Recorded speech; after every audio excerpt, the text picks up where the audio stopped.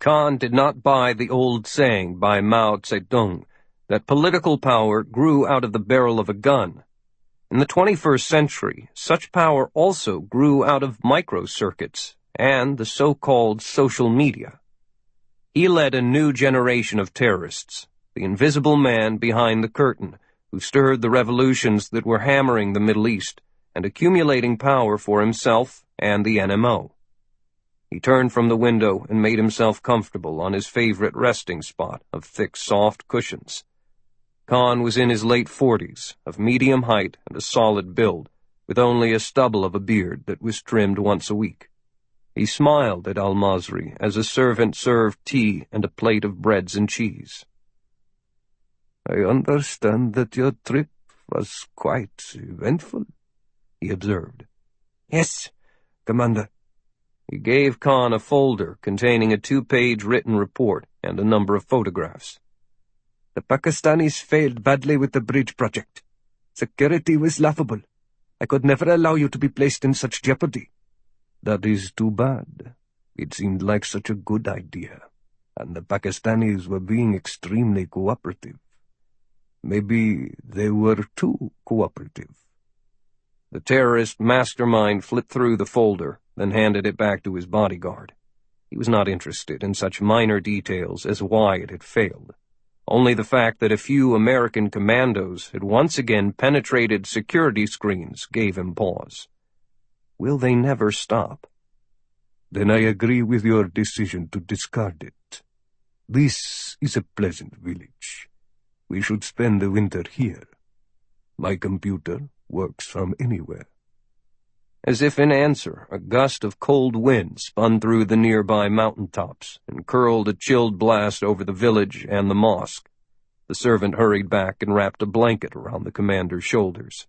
Despite the confident tone, winter would be hard here. Ayman al-Masri cleared his throat, then spoke. "Among those photographs is the American who led the raiding party.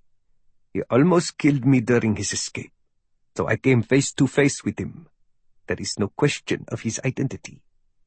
Khan reopened the folder and found the picture. He studied it and the identification tag. "Kyle Swanson, a United States Marine. I know this name." "Yes, Commander. He has long been a constant thorn, from raiding our training camps to destroying entire operations. He is a very lethal enemy, and the time has come to remove him." Khan closed the folder again. "Have you found a weakness to attack?" "Yes. The man is not really a machine. His soft spot is his heart, a killer with a conscience. You recall that he was captured in Islamabad a few years ago and foiled an Al-Qaeda coup attempt there." "And then escaped?" The dark eyes were now drilling into al-Masri, showing interest. "The reason he was captured was that he stopped to save a woman and her 2 children from a collapsed building. He gave himself up for total strangers who were Muslims. That humanity is his weak point." "So, you plan to exploit that?" Al-Masri was ready with an answer. "According to our sources, Swanson came on this mission, apparently, as the guard for a woman soldier, whose brother, a doctor, was killed at the bridge. Once they discovered what the bridge was about, Swanson tore the place up and left a lot of bodies behind." "I see."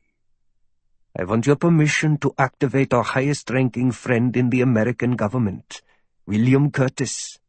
He must find the woman soldier and use her as leverage to draw Swanson to him, and then kill him." "Will Curtis is a strong man, but he is not capable of defeating a Satan like this Kyle Swanson alone." Al-Masri's stone countenance broke into a slow smile. "It would be a suicide mission, Commander. Curtis will wrap his arms around the girl soldier and Kyle Swanson and blow himself up. There will be no question." "A new martyr?" "Yes, to rid us of an old enemy who has done great harm." Commander Khan weighed the scales for only a moment. Curtis was extremely valuable in his position in the State Department and the source of important advice. But striking back directly against a Special Forces operative was a great opportunity. "Will doing so harm the Mars mission attack? That is more important. We have put a lot of money into that." Al-Masri had thought that one through during his long drive back from the bridge. "Curtis will not be anywhere near the rocket in any case, and his man carrying out the sabotage reports nothing unusual at this time. It's still on, and we will claim responsibility as soon as it happens. The two plans are independent." Khan was quiet, thinking. The one thing that he still lacked in trying to take over the Osama bin Laden legacy was a signature strike of huge proportions against the United States. Bin Laden had brought about 9/11 and had killed thousands. Khan was still relatively unknown, which was both a blessing and a curse. The destruction of the Mars mission would put him on the throne of terrorism. When the space vessel died, credit would fall to him through a computer-powered campaign of publicity. Now he was being given an opportunity to make his claim even stronger. An American suicide bomber with a widely known political name would kill other Americans within the United States borders. The double assault would resurrect the fear of Islamic attacks, a fear that he wanted to permeate the United States and establish his supremacy as the new terrorist chieftain. And the troublesome Marine, Kyle Swanson, would die in the bargain. "Very well, my friend," he said. "You have my permission. Give Curtis whatever help we can." 28. The Vagabond. Lord Jeff, Lady Pat, and Beth Ledford were at the table in the spacious dining salon, digging into the chef's presentation of fish that had been caught only a few hours earlier. A Pinot Noir had been chosen from the wine locker to complement the meal. The French bread loaf was fresh and warm, and the vegetables and fruit tasted straight from a garden. No place had been set for Kyle Swanson, who had disappeared into his stateroom almost as soon as the helicopter landed on the fantail of the long white yacht that morning. Pat had gently told Beth to just leave him be and not spend any time worrying. Kyle had some odd ways. The Cornwells were old hands at settling down warriors after a fight. Jeff had gone through the same decompression process while he was an officer in the British SAS, and had developed a habit of hauling home young men who were stressed out and struggling. His leadership never stopped at the front gate of the base. Pat had watched them come and go, all thoroughbreds who needed some quiet time and a warm cup of tea, a mug of beer, or a bottle of whiskey and a non-judgmental ear. Gradually, most would climb out of their mental foxholes, reassemble their thoughts, and stop dwelling on the grinder of death and destruction they had survived, perhaps while some close buddy had not. Some soldiers had not been able to handle it, and Jeff helped them move on to civilian life. Beth was now being led through the same recovery exercise, without realizing it. They spoke of little things at first, such as raising cattle and the coming interplanetary launch. Then she opened her soul. Everything happened so fast. She had been on the yacht, then jumped from an airplane, then ran into the patrols, and then... With only an occasional question from Jeff or a prod from Pat, the small woman spilled out the bloody story. The words came faster, her voice rose, and the thunderclap of realization hit her.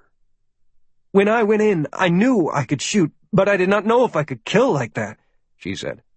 "Then I discovered that not only could I do it, but it was easy. Even that wasn't enough. I learned from Kyle to give them a headshot, a coup de grace, to be sure they were dead. Then that became easy too."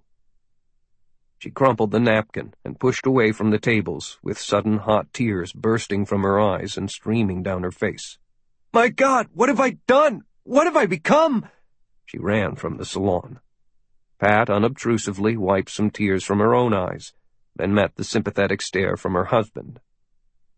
"Should I go and fetch her?" she asked. "No, not yet. She'll be back. Our pretty petty officer has finally seen the elephant." Sir Jeff wheeled his chair out and around to where Lady Pat was seated, then reached out and poured some more wine. "Our only job is to let her know we are here. Remember?" "It is easier when we're dealing with man," she replied. "They have that whole special ops fraternity thing to help them adjust. Other men who've been through hell. Beth is almost alone as a woman, much more fragile, and this could tear her apart." Jeff moved around and hugged his wife. "The hardest part is yet to come.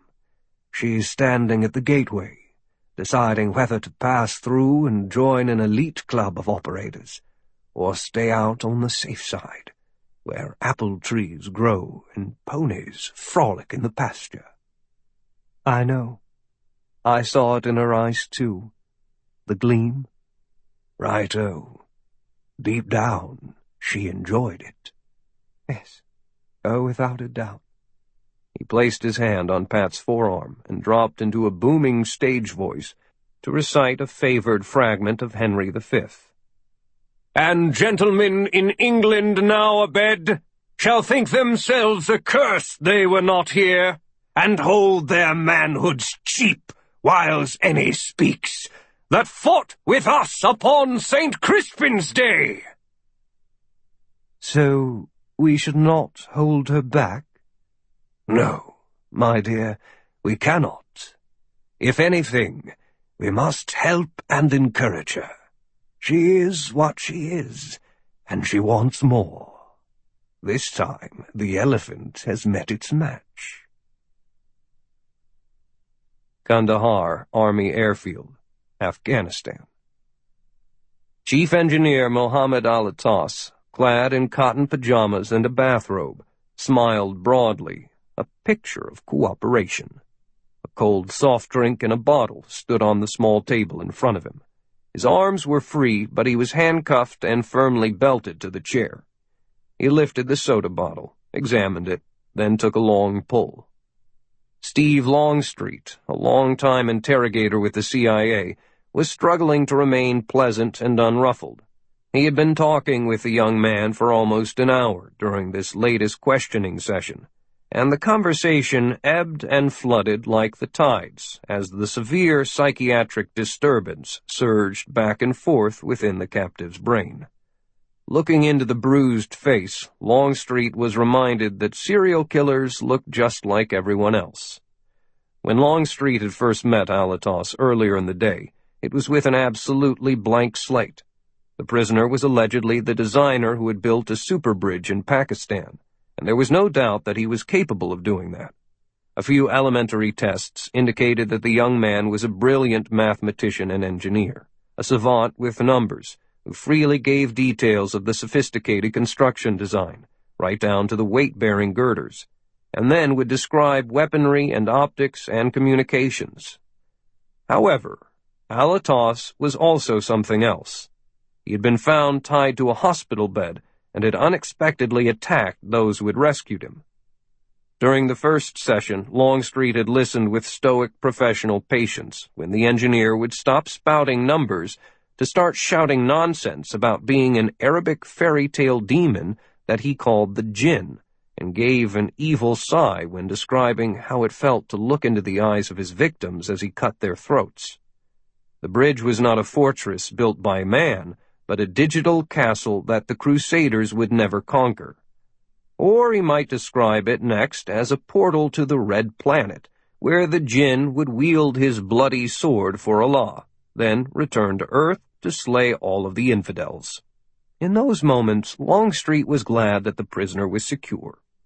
When that mental storm would pass, the engineer's thoughts would return, and he would reach out and calmly snare another cookie.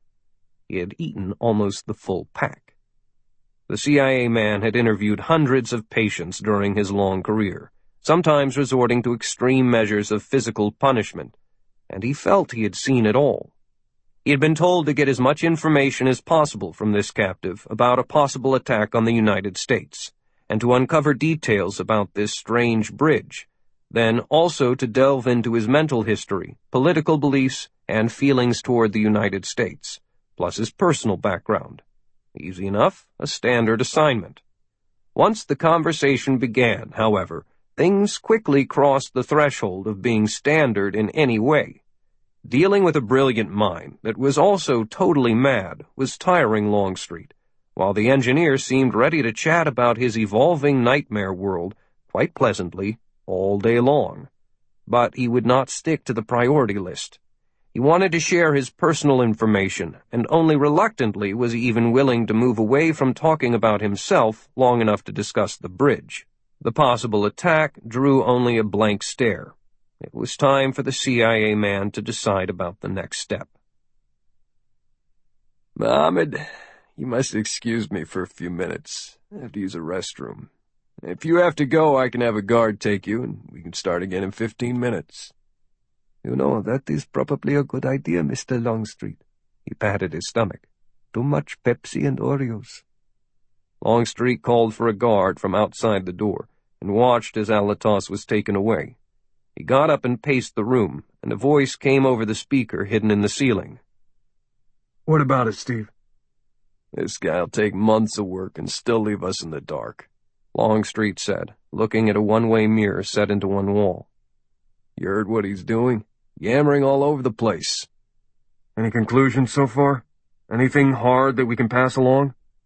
Only that we can't really believe a damn word he says. Is it real or some fantasy? And does he know the difference? One moment he hates the entire human race, and the next second he wants to marry the woman soldier who captured him. He confirmed my queries about Commander Khan and the new Muslim order, but can we believe him? Some waterboard sessions or other stuff might tighten that up, but how could we trust the information? This guy would tell us what he thought was true, or whatever we wanted to hear to make it stop, and he'd be quite believable. Longstreet stretched his arms and twisted his torso as he thought. Sitting too long in that damned chair was slaughtering his back. So far, I gotta say, the only new gem of information is this name that he keeps mentioning. Apparently a former employer named Bill Curtis. Let's find him and see if he can give us some personal background on this nut. Okay, said the voice on the speaker. I'll send it on up the line. Steve Longstreet headed out for his own bathroom break, taking the black notebook from the interrogation room. Stopping back in his office to check the emails and phone calls, he took another look through the early part of the questioning and made a note to himself. The special operators who brought him back had mentioned that the engineer had spoken of a coming attack on America. Enough of the bullshit. Longstreet knew that was the top priority for the next questioning session, and things might get rough. The Vagabond. Moonlight checkered the restless sea with rolling shadows as passing waves rose and fell, and the big vessel slid through the water. Beth Ledford was at the bow, staring out at the blackness, and the cold spray that flew up every time the bow cracked open another wave made her shiver, and she eventually decided to find a more sheltered spot. She walked down the starboard side, got out of the buffeting wind, and found some deck chairs that were lashed to the bulkhead. She unfolded one and moved it close enough to the railing that she could put up her feet. No stars out tonight. Her whole world seemed black and bleak, and her future even worse. Kyle Swanson had watched from the deck above. He had awakened an hour ago, tangled in his sheets after another taunting dream visit from the boatman, his own personal inner fiend. But things had been squared away between them. The boatman did not have a lot to say that night, and laughingly paddled off in his rickety boat to cross the final abyss with another load of Kyle-killed souls. Swanson was once again told to go back to work. That was their deal. Kyle kept the supply coming, and the skeletal boatman hauled away the corpses, along with Kyle's shame and the guilt. He put on a gray sweatshirt and black sweatpants and went outside, barefoot on the damp deck, blending into the evening mist and standing invisible in the cool air in the shadow of an overhang. The action was done, the extraction was done, the debrief was done, and even the inevitable reckoning with the boatman was done. He felt good. So why was his spider sense tingling, as if something had lightly touched his protective web? He stretched and scanned a 360, checking off everything as normal, and then saw Beth, alone in a deck chair, in the dark. No one knew any better than he what Beth was going through. He went down to the armory, checked out a large gun case of polished aluminum, and returned to the deck softly, barely stirring the air. Swanson was good at waiting. He stood about 10 feet behind her, balanced with the slight roll of the yacht, looking out at whatever she was seeing in the blank space beyond the stern. Then he spoke. Beth, the common wisdom is, give these things time and you'll get over it.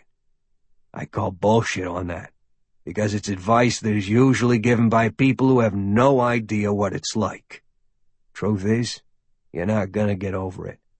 The best you can do is learn to accept it. She didn't turn around. How long have you been there? A while. Just finished adjusting my own attitude. You ain't the only one who killed people back there. That made her turn and look over her shoulder. I can't believe that it bothers you. I'm a professional, and I still have to process it. Otherwise, it stacks up to be so much baggage that it can crush you. He moved forward, put the gun case down, and leaned against the rail to face her. Tell you a secret. My nickname in the Corps is Shaky, because someone, General Middleton actually, one day found me shaking after a firefight. I never lived that down. The older jarheads still call me Shake. I hate it. Beth chuckled. Hard to believe, Kyle. Can I call you Shaky? No. Swanson took a moment to make sure they were alone. Don't look at the lives you took as being innocent victims. Every one of them would have killed you first if they had the chance. We had to stay focused and committed to our mission, and they were in the way. Bad juju for them. There is always going to be another mission, and another one after that. But no, listen to me first. I'm playing schoolteacher right now, giving you all of the information you need to process where you are. I was very reluctant to take you along on the mission, because another professional scout sniper would have been a more experienced and reliable partner. You won me over. Probably saved my life. I had a long talk with Cybele Summers before we left Kandahar to come out here, and she agreed to recommend you for a Silver Star. Problem is that you can never talk about it because this was a secret mission. Kyle, I don't deserve that decoration. You did most of the work. Oh, I'll probably get another medal to throw in my footlocker, but it's unimportant. Let me finish. We're offering you an opportunity to earn your way into Task Force Trident. Only 2 other candidates, both men, are in the pipeline at present, because we're so selective. And there's no favoritism. You would officially slide off of the Coast Guard books to become a special liaison with the Pentagon, and your records all go into General Middleton's private safe. We operate at the pleasure of the President and answer to no one else. As for rank, that disappears too. You'll be whatever you need to be, a Navy commander or an Army sergeant or a civilian like a retail clerk, depending on the mission. It'll take approximately 2 years to finish the training, and you can be tapped for missions throughout that time. You'll attend a wide spread of schools, many of them not on the books. The teaching ratio is usually 1-to-1. Among other things, you'd shoot at the Ghost House with SEAL Team 6, learn IEDs from demolition experts, study forensics with the FBI, and learn to fly a helo. All kinds of other stuff, because the training never stops. Your expense account will be virtually unlimited, and the pay will be substantial, out of a black budget. And in return? Outwardly, you'll look and act the same, but inside, it'll be the end of cute and demure Beth Ledford, the ever-popular little sure shot. Personal relationships will be hard, if not impossible. Without putting too fine a point on it, you will be a highly skilled killer who will do whatever is necessary, including sacrificing your own life to protect your country. Be like you?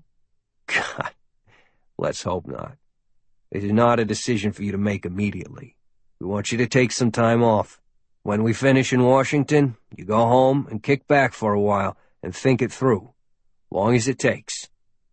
He shoved off from the rail and went to the gun case, which lay flat and gleaming. "Come here," he said, and Beth followed him over. "You're a farm type. So what's the best thing to do when you fall off a horse?" "Get right back on?" "Exactly. Conquer your own fear.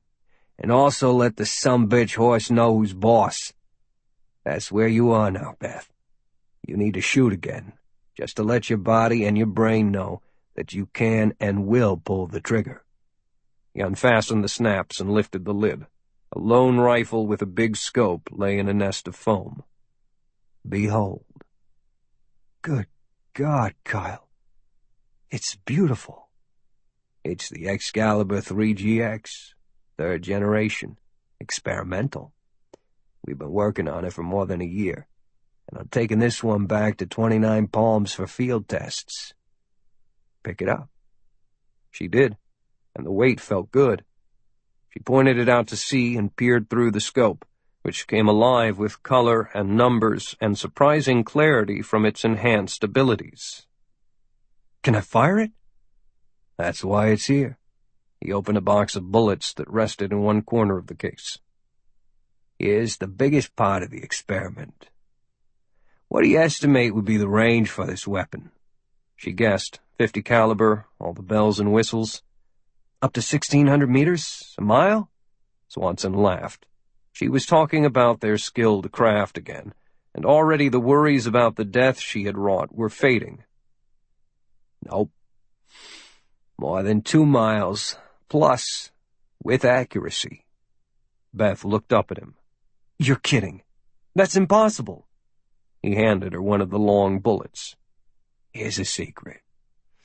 Instead of the normal round, this weapon fires a rocket-assisted projectile, a miniature artillery shell, titanium tip for individuals, depleted uranium for vehicles." "A rat bullet?" "Yes," he said, holding up a heavy brass cartridge and rolling it between his fingers. Gimme! Gimme!" She was smiling as Kyle handed her the wrap round. No more tears. He knew they had her. 29. Congolese contract workers Bonte Ibarra and Gaichel Mouko cooked up a hot and spicy stew and ate it hungrily while strips of goat meat sizzled over a small fire. After emerging from their hiding place below ground and seeing the carnage of the battle, they decided to leave. The wide eyes and worried faces of other workers indicated they would not be the only ones abandoning this sinking ship of stone. While everyone else was still out on the bridge, the two Africans moved fast. First, they slipped into the administrative office, where Gaichel ransacked the desks until he found the combination for a small safe. He removed their passports and several hundred euros in American dollars. Meanwhile, Bonte pecked out a letter on the computer and printed it out on the embossed letterhead of the company that had hired them. It stated that his contract had been fulfilled and he had permission to return home. He signed with a ballpoint pen in the unreadable flourish of a busy, self-important bureaucrat and carefully folded it into an envelope, then did an identical letter for Gaichel. Next, they raided the mess tent and found the pantry stocked with everything they needed. Extra potatoes, a few loaves of bread, some cheese, rice, and even a bottle of wine each went into their sacks. The two men did not return to the workers' barracks, but retreated to a single room attached to the garage, where the heavy equipment was serviced. It was a good temporary shelter, and they rested there with full bellies, waiting for the hours to pass. At 2 o'clock in the morning, they ventured out, each carrying a canvas bag slung across a shoulder. It was silent all along the bridge, one of those rare moments when all construction had been shut down. They hoisted the gear into the bed of a battered white Toyota truck that Gaichel Mouko had hidden among the earth movers. "I want to put as many kilometers behind us as possible before daylight," he said, starting the engine.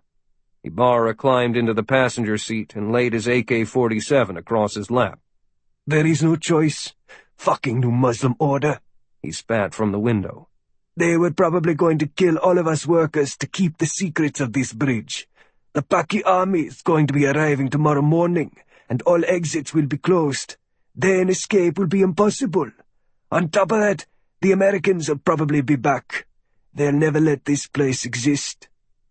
The truck lurched into motion and left the big garage, passed through a big puddle of light, and crossed the bridge, slowing as it approached the checkpoint at the west end. The guard hut was empty. "We are not the only ones leaving," Monty commented. "Then they are wise, too. Only dead men will be here tomorrow night." Gychel nodded toward the edge of the road. "These rocks will be slick with blood." "Not ours." The two friends settled into silence and drove away. Lieutenant Khalid Attar Farouk of the Pakistani Army stood in the gun turret of a Humvee, leading a small convoy of Mercedes-Benz Unimog 1300L trucks, packed with a full platoon of soldiers, with another armored Humvee bringing up the rear. Farouk was tired of sitting down, and could get a better view and some fresh air by standing behind the mounted machine gun. His unit had moved out of its encampment 100 miles away when orders had come to help with the security problem at the mysterious bridge that was nothing more to him than a location on his map. No urgency had been attached to the instructions. A plan was drawn up as Farouk began the complex task of readying his men for the move. There were 1,000 items to check before the wheels could roll. As the hours had passed, newer reports came in about a major battle at the bridge. Then all contact was lost. A flyover by a Pakistani Air Force plane at first light showed that the place seemed abandoned. 25-year-old Lieutenant Farouk was an experienced officer, a combat veteran of the lawless tribal areas, and as his convoy neared its destination, he felt a familiar pre-battle prickling of the hair on his neck. When his Humvee led the trucks around still another hairpin curve in the mountain road, the entire bridge complex came into view about 3 kilometers ahead. It was huge, precisely carved from layers of stone at the back of a broad valley, and seemed ghostly still. Farouk brought the convoy to a halt, unwilling to take his platoon farther before some reconnaissance. They could use a brief break to prepare for whatever lay ahead, and the lieutenant climbed out and walked forward 100 meters, accompanied by his platoon sergeant. "Nothing is moving down there, sir," said the sergeant, scanning his binoculars over the entire area. "Put together a small patrol, Sergeant, and send a Humvee down for a quick look," the lieutenant replied. "Let the rest of the men get out of the trucks to stretch. Then make them ready, weapons locked and loaded. I don't like this place." "Yes, sir."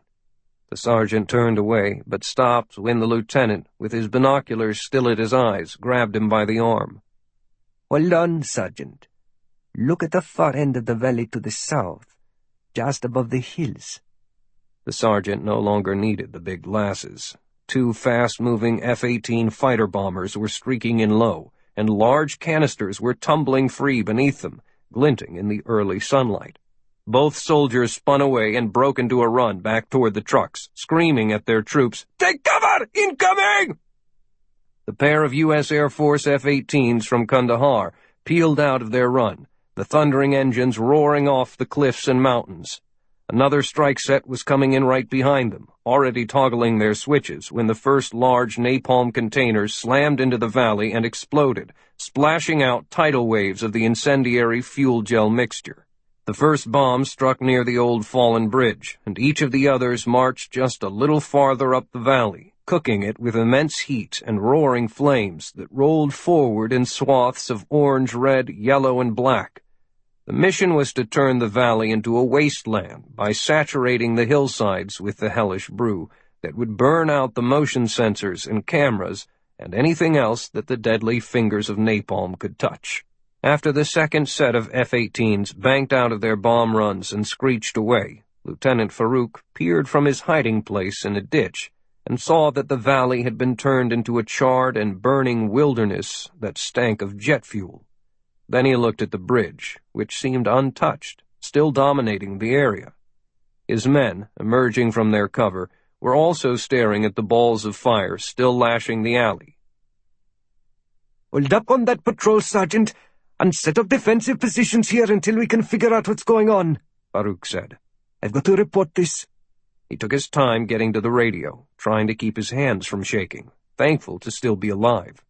The mighty crush of the napalm had fallen almost 2 miles away, and he still had felt the flash of its heat, as if it had landed right on top of him.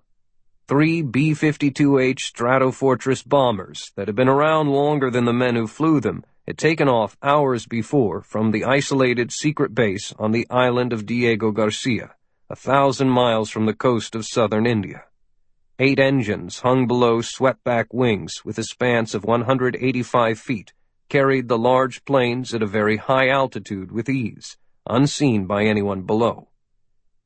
In what was no more than a routine milk run for the biggest bombers in the U.S. arsenal, the triangle of 3 aircraft reached a plotted GPS location only 30 seconds after the F-18 napalm strike.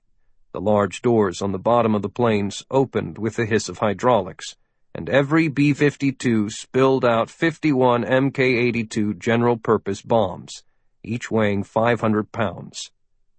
Lieutenant Farouk was recovering from the shock of the napalm attack and leaning against his Humvee, smoking a cigarette, while his superiors processed his new information. He looked around to satisfy himself that everyone was in position and the road was blocked. Nobody would leave or enter the area at his end until they could assess what was going on. The fires were out in the valley, but smoke still rose like thick mist from the earth. He heard a high-pitched whine in the heavens, no louder than wind whistling through trees, and for the second time that morning, his world erupted. The B-52 bombs hammered down just far enough away to give Farouk a chance to actually see the explosions blossom in towering spouts of earth and dirt before the sound reached his ears and the concussion slammed him. He staggered and fell, and his men again dove for protection. The vehicles rocked on their suspensions, and the 153 bombs strolled along, punching the ground and gouging out craters in ragged side-by-side lines that stretched more than a mile. A dust cloud rose like a curtain and drifted toward the soldiers. Farouk's ears were ringing, his jaw was sore from gritting his teeth, and he pulled a scarf across his nose and mouth so he could breathe. He had never experienced anything like this. What was it? He had never even seen the planes that dropped the bombs, and looking up now, he still could not find them. Rising to a knee, he pulled his binoculars to his eyes, and was finally able to spy the flight of 3 bombers disappearing on a steady northward course. Turning back to the damage, the young officer realized the target had once again been the valley, which was now twisted and pulverized. After being scoured by napalm and crunched by bombs, it was a no-man's land. The bridge was still untouched, but he doubted that would be the case very long. He reached again for his radio to alert his superiors, knowing that they still would not believe that the Americans were actually attacking in Pakistan with a full military strike, not with unmanned drones or a team of special operations soldiers, but in force with the heavy frontline weapons that had been in use since the Cold War. If they didn't believe him, he would invite them to come and see for themselves, for he knew this party was just starting. Even as the shaky lieutenant was updating his report, he heard the throaty sound of a multi-engine airplane approaching, and saw an AC-130 coming up the valley, low and slow and ominous. "Now a Spectre gunship is coming in," he yelled. "It's going after the bridge!" The lumbering plane climbed for some altitude and banked to the right as the sensors precisely computed the target and the side-firing gunners opened up, raining 40mm and booming 105mm cannon fire. As the aircraft flew past the bridge, left to right, the shells started at one end and walked all the way across, tearing up the surface and destroying almost every vehicle and piece of equipment on it. It made 3 passes before departing, leaving the surface in smoking ruin. Farouk had fallen speechless. The voice on the radio was calling for him to answer, but words failed him. The destruction he had witnessed in the past few minutes was beyond imagination. He heard someone yelling, "Lieutenant! Lieutenant!" in his face and felt someone shaking him hard, but Farouk was too dazed to answer until his platoon sergeant finally slapped him and poured water onto his face. "Helicopters, sir!" the sergeant shouted. "I hear helicopters!" The Oval Office, Washington, D.C. Secretary of State Mark Grayson was the youngest son of a judge in Oregon, and both of his brothers were lawyers. It had been pounded into his head during family dinners for as long as he could remember that there are two sides to every story, even when pictures and witnesses and evidence pointed to a slam-dunk conviction of an accused person. Presumed innocence was the foundation of the American system of justice. Now he was seated on a sofa across from the President of the United States, having to accuse one of his own trusted advisors of treason based on flimsy, circumstantial evidence gathered by the national intelligence community. They had been wrong before. The President had come up from the Situation Room, where he had been monitoring the attack in Pakistan, because Secretary Grayson had said he had a matter that needed his urgent and immediate attention. The President listened to Grayson and to Andy Moore of the CIA with an expression of disbelief. "Let me be certain that I understand you, Mark," he said. "A senior diplomat, the head of the Bureau of American Islamic Affairs, a man who had cleared the most stringent background checks, actually has been working with a terrorist organization dedicated to destroying the United States? Is that even possible?" Grayson thought he saw the President's eternal air of absolute confidence deflating. "I'm afraid so, sir. The intel community has been on to him for a couple of days. There's no doubt in my mind that Bill Curtis has for some time been aiding the New Muslim Order and its leader, Commander Khan. Unbelievable and unproven, but an apparent fact." The President slid his half-glasses down his long nose and read the one-page report again. He asked the CIA briefer, "You're sure about this one, Andy?" "Yes, sir. We'd hacked the emails of Mohammed Javeed Badi, a Pakistani at the UN, who's his main contact. Badi received an encoded message a few hours ago from Pakistan, and we backtracked it to the security chief of the New Muslim Order, a man named Ayman al-Masri. Badi passed it on word for word to Curtis." "What did the message say?" "We're still breaking it down, sir, but one of our specialists in Pakistan has been questioning that prisoner picked up during the raid on the bridge, the guy who built it, and he confirms the bridge was to be a haven for Commander Khan. He repeatedly coughed up Bill Curtis's name as an old friend. If the bridge is being built for the New Muslim Order, and the email is directly from the NMO, then Mr. Curtis has some explaining to do." "You bet he does." The President laid the report on a small table, took off his glasses, folded them, and put them in his shirt pocket, then looked at his watch. Almost midnight. "I remember once, a long time ago, when I actually wanted this job, even went out and campaigned for it. I don't know if I would do it again. Your recommendation on the Curtis situation, Mr. Secretary?" "We should take him into custody immediately and quietly," said Grayson. "Do it under Homeland Security provisions and declare him an enemy combatant, so the case will be under a military tribunal. I can't believe I'm saying this, but the burden will be on Curtis to earn our trust. At present, although he is an American citizen, he cannot have an open trial in a public courtroom." The President looked steadily at both Grayson and the CIA man Moore. "Well, Mark, it looks like you've got to take on the Pakistani complaints after all. Our guys are kicking butt over there on that bridge. It is hard to imagine having a mole this high in the government. Good job digging this guy out. Go get Curtis and find him a cot in Guantanamo." "Yes, sir." Grayson sat back, glad that his part of this meeting was done. The White House Chief of Staff picked up the ball. "One more thing, sir. We have to consider that Curtis may be orchestrating some kind of high-profile strike against the Mars mission. The Pentagon, Homeland Security, and NASA are already on it." The President closed his eyes and pushed his head back against his tall chair, stunned. "How long do we have before the America launch?" "About 70 hours, sir. No need to scrub it until we find out more. There are always threats before a mission, and this one is from a man who's already known to be mentally unstable. We will stay on it. Meanwhile, security is being increased at the Cape. If there's any confirmation, we will stop the mission. Best for now to keep this information under wraps and just stay alert." 30. The Bridge. Had Mohammed Al-Attas been in his control room to steer the battle, the American aircraft would never have gotten close. Part of his design was to funnel such attacks into killing corridors, protected by his automated shield of missiles, fast-firing cannon, clouds of masking electronics, jamming, directed electromagnetic pulses, and pinpoint fire control.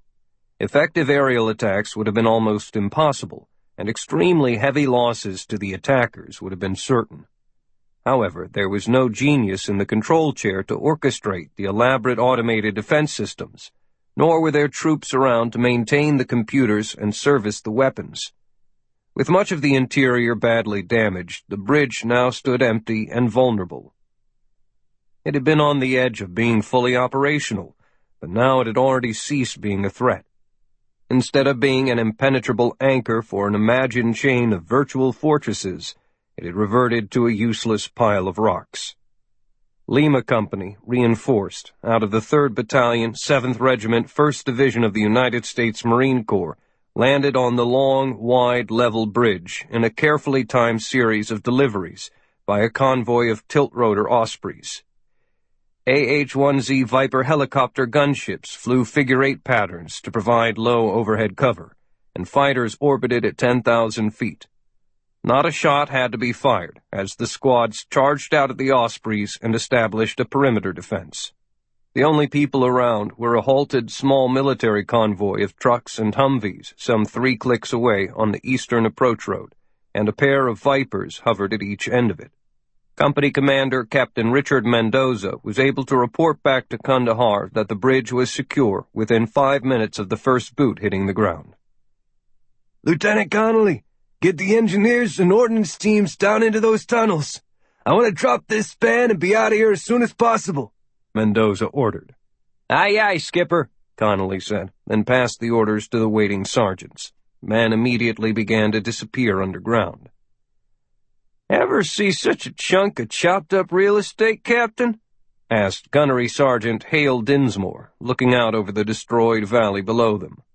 I have not, Gunnery Sergeant, and we're going to make this bridge look just as attractive. What are the Vipers saying about that convoy? Pakistani Army, sir. Just sitting there. The snakes are all over 'em. If they move, light 'em up. Yes, sir. Lieutenant Farouk had no intention of moving, and in fact had ordered his men to stack their weapons in the beds of the trucks and leave the Humvee machine gun positions empty. The radio link back to headquarters, he decided, had been damaged by the B-52 strike, which meant that he could make on-the-spot commands. His sergeant agreed the radio was inoperative and turned it off. Farouk then had his platoon brew tea and make themselves comfortable along the road for a while, walking around in the open, presenting no threat that could ignite a fight. At the pace the Americans were moving on this violent morning, their operation would not take much longer. Helping make his choices easier were the 2 Viper attack helicopters that hung noisily 100 feet above the roadbed, hemming the vehicles into place as carefully as dogs herd sheep. The stubby wings of the narrow helos held pods of 70mm rockets, while 20mm Gatlings were mounted beneath the noses. After what he had already witnessed, Farouk understood that on this day it would not be a smart thing to get in the way of the Americans. His sergeant brought him a canteen cup of hot tea, and the lieutenant blew on the liquid a few times before taking a sip, trying with all his might to maintain a sense of dignity. The pilot of one of those Vipers was staring at him through tinted goggles. Farouk smoothly raised his tin cup in a silent salute. The pilot nodded ever so slightly. "We understand each other," the lieutenant concluded, and he climbed atop his Humvee to watch the show. He felt almost privileged to be an observer at this demonstration of unlimited firepower. Washington, D.C.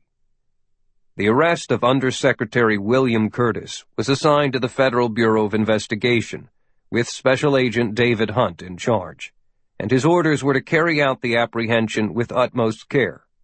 To ensure radio silence and avoid tipping off the media, the D.C. Metropolitan Police were not alerted, nor were any Virginia law enforcement authorities. The Secret Service detail guarding the Vice President's residence in Observatory Circle was incorporated into the plan, since the FBI would be hitting the nearby BAIA office. As soon as the arrest was accomplished, the FBI was to turn Curtis over to the CIA for some serious questioning. Hunt put 2 agent teams to each corner of the BAIA property, then went up to the front door himself. He rang the bell, and a bewildered security guard opened up, his face dropping when Hunt flashed his creds, and 2 more agents walked past with their guns drawn. "Is Undersecretary Curtis here?" asked Hunt. No, sir. Said the guard, a bald giant who worked for a private security company contracted to provide overnight protection for a number of government buildings. The place is empty, except for me and the 2 housekeepers who are asleep upstairs. Want me to call them? "No. Give me your weapon with the fingers of your opposite hand, and stay right here with me while the agents check things out. Have you seen Curtis tonight?" The guard slowly removed his pistol from the holster on his right hip with his left hand, as more FBI agents came into the building, also with their guns out. I haven't seen him, but I just came on duty at midnight. If you let me look at my logbook over on the desk, I can give you the time when he left. "Okay," Hunt said. The guard nodded, happy to be part of whatever was happening, and showed the logbook to Hunt. Curtis had not been in his office since leaving for lunch, and the guard printed out a list of ranking bureau officials with their addresses and telephone numbers. Maybe one of them can help, he said. Hunt cocked his head to listen to the voices in his earpiece as the reports flooded in from agents clearing every room and finding nothing. The housekeepers were awakened, came downstairs in their robes, and were questioned. Neither had seen the undersecretary. Hunt ascended the curving staircase to find Curtis's office. Everything he saw bespoke quiet elegance, with a distinct sense of Middle Eastern culture in the vases, paintings, ornate tilework, and lush carpets. The office itself was a dazzling display of artifacts that had been presented to the BAIA and Curtis by officials throughout the Arab world. The veteran agent had the feeling he was walking through some special exhibit at the Smithsonian, or a bazaar in Istanbul.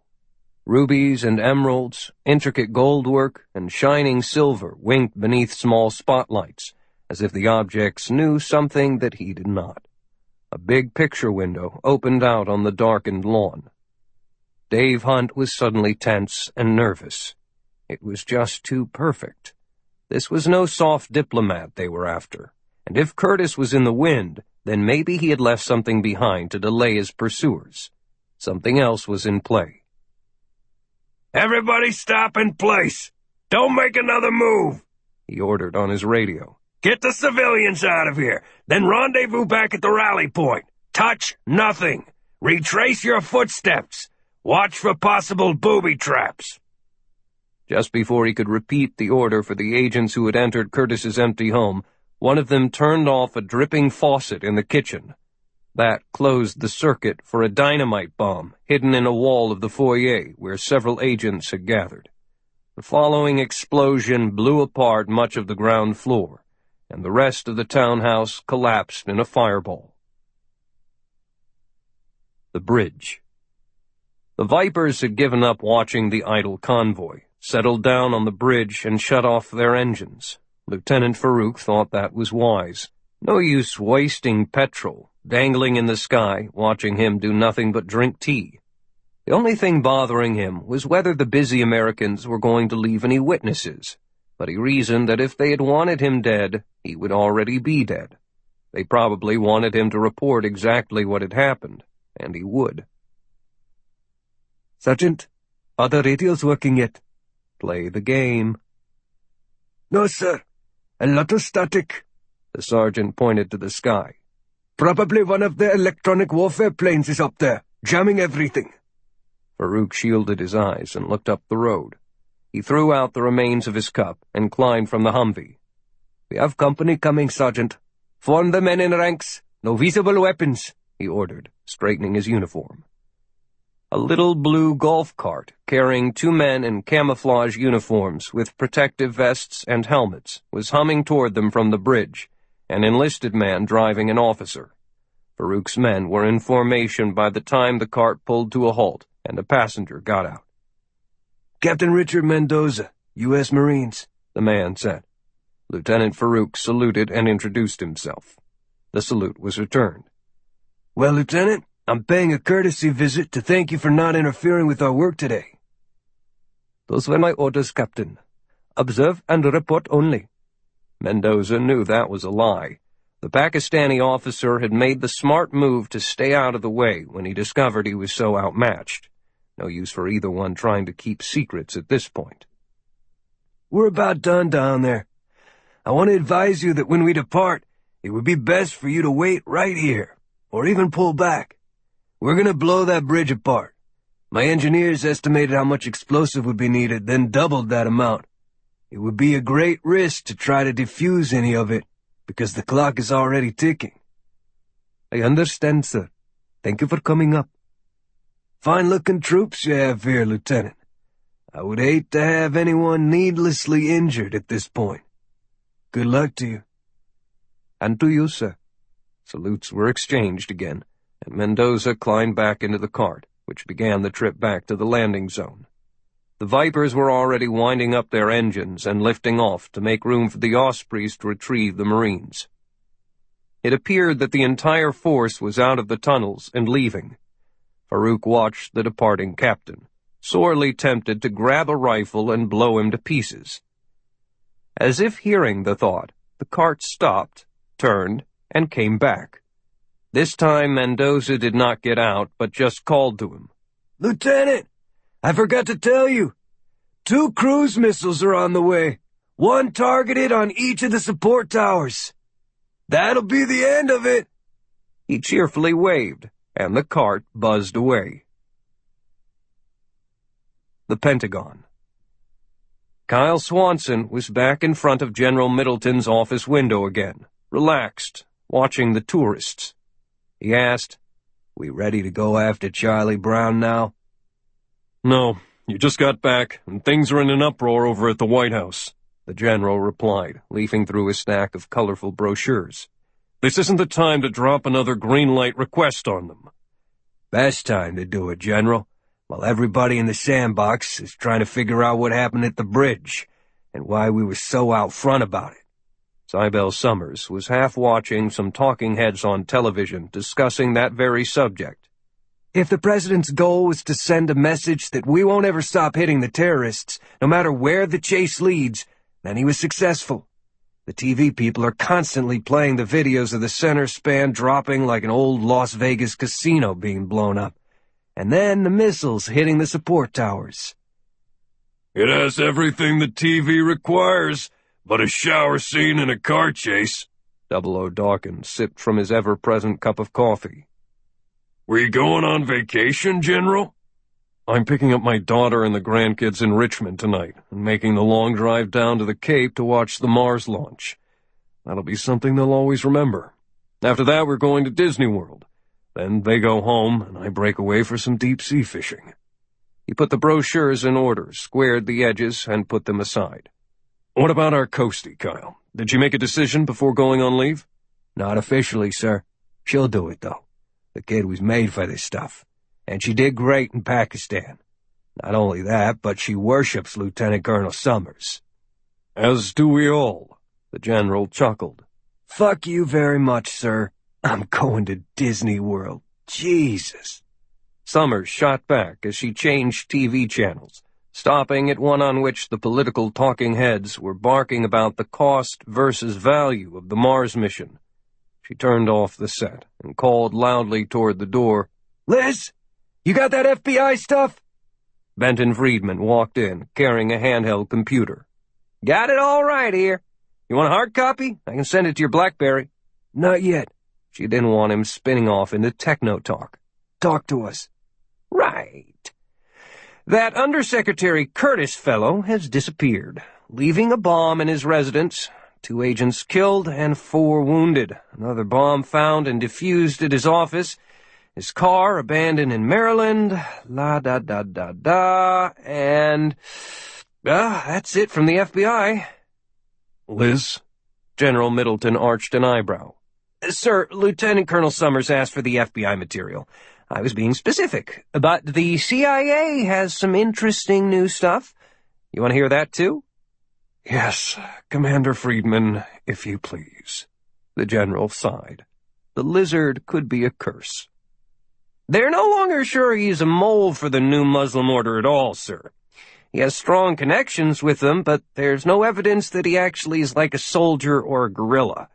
More likely, he works with them on some things, but also is a lone wolf, carrying out his own agenda.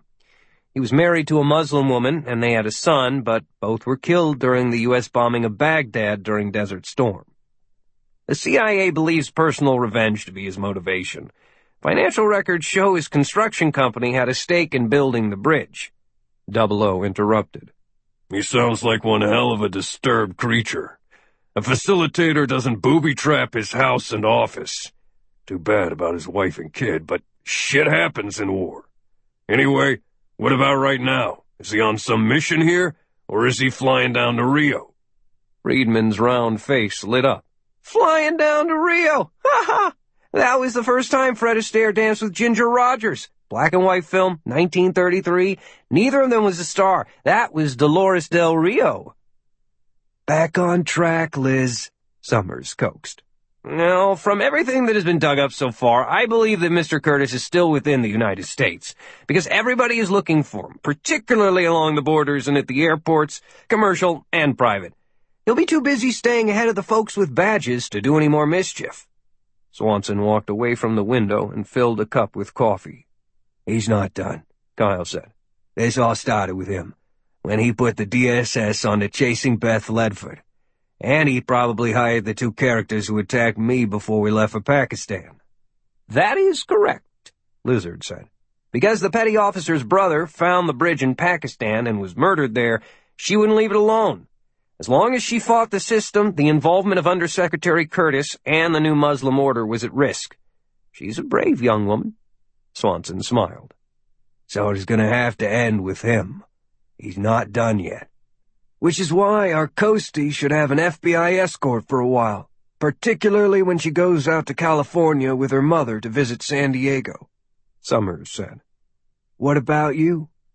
You want to go to Disney World too? I will leave Mickey Mouse to our esteemed general. Beth'll be fine, because Curtis has bigger problems, like staying alive. I'll be spending some time running tests on the new Excalibur rifle, so I'll be out at 29 Palms in California in the middle of thousands of Marines. Good luck to Curtis on coming after either one of us. Phoebes will probably have Curtis soon, but you stay in touch with Coastie and keep your eyes open anyway, Kyle. I always do, sir. Always do. 31. Kennedy Space Center, Florida. At 10 o'clock on Saturday morning, Eastern Time, astronaut Buck Gardner and the rest of the support crew rode the elevator up the side of the America.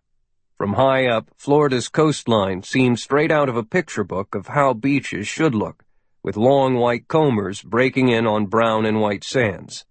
About 500,000 people were expected to watch the launch, and tents and mobile homes had formed temporary neighborhoods of spectators who had already begun to party.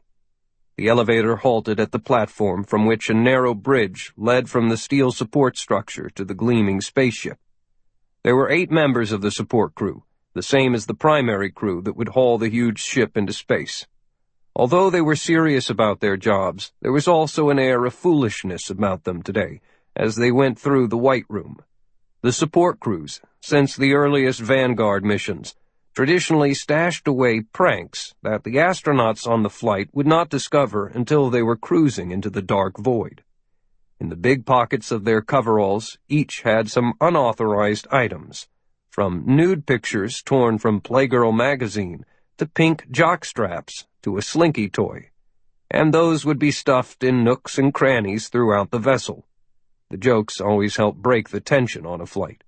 The final vehicle and facility closeouts were a frantic period, with checks being conducted on everything from the flight deck to navigational control software, and Buck had responsibility for final check for loading the power reactant storage and distribution system. It took him less than a minute to peel off the panel and exchange an already installed circuit board with the one he had retrofitted to include a tiny battery, a bit of wiring, and an altitude-sensitive ignition switch. He put the real one in his pocket and closed the panel, studying his work. Nobody would detect anything. He rejoined the rest of the support crew, and as they finished the day's tasks, the spaceship was less than a day from launch. The countdown clock stood at T-minus 23. "Joke's on you, my dear Aaron," he said to himself as they reboarded the elevator and descended through the open web of the support tower. At T-minus 3, Buck Gardner and the closeout crew were to return to the rocket for final checks of the crew module and to assist the astronauts into their positions for the launch. Gardner planned to be long gone by then. After the support crew reached ground level, he reported to the flight surgeon and complained about a mild headache and nausea. His temperature, blood pressure, eyes, and throat were normal, but the doctors would not chance the introduction of flu-like symptoms into the spacecraft. Buck would be replaced for the final closeout by a member of the backup crew, and he was soon on the road out of Merritt Island, heading toward Orlando, only 45 miles away. A final meeting and status report, another payday, and then Buck Gardner would board a flight at Orlando International Airport and jump over to the Bahamas, and further destinations unknown. San Diego, California. Beth Ledford had to leave her rented townhouse in Alexandria, Virginia, before dawn, but it still took an hour to get up to Glen Burnie, Maryland, in time to park in the long-term lot, then get through security and aboard the flight from Baltimore Washington International Thurgood Marshall Airport to San Diego. She pulled a blue blanket and a small pillow from the overhead, and just after takeoff she was sound asleep, her head on the pillow against the window. She awakened an hour later, went to the restroom to freshen up, then got a cup of coffee from the attendance station and returned to her seat. An egg and cheese croissant that she had made and left in the refrigerator the night before, then put in her bag that morning, had warmed during the flight, and she ate it slowly, enjoying the flavor. That drew a disapproving glance from the man beside her, who was making do with airline food, a combo bag of pretzels and peanuts. As the sun rose behind the plane, Beth was alone with her thoughts, eagerly anticipating spending a few days with her mother, playing tourist in Southern California. See the whale jump, shop in La Jolla, get some quality beach time by the cliffs in Del Mar, enjoy spicy Mexican food, and drive up the coast. After Pakistan, doing nothing but hanging out with Mom sounded pretty good. The flight crossed the country and several time zones in only 4.5 hours, touching down at Lindbergh at 10:50 a.m. Pacific, which was almost 2 o'clock in the afternoon back on the East Coast. It felt like she'd been given 3 hours to live all over again, and she smiled as she came out into the California sunshine. The iPod stack she had chosen for the long trip was on the Chicago soundtrack, and while she gathered her suitcase and waited in the cab rank, she jacked up the volume for the incredible Jailhouse Tango number. How she would have loved to see that on Broadway. Her fingers tapped her luggage in time with the music. Her private cell phone chirped, and she dug it out of her purse to look at the calling number. Mom. She softened the music and took out a bud so she could press the phone to her ear. "Hi, Mom. I just got in. Are you at the hotel?" Beth? Margaret Ledford's voice trembled, and her mom never got nervous. Something wasn't right. Yeah, Mom? Can anyone else hear this conversation? Not really. I'm in line for a cab. What's up? You have to talk to this man. I've been, kidnapped, and he wants to talk to you. I'm okay, Beth. Ledford tensed and had to fight to not stagger and fall. Kidnapped? The voice of a man took over, serious and calm. Petty Officer Ledford, listen carefully to me, and your mother will not be harmed. You are unaccompanied, are you not? That's right. Don't try to be a hero. You and Kyle Swanson did enough of that at the bridge in Pakistan. Okay, I understand. Who is this? Someone got into a taxi, and the line moved forward. She shuffled along with it. I've been trying to find you for some time, but you and Swanson are quite elusive. Now do you know who I am? Do not say my name out loud. Under-Secretary Curtis had rejoined the game, despite being the most hunted man in America. Yes, I know. Good. Then follow my instructions, and do not vary at all, because there will be no second chance for Mommy Dearest. For now, proceed to your reserved room at the Hacienda Hotel in Old Town. Do not contact law enforcement. I'll call you there and give you more directions. Let me speak. You want to hear? Listen. There was the startling sound of a loud slap, followed by a woman's scream. Did you hear that well enough, bitch? Don't even try to think you're going to control this situation. I will call you at the hotel. The connection was broken, and Beth Ledford just stood there momentarily, staring straight ahead, listening to the buzz, before folding it up and putting it away. She stepped out of the taxi line and moved to a quieter zone, thinking hard while the tango girls sang low about how the men they had murdered had it coming and only had themselves to blame. Well, Mr. Curtis, you should be careful of what you wish for, because you might get it. Lay a finger on my mother, and your worst dream will come true. She made a decision. As a matter of fact, that nightmare will come true anyway. Beth rummaged around in her purse and found the slightly bigger, more complex, and totally secure cell phone that Trident had issued her, scrolled to the frequent numbers, and hit the send button. 29 Palms, California. It was late morning on Range 400 at the sprawling Marine Corps Air Ground Combat Center in 29 Palms, and Kyle Swanson lay sprawled on his belly, slowly taking in the slack of the trigger, bringing it straight back. The big Excalibur was resting on a bipod, trailing lines of wires that linked it to sensitive, computer-monitored data collection gear, lined up on a small table.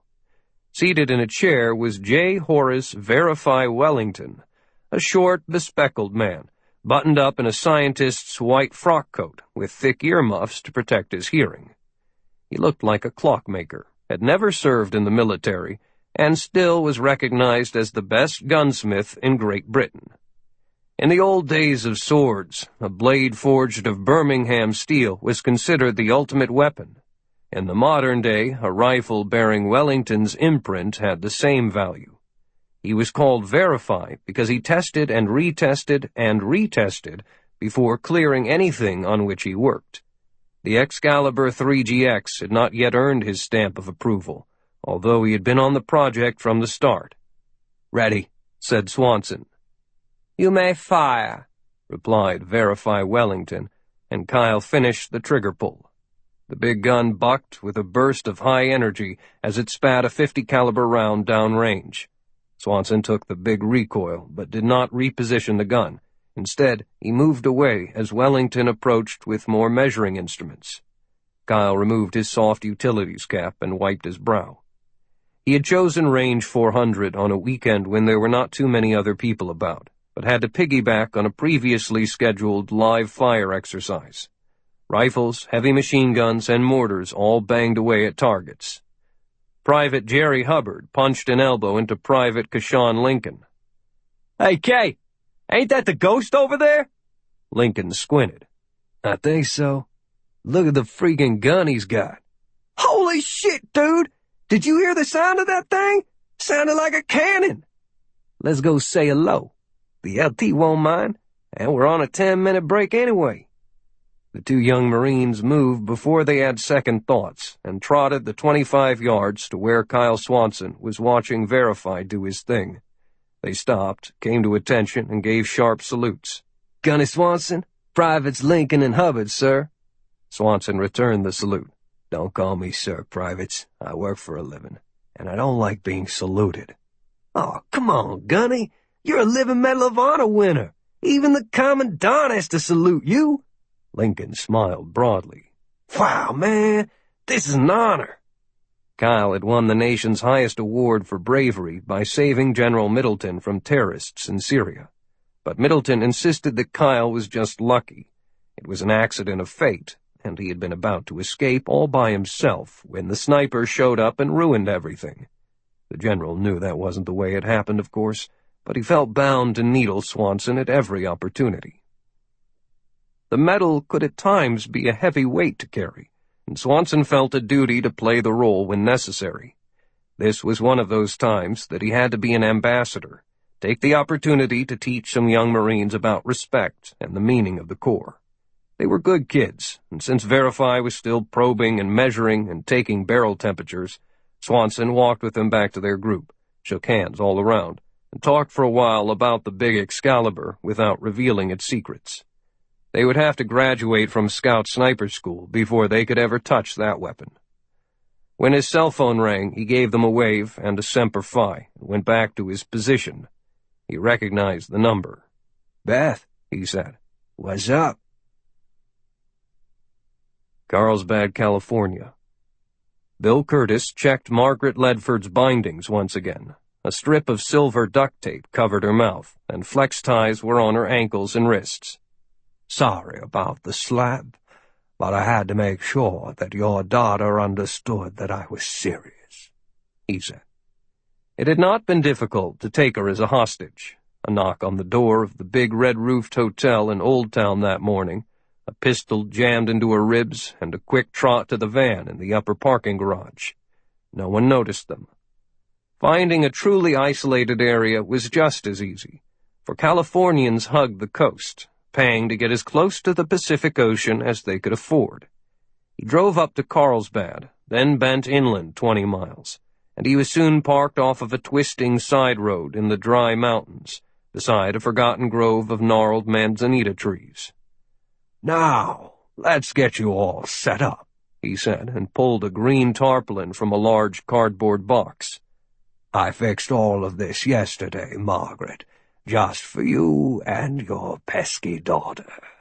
Got the vests from a sports equipment store. The stitching is a little rough, I admit, but an old construction hand like me never forgets how to handle dynamite." Her eyes grew wide in terror, and she struggled against the restraints as she recognized what she was seeing.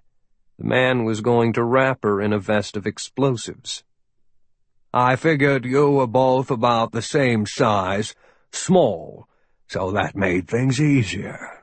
See, matching outfits." Curtis opened the van door and pulled her outside, then cut the flex cuffs, forced her arms into the vest, and put new plastic ties on her wrists. "Be still! Don't make me slap you again. And there's no one around to hear you scream." With a few more moves, he secured the vest tightly. Sticks of bound dynamite covered the back. The wiring was in the generous pockets, and a detonator was on her right shoulder. He put her back into the van and removed the tape from her mouth only long enough to give her some water. Curtis climbed into the driver's seat, turned on the ignition, and flipped the air conditioning on high. It was noon, and the August temperature was climbing in the open chaparral country. "Okay, let's go pick up Beth now." As he drove back towards San Diego, he kept the radio on, listening to the news from the Cape about the Mars rocket. The reporter, lapsing into space talk, said it was T-minus 19 and counting. Curtis was satisfied, for things were in motion. Tomorrow would be a very black Sunday for the United States, with simultaneous terrorism strikes on each coast. One would be payback for Ranin, and the other would be payback for the bridge. 32. Disney World, Orlando, Florida. I am on vacation. I am wearing a mouse ears cap and a flowery blue Hawaiian shirt, baggy cargo shorts, black socks, and sandals. Why are you bothering me? General Brad Middleton growled into his cell phone. "Weren't you gonna watch the rocket launch before going to Disney World?" Cybele Summers was in Washington and had not thought twice about interrupting Middleton's schedule. My bug-dumb grandchildren made it very clear on the way down that they did not care about seeing any stupid rocket, which they can watch on YouTube if they ever want to. Now they are bankrupting me in this pleasure dome. Never mind. Why are you calling? Undersecretary Bill Curtis is back on our radar, General. He apparently has kidnapped Beth Ledford's mother, presumably with the intent of drawing Beth and Kyle into his web and taking them down face to face. Then he is a stupid fellow. Why do you need me? Cybele was smiling. I wanted to touch base on whether to bring in the FBI or the locals. The general grabbed his grandson with one big arm and held him motionless. What does Kyle want to do? He wants to keep it within Trident. Let him handle it. Well, I trust the skill sets of Swanson and Ledford more than those of the Phoebes. Notify the White House Chief of Staff that we're going after the bastard, and give Kyle permission to light him up. Yes, sir. Have a good time. I'm going to drive over to the Cape tomorrow morning for the launch. Leave the rest of them here with the rat. It's my vacation, too, and I'm a general. Now, sir. Think of the children.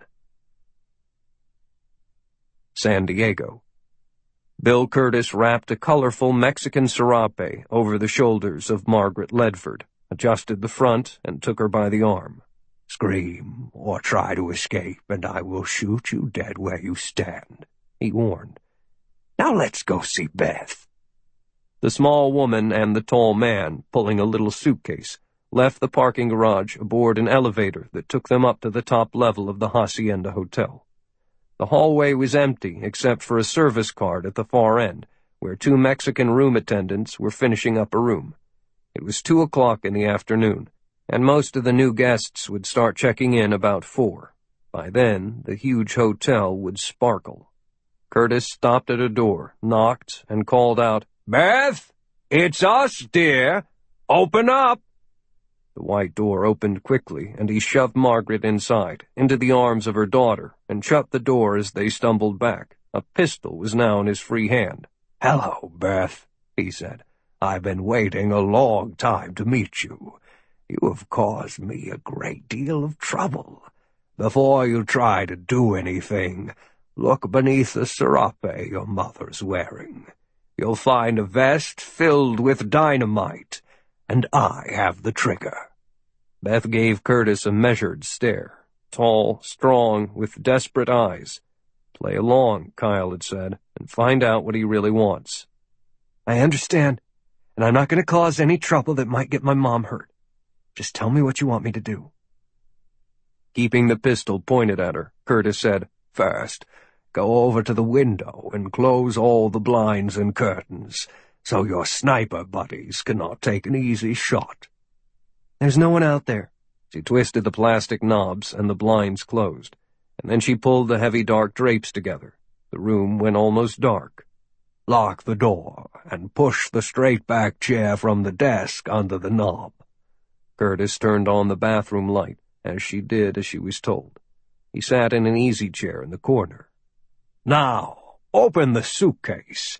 There's another vest in there, just like the one your mom is wearing. Put it on. Once we get you all strapped up, I'll cut the flex ties on your mother's wrists. The rules are simple. One of you will remain in my sight at all times, so you can even use the bathroom in private. Any attempt to escape or call for help, or any hand-to-hand combat shit, and I'll be forced to do something very unpleasant, and a lot of innocent people in this fine hotel will get hurt.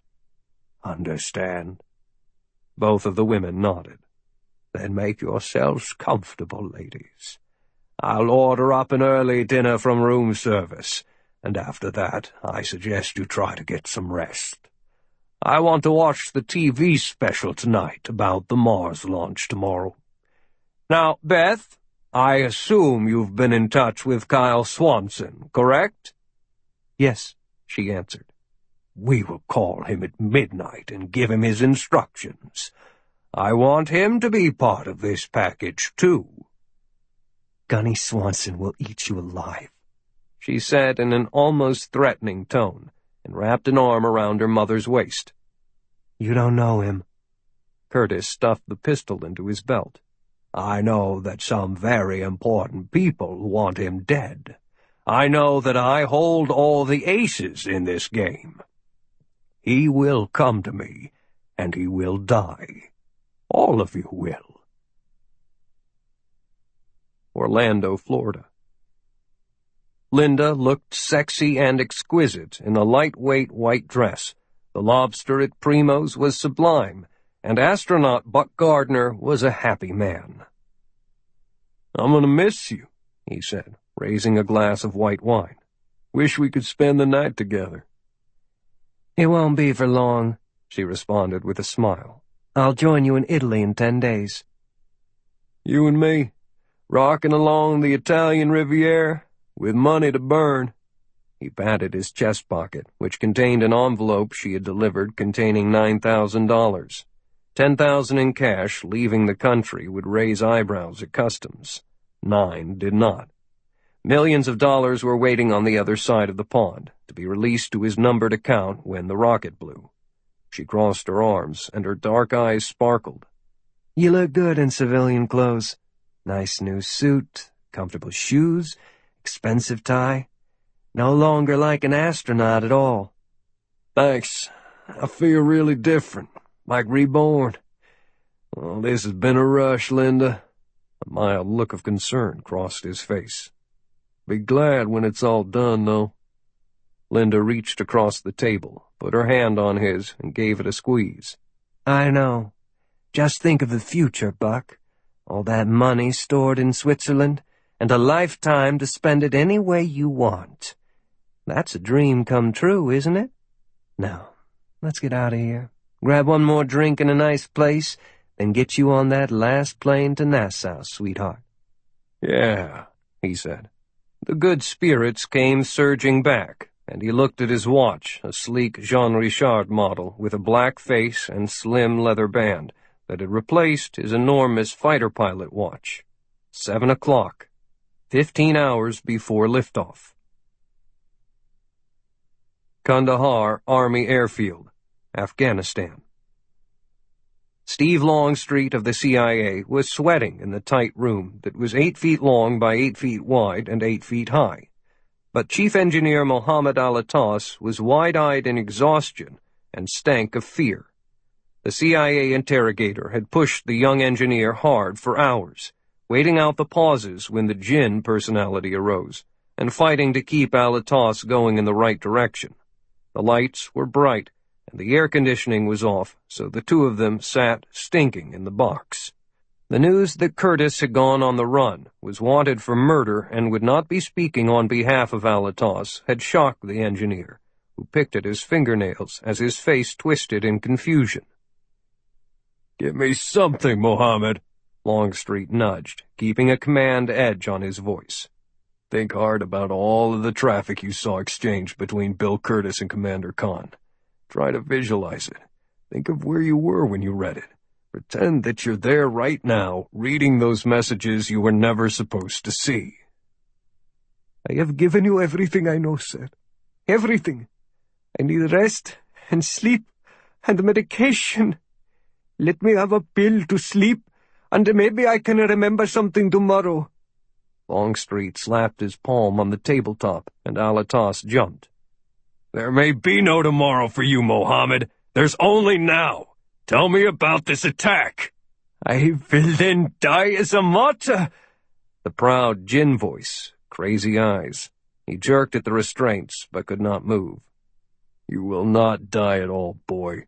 You will live a long life in our version of a dungeon. 23 hours a day in a room smaller than this. No computers or books to distract your mind, blistering heat or freezing cold, and surrounded by the worst criminals in America. You are not strong enough for that, and you will go mad within a month. Talk to me." Alatas squinted his eyes hard, picturing the scrolling screens of communications that he had intercepted and read. "New Muslim order. Commander Khan. Under Secretary Curtis. The bridge," he murmured. "Something about Columbus and America." Whoa. Longstreet stopped the thought. Columbus in America. That's good, Mohammed. You're doing good. That is new. Think hard now. Keep going. Christopher Columbus discovering America? That made no sense. No. The engineer was trying to find a single piece of information that was itching in his brain. Not Columbus. Columbia? A smile creased the sweaty face. Yes. Something about Columbia and America. Longstreet got up and leaned over the table on stiff arms, but trying to look peaceful and put Alatos at ease. And Challenger. Did they mention the word Challenger? A long moment passed before Alatos nodded and spoke almost obediently, as if wanting to please his teacher. Yes, I think so. Challenger, Columbia, America. Both Challenger and Columbia were space shuttles that blew up, one on takeoff, the other on landing. It wasn't America that was to be attacked. It was the America, the Mars mission. "Oh, my God!" Longstreet shouted as he bolted from the room, doing the time adjustment in his head. It was about 3 o'clock in the morning on the east coast of the United States, T-4. Orlando, Florida. The Paramore section of Orlando was a distressed area that was as far as the imagination could reach from the magic of the frolicking Disney characters and the glitter of Universal Studios. Police patrol units cruising the alleys and checking the dark corners were constantly alert, particularly in the wee hours when the night creatures were out and fights, dope, and whores were a normal morning menu. Over there, said Officer Brandy Sharp, and her partner, Jake Young, yanked the patrol car to the curb, where a disheveled man was waving at them at the mouth of an alley on Church Street. Young flicked on the blinking lights, painting the area with flashes of blue and white.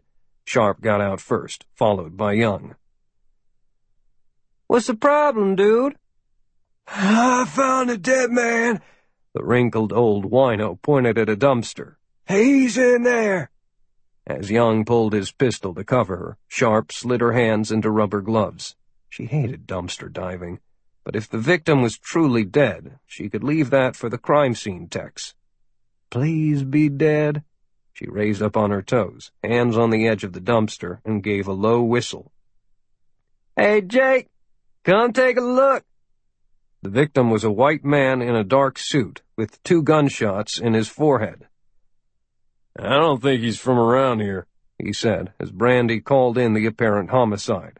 Jake Young told the wino to sit down and stay put.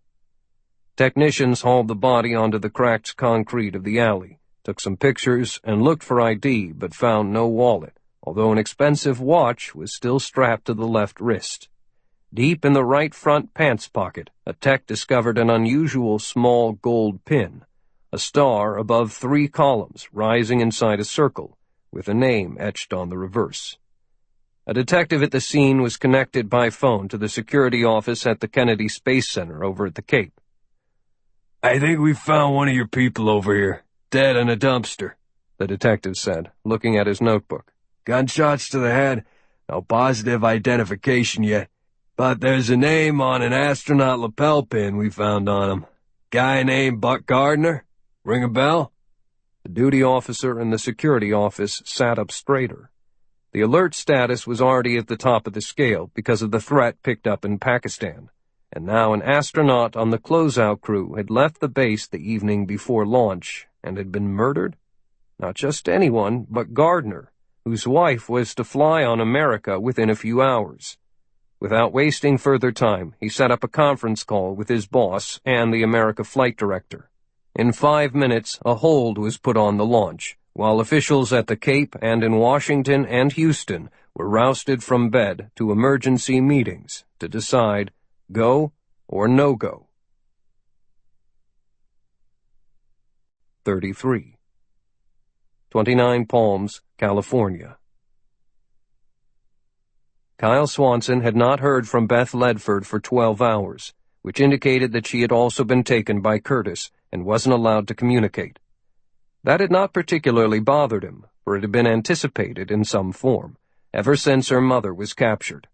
Curtis used Margaret as bait to get Beth, and intended to use both of them to get to him. Beth's job was to stay cool, stay focused, and keep Curtis from doing something in panic. The silence had allowed Swanson some unexpected time in which to prepare for the unknown, and with the assistance of the Lizard and Cybele from Washington, the giant Marine base at 29 Palms geared up to offer Gunny Swanson whatever and whoever was needed to take down this new terrorist. A major from the base commandant's staff, a light colonel from the Marine Special Operations Command, and a master gunnery sergeant had been on deck with him since late afternoon, prepared to expedite matters. Cybele and the Lizard were ready to work in Washington. All they needed was a time and a place. "You still awake back there?" he asked the Lizard via the live video hookup as he took a seat before the laptop computer. "Yes, of course I am. The signal from Petty Officer Ledford's sat phone has not moved. It is still in room 310 in the Hacienda Hotel. The tracer button on her belt shows that she's still there, too. This fellow is taking his time. He's waiting on something specific. We'll know soon." Kyle's sat phone finally buzzed, shortly after 2 o'clock in the morning, startling everyone. They looked at it as if it were a live thing, and Kyle picked it up. "Swanson, take down these coordinates," came the harsh order from a male voice, Curtis. "Go," Swanson said, flicking his eyes to meet the others. Bill Curtis read off a string of numbers. Then Swanson read them back. "What now?" "You get in a Humvee and drive down from 29 Palms and arrive at that position at exactly 5:42 a.m. The approach is a narrow road and an ocean of sand, and I will have a perch with a clear view for miles around. Come alone and stop when I call and tell you to. Then get out of the car, take off your shirt, and walk up the path that you'll find marked by flags directly in front of you. It'll take you east, up the ridge where the women will be strapped together, wearing dynamite vests, with my finger on the detonator. One suspicious move by you and I press the button. Clear?" Clear. There was no use asking the condition of the two captives. Either they were alive or they were not. "Give me a cell phone number to call," Curtis said, and Swanson did so. "You have about 3.5 hours to drive there from where you are in 29 Palms, so I suggest that you get on the road. That time is absolute, drop-dead certain. Don't be late." "Okay, I'm on the way," Kyle said, keeping his voice level. He had every intention of being on time. They closed the connection. There was no flurry of action, or jumping for guns or cars, or a yelling of orders. In this moment of stress, the professionals took time to exchange glances, and all around the table the faces looked like a bunch of hungry wolves that had just found a rabbit. Bill Curtis had made his first mistake, allowing his adversary too much time to plan a response. Swanson spoke to the Lizard in Washington.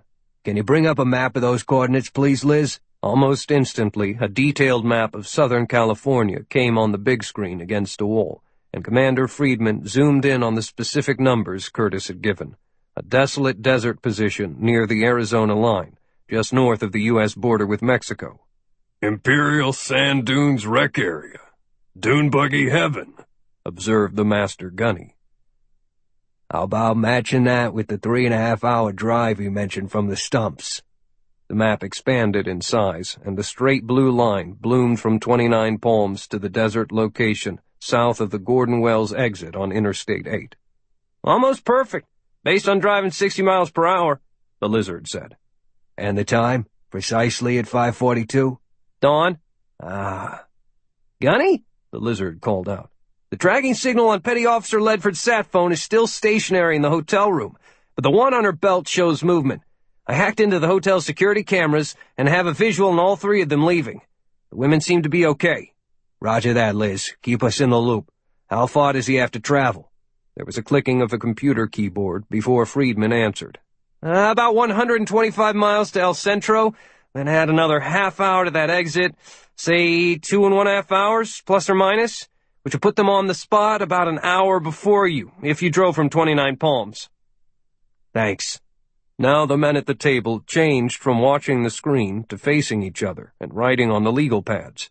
The MARSOC lieutenant colonel said, "The first thing is pretty obvious, Kyle. This guy doesn't want to go face-to-face with you. He'd be a fool to let you within 50 feet. So the instruction to take off the shirt and walk up the path is bullshit? Probably just a distraction to keep you thinking that you can go up and rescue the hostages. And the daybreak time, what's that about? He wants you coming from the west, looking into the rising morning sun." The master gunnery sergeant wrote the capital letters IED on his pad. I agree. It'll be an ambush of some sort. From the file, this Curtis dude was a construction roughneck back in the day, and in Washington he booby-trapped his home and killed those FBI types. My guess is he'll make up for his lack of military skill with weapons by staying with what he knows, dynamite. He most likely will sprinkle an improvised explosive device or two along the road, and certainly mine up any marked path. Ouch. Kyle agreed with the possibility and turned to the staff officer. We need a hero, sir. A volunteer who's an IED expert. Someone with experience and about my size. If he wears a full-body armor suit and can use an MRAP, he can soak up the explosion and walk away. Takes some balls, but it can be done. "I'll shop it out with the engineers," the major said. "They actually enjoy this sort of thing. Driving a blast-resistant V-bottom truck that weighs 14 tons through a minefield helps measure the size of their dicks at a beer call. We can lift one of them straight down to the El Central Naval Air Station by helicopter, along with the driver." Kyle turned to the master gunny. "That works, and I need to chop a pair of sniper teams to me. Not for shooting, unless I give the call, but to flank the position and feed me information. Let's go ahead and do their insertion by air right away. Take along their ghillie suits, establish hides, and report. Sooner the better." The MARSOC officer had a question. "You think this Curtis guy understands that we do desert warfare training up here all the time? What edge does he possibly believe he can obtain just by going into the dunes?" It's probably based on his planned egress route, answered the master gunny. This is only a few hundred yards from the international border in the middle of a wasteland. So once he does the deed, he hauls ass across the line. Obviously, he's been there before to stake it out and plan this, and he thinks he has control. He has the hostages, the dynamite, and a hand-picked position, and is calling the orders. Want to bet that he's got an off-road vehicle stashed nearby? The staff officer made a note. "We can lay on an Osprey right now to take you and the sniper teams down so you can all hump in. And it can hang around out of sight, then be a medevac when it's all done." "Sounds good, sir. But I'm not going in with the sniper teams. I've got to invade Mexico first, and faster than an Osprey can move. Time is critical. Can you line me up with the citation down to Calexico?" As the other three men were running checklists through their heads, Swanson called for the Lizard again. "I'm out of here, gang. See if Cybel can arrange a priority call for me with the Fuerzas Especiales unit of the Infanteria de Marina in Tijuana.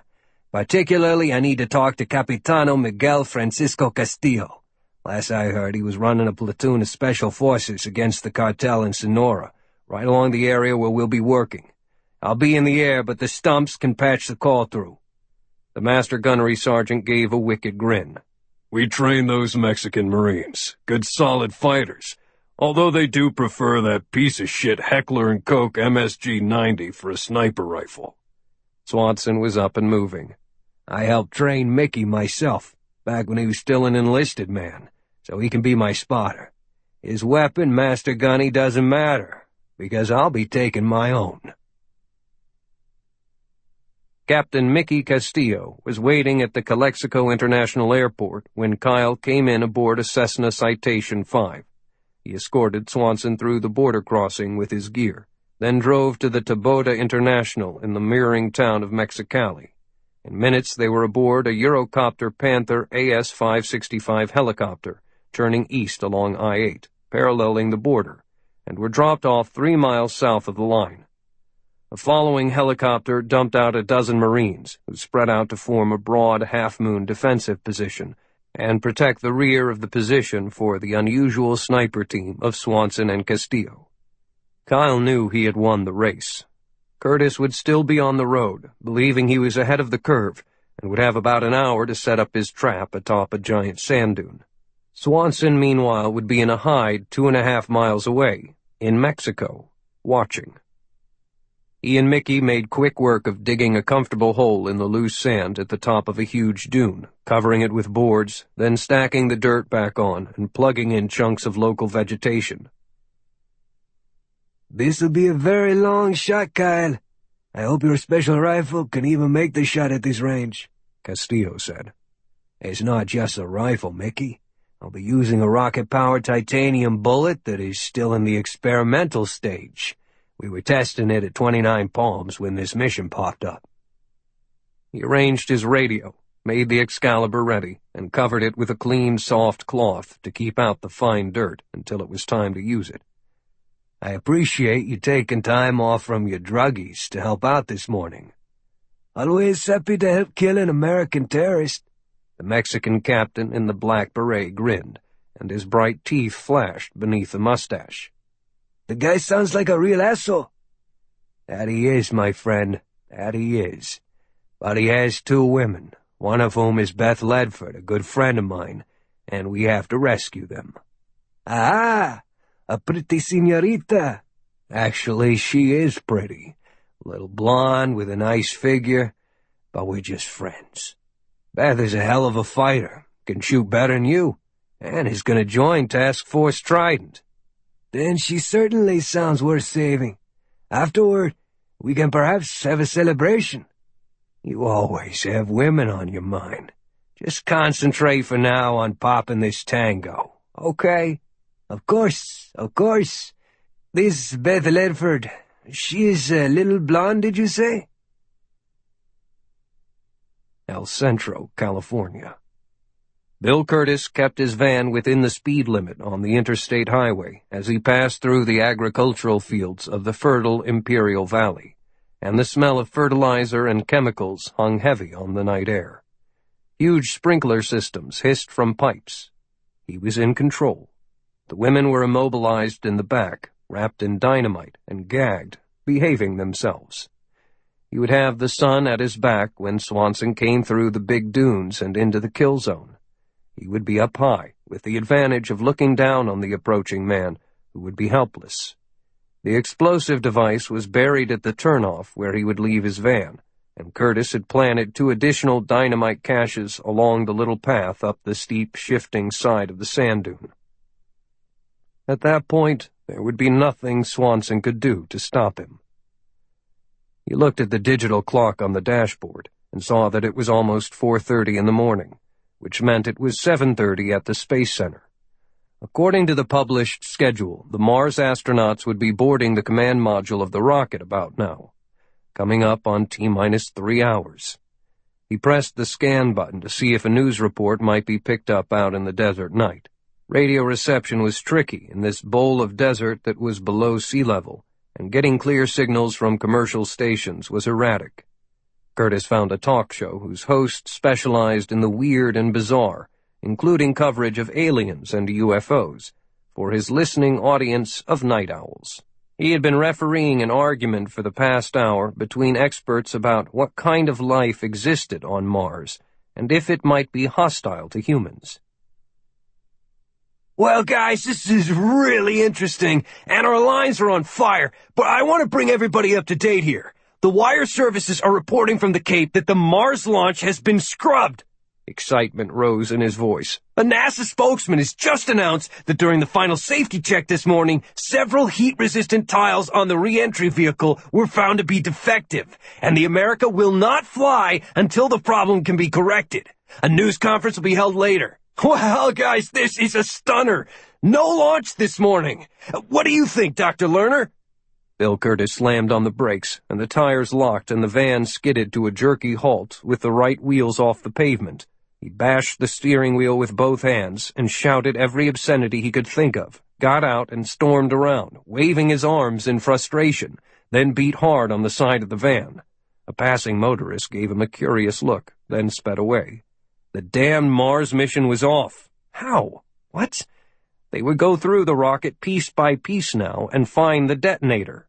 Oh, Damn, damn, damn! His groan was deep and guttural, and his stomach was in such sudden pain that he leaned over and vomited bile onto the pavement. He collapsed beside the back wheel, leaned back, and drew in deep breaths. Failure again. First the bridge, then his exposure as a traitor, and now this. The tile story had to be a lie. He didn't know how, but was certain that Swanson was involved in foiling the rocket plan, too. The double strike on the United States had evaporated. Blood surged through his veins, and he felt like killing somebody.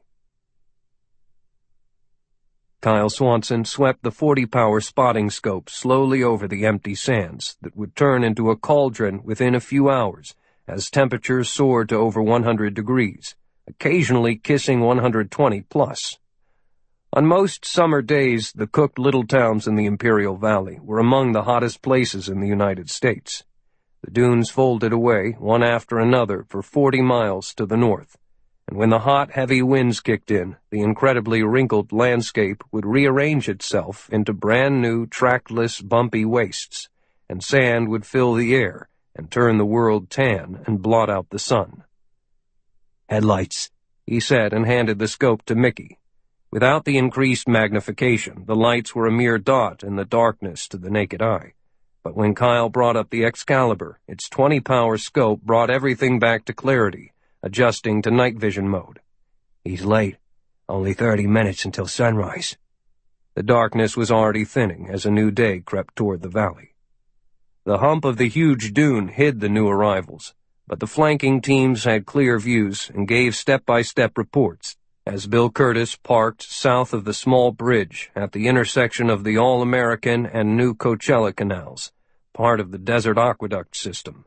He killed the engine and pulled his 2 hostages from the back of the van, cut the manacles on their ankles, and made each carry some gear as they climbed the dune, following the little flags dimly visible at their feet. The snipers had all lasered the top of the target dune earlier with infrared beams, and Swanson had locked the exact distance into Excalibur's internal computer. "Windage?" he asked, and was told there was no change. A recurring light breeze had been recorded sweeping through the valleys between the dunes every 7 minutes, and the timing had remained constant. Mickey was keeping track of the time, and just as expected, the faint wind eased down through the depressions right on schedule. "We've got another 7 minutes of clear air," he whispered, as though his voice might be heard 2.5 miles away. In the big scope, he saw the man come to the crest of the faraway ridge, with the women beside him. Then the women sat down, and the man stood tall. "Everybody stay still," Mickey called. "He's doing a sweep of the area with binoculars." "Good.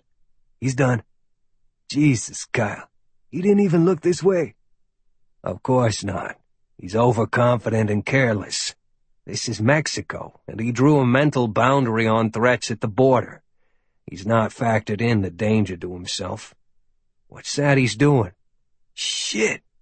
It's a beach chair. The son of a bitch has unfolded a beach chair and has plopped his ass down in it, like a king on a throne. A hostage is tied on each side." Swanson brought the picture to perfect clarity in his own scope. Huh. The elevation calculation was still good. Kyle's height was 50 feet above the target, and he figured a +3. His aim point would be the base of the neck, right above the shoulders. Not much wiggle room left and right, but better margin of error up and down, and Swanson did not plan on missing anyway. Not this morning. While Curtis was seated, Kyle could only glimpse the head itself, which was moving back and forth, either talking to the hostages or looking for the expected vehicle. "Stand up, you fucker. Stand up." The rifle was ready, the shooter was ready, and the target had about a minute to live.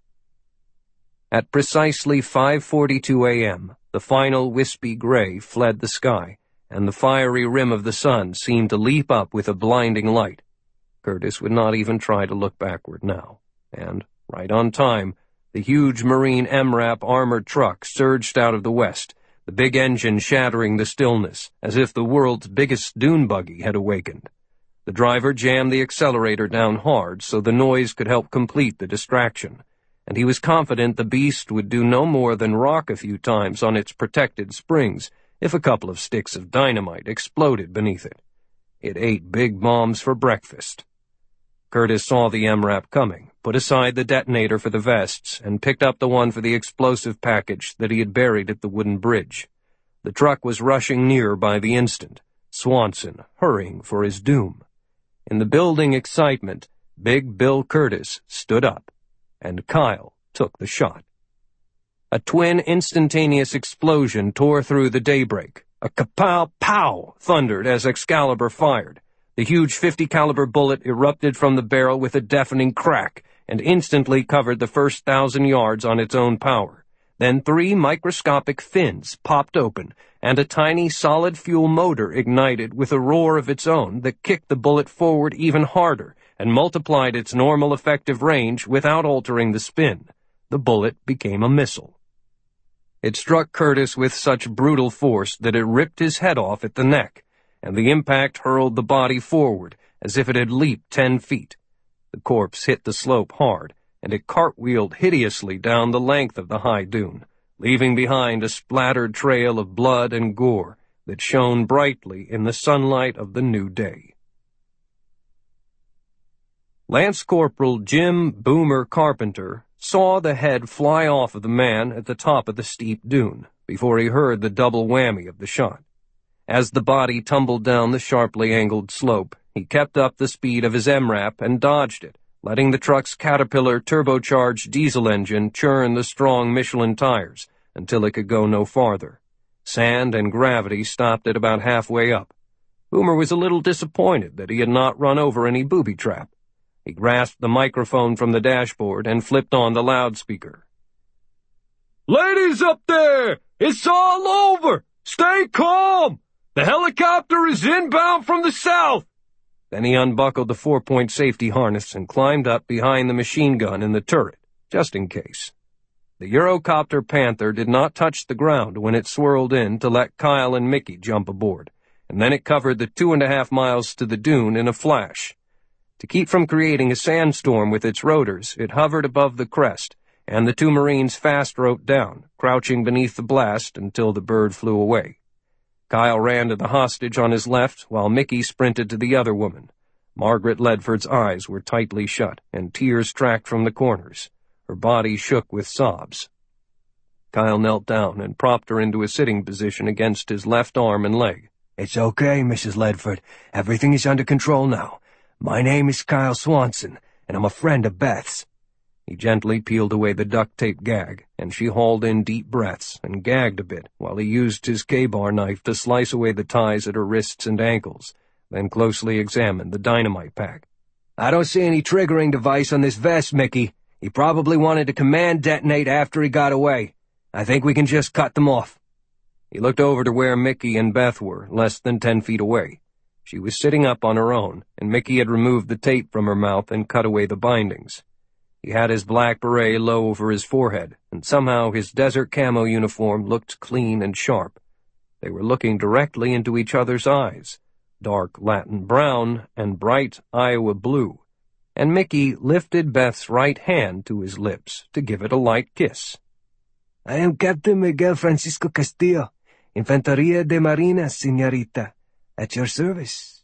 Please, call me Mickey." Swanson shook his head in wonder as Beth gave Mickey a 10,000-watt smile that erased the dangerous past hours as if they never had happened. "Damn," he thought. "She never smiled at me like that." Pearl Harbor, Hawaii. 2 weeks later, Kyle Swanson was wrapping up some leave time in Hawaii before heading back to Washington.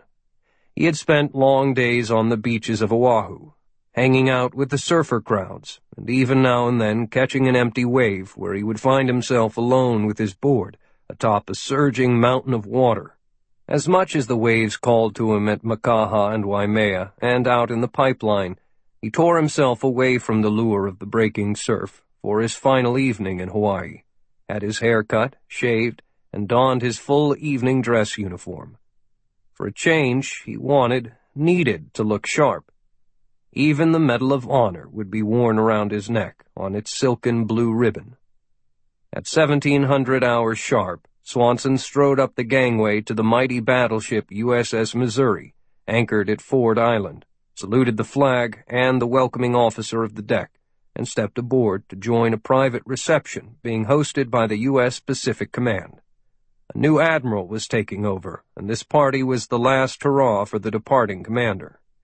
Major General Brad Middleton of Task Force Trident had been invited to the change of command ceremony because he was an old friend of the incoming admiral, but could not get away from Washington, so he sent Medal of Honor winner Kyle Swanson as a consolation prize. Kyle spent an hour of meaningless mingling to make sure that Middleton would be informed that everything had gone off well. Then he casually drifted away from the herd of dress uniforms, stars, and tuxedos, and the women in gowns that seemed to glow in the bright lights. The cocktails would be followed by dinner and dancing, but Kyle wanted some alone time aboard the Mighty Mo. The ship was huge, as big as a small city, and he wandered freely beneath the big guns, from the stern to the bow, which was pointed directly at the Arizona Memorial. The positioning represented the Alpha and Omega, the beginning and the end of World War II for America, since the Arizona was sunk when the Japanese attacked Pearl Harbor in 1941, and the surrender documents were signed aboard the Missouri almost 4 years later in 1945 in Tokyo Bay. Alone at the bow, Kyle came to attention and saluted the Arizona, which entombed most of the 1,177 crewmen who lost their lives that day. The memories were as fresh as the oil that still oozed from the bunkers of the dead battle wagon. Closure. That was what Kyle wanted on this latest war, but he knew he would never live to see it. The War on Terror had already lasted twice as long as World War II, and showed no signs of really stopping. There would never be a signing of a peace treaty with the shadowy jihadist religious fanatics and their supporters in so many countries. They would never stop trying to attack the United States. Kyle would never stop going after them. He turned back to where the ladies and officers and gentlemen were gathered on the deck beneath a new and cloudless Hawaiian night. He would go back to them now, tolerate the speeches, enjoy the lavish buffet, but pass on the dancing and get back to the hotel. There was a flight out early the next morning that would take him back to Washington, where he would report for duty at Task Force Trident, and then go kill Charlie Brown.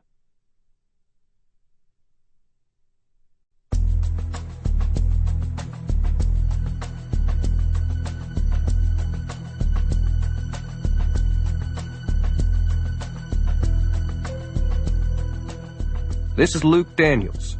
We hope you've enjoyed this production of Running the Maze by Gunnery Sgt. Jack Coughlin, USMC, retired, with Donald A. Davis. This program was produced by John Marshall Media. Text copyright 2012 by Jack Coughlin with Donald A. Davis. Production copyright 2015 by Macmillan Audio. All rights reserved.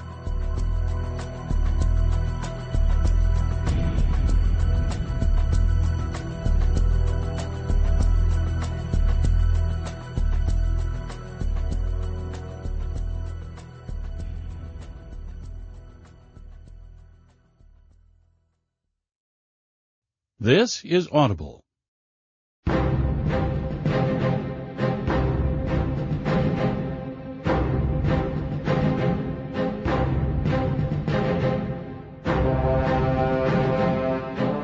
Macmillan Audio presents Time to Kill by Gunnery Sgt. Jack Coughlin, USMC, retired, with Donald A. Davis. Read for you by Luke Daniels.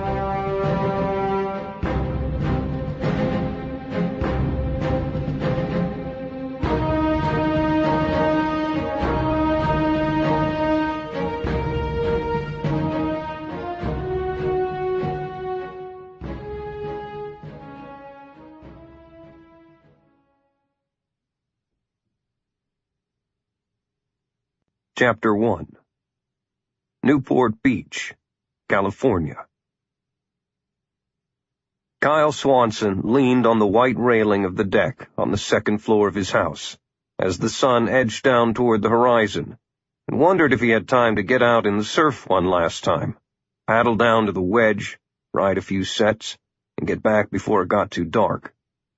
Madeline, his girlfriend of the past 2 weeks, was coming over after a shift in a beachfront restaurant and was expecting him to grill some tuna while she whipped up a salad. They would drink cold cerveza and eat on the open patio, with the glass doors all the way open, with a fresh ocean breeze coming in, while music spilled into the night. They might take a midnight dip, and he would be dazzled by her body in that red bikini, with her blonde hair reflecting the moonlight. After that, a strategic retreat to the big bedroom to make love, while boarders, bladers, dog walkers, tourists, and other lovers strolled the boardwalk out front, unable to see them. No, he decided as he rubbed the freshly painted railing. He didn't have time for that one last swim, and he and Maddie would have to part in the morning. But it had been a hell of a leave. The United States Marine Corps wanted its top sniper back on duty. His telephone rang, as if it had been waiting for just the right moment to ruin the idyllic mood. A glance at the screen showed Lieutenant Colonel Cybele Summers was calling from Washington. "Hey," he said. "Are you out of the lazy vacation mode yet?" "Did I ever tell you that you have a sultry voice?" "I am your superior officer, Gunnery Sgt. Swanson." "But we slept together once, Cybele," he said. "Remember? A rainy night in France?" "I've never been to France. You must be thinking of your current chippy. What's her name? Michelin, like the tires?" "Her name is Madeline, and your memory is slipping. I thought you and I had a deep and special relationship." There was a slight, pleasant change in her tone. "Some people just are not that memorable." They both laughed. "Cybele, why are you bothering me on my final evening of leave? Give me a break, girl. The sun is just about down. I'm drinking a beer, watching the beach, getting ready to grill a dead fish. Maddie's coming over, and the California weather is perfect. Washington, where you are sitting, is clogged with snow, according to the Weather Channel. I don't want to come back." "Quit whining, Kyle. You built that big house, and now you start acting all rich, instead of like the raggedy-ass jarhead you are. Maddie, is it? Maddie, is she out of high school yet? Here's a suggestion. Why don't you come out here instead? No snow." "Miss Maddie Michelin would be upset if I did that. Let's get to business. You're wanted back here right away." "I'll be there tomorrow afternoon anyway, Cybele, and I can't get back any faster than that." He tilted back the long-neck bottle of Corona beer, which was getting warm. The sky had deepened into a band of solid orange that was being chased by the heavy purple night coming from the east, and the sun was moving so fast that it seemed to be falling. "Change of plans. A plane will be waiting by the time you get out to John Wayne. I'll meet the flight here, then we go directly to a meeting. Take this thing off speakerphone." He closed the speaker and picked up the receiver. "Okay, I'm listening. This line is not secure." "Really? I had no idea. Does Maddie know that?" "Can you get to the point?" "Some of your father's friends have contacted the boss, and they want us to talk to a guy lives out on the Maryland shore. We'll drive out from Andrews." That was a jolt. It was her way of advising him that Sir Geoffrey Cornwell in Great Britain apparently had pulled the original string to start this ball rolling, and that was Kyle's real other life. The man had been a colonel in the British Special Air Service Regiment before a broken leg forced him into retirement. Refusing to be shelved, he had set out to design technical applications and new weaponry for the military, and was on the cutting edge when the war on terror dollars started to flow like cheap wine. Eventually he persuaded the Pentagon to lend him a sniper for technical assistance on a unique project to develop a new kind of long-range rifle, the Excalibur. They had sent Kyle Swanson over to England, and before long the project was successful, and Jeff and his extraordinary wife, Lady Patricia, who were childless, had found a new friend in Kyle Swanson, an American orphan. Over the years, through some very good times and some very bad and dangerous times, they unconsciously knitted together as a family. Sir Jeff branched into other fields and had a golden touch for business, and although Kyle remained a Marine, he was brought into the business too, for the Pentagon liked having its own liaison man in the thriving Cornwell pipeline. It had been a special day for Kyle when the Cornwells adopted him as their son. So, if Sir Jeff, who was always helping out clandestine operations for the United States and Great Britain, was behind this thing, Kyle still didn't know what it was, then Swanson would consider it important and worthwhile. The problem had probably gone from Jeff to his friends within the British intelligence service, and perhaps even into the Prime Minister's office, before leaping over the pond to the White House. That was enough for Swanson, but a last night with Maddie would have been nice. Kyle paused. So, General Middleton himself is ordering me back? Not that boss, Swanson. The big boss. Anyway, Task Force Trident is now involved. That more than aroused his curiosity, but he couldn't swallow it whole. You want me to give up my final night, fly coast to coast, get off the plane a few hours before I would get there anyway, and go straight to work in Maryland? That urgent? Damn straight, Gunny. Consider yourself back on the government dime. She ended the call. Oh, man. Kyle folded his phone and returned it to his pocket. The rim of the sun was almost totally gone, sinking into the Pacific Ocean. It was the moment he always watched for, but usually missed, because it happened so quickly. Then there it was, for only a heartbeat, a brilliant sparkle of emerald as the final rim of the sun disappeared. Maybe it was an omen, he thought, an official ending to his 2 weeks of peace and quiet. Now it was back to being the trigger man for Trident. Reluctantly, he hit the speed dial number to give Madeline the bad news of the broken date. He had to leave right away, he tried to explain, and no, he couldn't say where, and no, again, sorry, but he didn't know when he would be back. She was totally unsympathetic, and went from angry to cold as fast as the green flash had blinked out. Look, Maddie, I've built this damned house right on the beach. You think I'm gonna let it stand empty? Of course I'll be back, and I'll call you the minute I arrive. Even before I arrive, I promise. She said something extraordinarily vulgar and hung up on him. 2 hours later, he was the only passenger aboard a small executive jet that was hauling him from John Wayne Airport outside of Newport Beach, heading to Andrews Air Force Base, just over the Maryland line outside of Washington, D.C. Swanson was in the wide, soft seat and had already finished reading the Time and Newsweek magazines that were in the seatback. It was a government plane, so there was no flight attendant, but he could fix a drink on his own in the galley, and somewhere over Missouri he would probably test the shrink-wrapped turkey and cheese sandwich. Both magazines had covers showing the mobs demonstrating in the cities of Egypt, and their lead articles were about the latest treacherous political storm that was roiling that ancient country. The situation was deteriorating, just as it had been when he began his leave 13 days earlier, just as it had been doing for years, if not centuries. He tossed the magazines onto the empty seat across the aisle, settled back, and tried to puzzle together why he was being called back so suddenly. Cybel's guarded conversation had given him only some very broad parameters for consideration, but they were startling.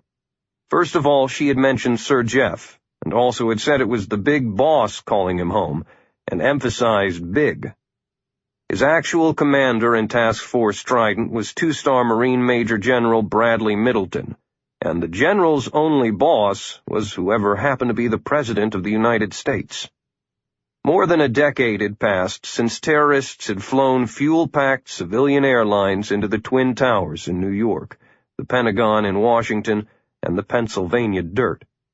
In response, the entire U.S. government had reshaped itself, both at home and abroad, to make sure such attacks never happened again. And that gave birth to the behemoth Homeland Security Department. Even that wasn't enough, because the inevitable bureaucratic friction soon appeared along the seams of the various departments. Numerous plots had been foiled since 9/11, involving crude devices like explosive shoes and underwear, which proved the system worked as long as people remained alert and paranoid enough to maintain their vigilance. There were always going to be maniacs out there who would try to kill Americans, but airplane hijackers had lost their advantage. The nature of air travel had changed dramatically. Now there were tedious searches by TSA workers before boarding. Flight attendants would willingly die rather than open the cockpit door. And every passenger on the plane, from a semi-pro athlete to a college girl, was ready to jump on a hijacker like a pack of crazed dogs. The willingness of a terrorist to give up his life to achieve his goal was of no use when his targets were equally as willing to die to stop him. The military had also finally changed to accept the talents of special forces, elite operations like the Army's Delta Force and the Navy SEALs. And the futuristic technology of remote-controlled drones had changed the landscape of the battlefield. The Pentagon had met the challenge of terrorism head-on, as had the CIA, the FBI, the NSA, and the rest of the alphabet agencies. Nevertheless, there were still holes in the protection net, for publicity, budgets, congressional oversight, and the huge numbers of people supporting and carrying out any operation always tended to multiply over time. The heroes had become known. It had been a short step from that inevitability to the creation of Task Force Trident, by people who still cared fervently about secrecy. Trident was invisible by military standards, with a total roster of only 5 people, including General Middleton, who ran the show. The offices were in a hard-to-find area of the Pentagon, and the budget came out of Homeland Security via the Department of Agriculture. The team was far outside any chain of command, other than Middleton's reach to the president. Cybele Summers was the ops officer, and Master Gunnery Sgt. O.O. Dawkins handled the administrative end, working the inner paths of Pentagon power. 00 could borrow anything in the arsenal, from individual troops to stealth bombers, for a Trident mission. The team's only non-Marine was a squid, Commander Benton Friedman of the Navy, a quirky geek whose proprietary electronic neck could kick the combined computer butts of Google and Facebook without breaking a sweat. They called him the Lizard, a corruption of his college nickname of Wizard. Swanson handled the wet work. Few people even knew about Trident, but the president always knew where they were, in case they were needed. Like now. He left his seat, went to the head with his dop kit, and studied his reflection as he shaved. Swanson was not a big man, standing 5 feet 9 inches, and weighed exactly 176 pounds, with sandy brown hair. Only yesterday he'd been a beach bum wearing baggy board shorts, and now he was back in his Trident uniform of jeans and a dark blue sweatshirt. His Marine dress blues, on a hanger in Washington, carried the 3 gold stripes and 2 rockers on the sleeves to denote his USMC rank of Gunnery Sergeant, with rows of ribbons and awards, including the Congressional Medal of Honor.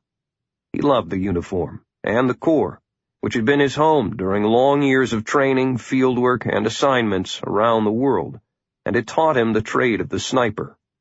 In doing so, it had honed him into a fierce weapon. He seldom wore the blues these days. He worked in places where he dressed the part he was playing.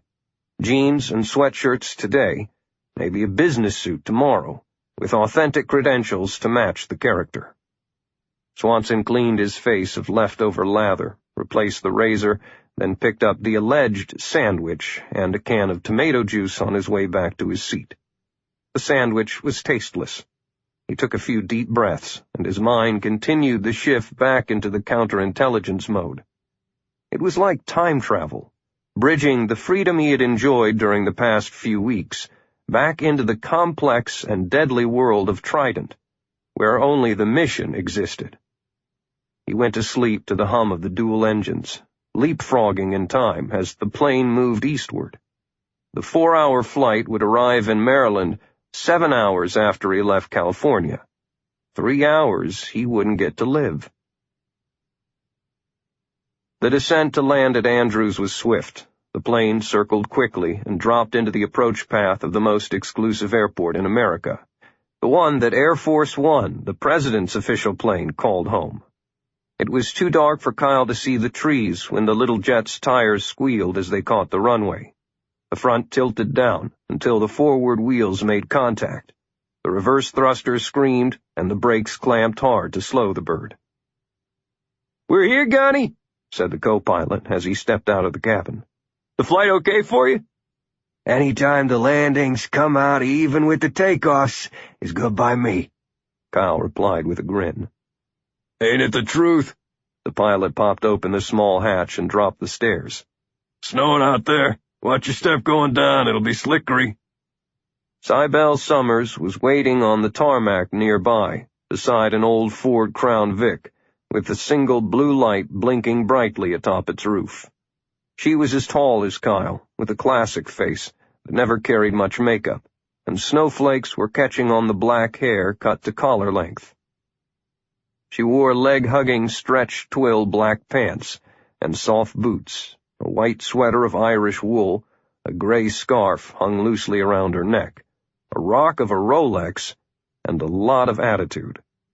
The only woman ever to pass the Marine Recon course, she had become a special ops and counterterrorism expert, and was on a fast track to someday become a general, if she lived that long. There was nobody Kyle would rather have at his side if the going got rough. Tonight she had her game face on. A worn black leather gun belt was buckled around her waist, and a big gold badge flashed on her right hip, just in front of the holstered Glock 19. "Working undercover, Lieutenant Colonel Summers?" he asked. She thrust a padded nylon briefcase at him. It was zipped closed. "Homeland Security creds for you tonight, and your .45 Colt ACP, loaded and racked with one in the chamber. Grab your gear and get in the car." "What's going on?" he asked. "This guy we were meeting tonight, he's dead." Chapter 2. The big car had a winter coat of scuffed black paint and dirty curtains of slush caked around the tires. Cybele was at the wheel, and the big V8 was thrumming at idle.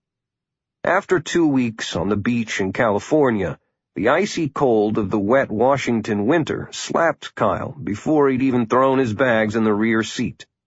When he climbed in front, the heater was blasting to fight the chill. Cybele turned on the full rack of lights behind the grill and in the rear window, and a cop who'd been waiting for her signal stepped into traffic and held up a hand to stop all oncoming vehicles. Bundled in a black jacket with a fur-lined hood and thick gloves, he looked like a grizzly bear.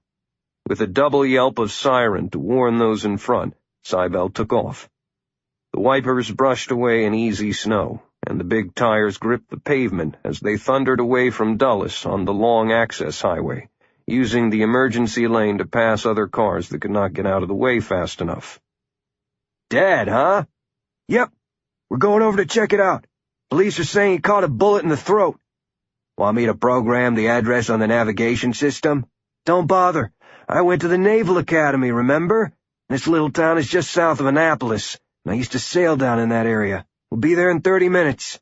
Cybele was a lead-footed speeder, more reckless pilot than safe driver, and with plenty of horsepower at her command, and not caring about the dismal miles-per-gallon rate of the large car, they soon were out of the airport and headed east. Swanson settled in for the ride. The seat was lumpy. "So, bring me into the loop. What's up?" She flicked her dark eyes at him for a microsecond, then back to the highway. The snow had been cleared, but patches of muck and ice hugged low places and frozen puddles. "Don't know too much more than I told you on the phone. Sir Jeff said this guy, his name was Norman Haynes, was an experienced auditor for one of the big accounting companies, with a lot of contracts abroad, including Sir Jeff and Excalibur Industries. Did you know him?" "No, I'm not involved in the day-to-day business stuff." So just what do you do as a senior vice president there, besides make a lot of money to spoil your surfer chicks? Cybele, get back to this story, please. She was jabbing his ego. Kyle Swanson was already wealthy, and someday he would inherit the company, but he would not discuss that with anyone, even with himself. Talking about money embarrassed him, which was why Cybele enjoyed doing it. So, this number cruncher Haynes dropped by London on his way back from Egypt and met privately with Sir Jeff. Said he'd been spooked by his trip to Cairo, she continued. I imagine all of Egypt is a pretty spooky place right now. Revolutions are messy. People take their families and assets and run away to safe havens. Not necessarily. Summers blew past a snowplow that was kicking up a thick storm of road gunk behind it. Instead of being on the ropes financially, the company where he was running an audit, the Palm Group, had money pouring in. So what? Investors looking for an edge is nothing new. Make a bet on a developing nation that is in the shitter, and when the economy turns around, you make a fortune. This apparently went beyond risk-reward. Haynes found discrepancies and refused to approve the books. That's a pretty big deal. Other companies and banks won't do business with a firm blacklisted by its auditors. Bonds won't sell, banks won't lend, and customers won't buy. One of the Palm Group vice presidents actually threatened him. That got Kyle's attention. Threatened him? Most companies try to keep auditors happy. What the hell did he find? Iran. Big money coming in from Iran. Swanson thought about that for a while, as the snow danced before the headlights. I don't know much about the auditing game, except that accountants can face prison time for divulging the private results of their work or making money from their inside knowledge. He shifted in his seat, but comfort was impossible. So, our boy Haynes went against the ethical code of his profession and confided that Iran is in the playpen. It would have taken a lot for him to put his career at risk, meaning he may have stumbled upon a national security issue for the United States. She nodded. The bad news is that he'd not say exactly what he knew. The Palm Group security people had taken his computer, his briefcase, and all of his notes and papers, claiming his access was voided by his refusal to sign off. Haynes, like most accountants, had a better-than-average memory, and he convinced Jeff that he recalled most of the important material and would divulge everything in a private meeting with an appropriate American authority. That was to be us. And now he's dead. Yes. We had the Lizard start a file on Haynes and tag him in the system, so the 911 call from his wife pinged the web, and cop radio chatter confirmed it was a homicide. They'll already be at work by the time we get there. The background file's in your door pocket. Swanson picked up the folder and punched on the visor light. As usual, the Lizard had put together a thick dossier on short notice. Norman Haynes grew up in a middle-class neighborhood in Ohio and was a good athlete and student who enlisted to be an Army grunt and earn money for college. He drove a 3rd Armored Division tank in Desert Storm. After that, he traded Army green for Yale blue and picked up a degree in economics. The man was totally clean, made good money over the years, and was a registered Republican, married with 3 children in college, and cleared to audit military contractors. A high-security clearance. How much longer? Kyle asked. 20 minutes, Cybele replied. I'm going to sleep. Wake me when we get there. With that simple statement, he eased the lumpy seat back and closed his eyes. Hard years in the field had taught him how to sleep anytime, anywhere, whenever he could. The growling roar of the big V8 engine was like a lullaby for him as it ripped along Highway 50 toward Annapolis, and he set his mental alarm clock for 20 mics. Know what I'm thinking? Cybele asked. Nokes? He did not even open his eyes. Yeah. We're here, Cybele said as she steered onto Dietrich Way. Swanson opened his eyes and smelled salt water. It was easy to identify the correct address, for every light was burning in a 2-story white Cape Cod-style house, and around the snow-covered grounds. Emergency vehicles of every sort were parked haphazardly, and Cybele shut down her own flashers as she coasted to a stop at a checkpoint at the end of the long driveway. A young patrol cop with a plastic cover over his hat approached, his eyes sweeping the car, driver, and passenger. Cybele had the window down, and both of their creds extended as he arrived. "Lousy weather for standing post," she said with a smile of sympathy. "Yes, ma'am. It truly is. Can I help you?" "We need to talk to whoever's heading the investigation. I see local and county cars, so who's on top?" The policeman studied the badges. "You from Homeland Security? What's your business here? Do you have beyond top secret clearance?" It was a quick turf battle that she won by answering his question with one of her own. She retrieved the credential wallets and tossed them to Kyle, then laughed to break the tension. "Don't worry, officer. We come in peace, not to Bigfoot your investigation. In fact, we just want to provide some off-the-record information to your detectives." "Yes, ma'am. Follow the drive up to the house, park on the left, and I'll radio Detective Peyton that you're on the way." "We can find him," she said. "Keep us off the radio. Thanks. In fact, you never even saw us tonight." There was no please. The smile had vanished, and the window buzzed up again. The automobile ground on, following the ruts made by the earlier arrivals. She parked beside the band of yellow crime scene tape. Kyle hated to give up the warmth of the car, but zipped up the unmarked blue aviator's jacket he'd brought from California, flipping up the fur collar around his ears. "Damn," he muttered as he stepped out. "Colder than a witch's tit." So much time in the sun had made him soft. "Man up, Marine," Summers said, leading the way to another patrolman who stood at an opening in the tape. Again she showed the creds, this time asking for Detective Peyton. The cop pointed to a boathouse about 50 feet from the back door.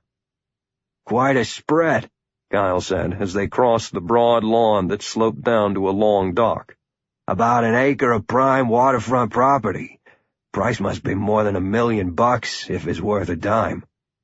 "This channel feeds directly into the southwest side of the Chesapeake Bay. With the calmer water, there's a lot of sailboat racing here in the summer." Colorful small boats and kayaks were racked neatly in the boathouse, covered and safe from the weather, while the ropes, paddles, and other gear had been dumped outside to provide room for a police command center. Radios were popping and video feeds were online, dumping information directly into computers in Annapolis. She asked, "Detective Peyton?"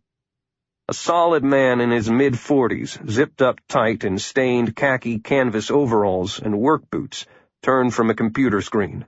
He had narrow, busy eyes and a badge on a chain around his neck. "That would be me. Who are you?" They handed over the fake credentials once again, and he studied them, then gave them back. "What's up? We're kind of busy here with the homicide, you know." The tone was not hostile, but suspicious.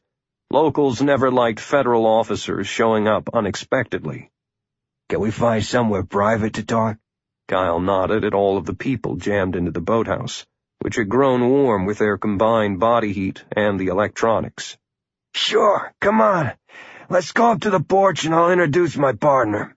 There's hot coffee up there, and I'm going to tell him whatever you tell me anyway." Kyle nodded, and soon they were under the roof of an enclosed deck jutting out from the house itself. Detective Alan Jones was sipping warm coffee. "Bitch of a night for murder," said Peyton. "The snow has fouled up any hope of tracks." Cybele accepted a coffee cup from Jones. "We know some basic information on the victim." Jones, a thin man with light brown skin, frowned at that news. "How?" Swanson stirred some creamer into his own coffee. "The reason we're here is that we had an appointment to meet Mr. Haynes tonight." "Why would Homeland Security be meeting an accountant?" Peyton asked. "Let's trade a little more information first. All will become clear," Swanson promised. Peyton chewed his lip for a moment. "Okay. A single large-caliber gunshot apparently was fired from the end of the dock, blew out a window, and nailed the Vic right in the throat. Hell of a shot from a football field away. Anybody else hurt? Kyle did not mention that 100 yards was almost rock-throwing distance for any trained shooter. No, the wife was right there in the room with them, and the kids were upstairs. The scumbag killer was apparently only interested in Mr. Haynes. Neighbors and witnesses have anything? Peyton finished his coffee and threw the paper cup in a trash can. We're not finished with the questioning, but some say they heard a loud gunshot, and then an outboard motor heading down the channel at high speed.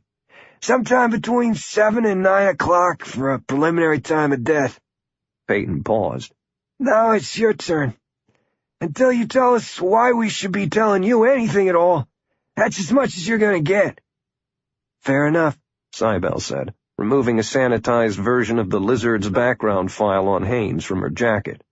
This'll save you trouble on putting together his background, and I can bring you up to speed while Detective Jones walks my guide through a quick look-see around the site. Then we'll be out of your hair. This is a homicide, your case, not ours. All we know is that he wanted to report some sort of international financial scam. Huh, said Jones. It was not like feds to give in so easily. We're not detectives, Swanson said. Exactly what are you, then? Jones asked. Little fish in a big net, Detective Jones. Just like you. We have other specialties. Jones examined Kyle. The smaller man had the build of one of those monsters who could run forever, then fight a dragon and not break a sweat. The gray-green eyes were colder than the weather, maybe colder than Antarctica. I'll just bet you do. Come on. Jones led him outside until they stood side by side with their backs toward the house, where 4 broad windows faced the water. The lot had been graded at a gentle slope and was anchored at the water's edge by a big oak tree that was bare of leaves. A picnic table was layered with snow like thick frosting on a cake. The killer probably coasted in down there with his engine off, tied up, got out, and laid down prone on the dock, and waited to take his shot. Blowing snow has erased the pressure images. But if it walks like a duck, Kyle said.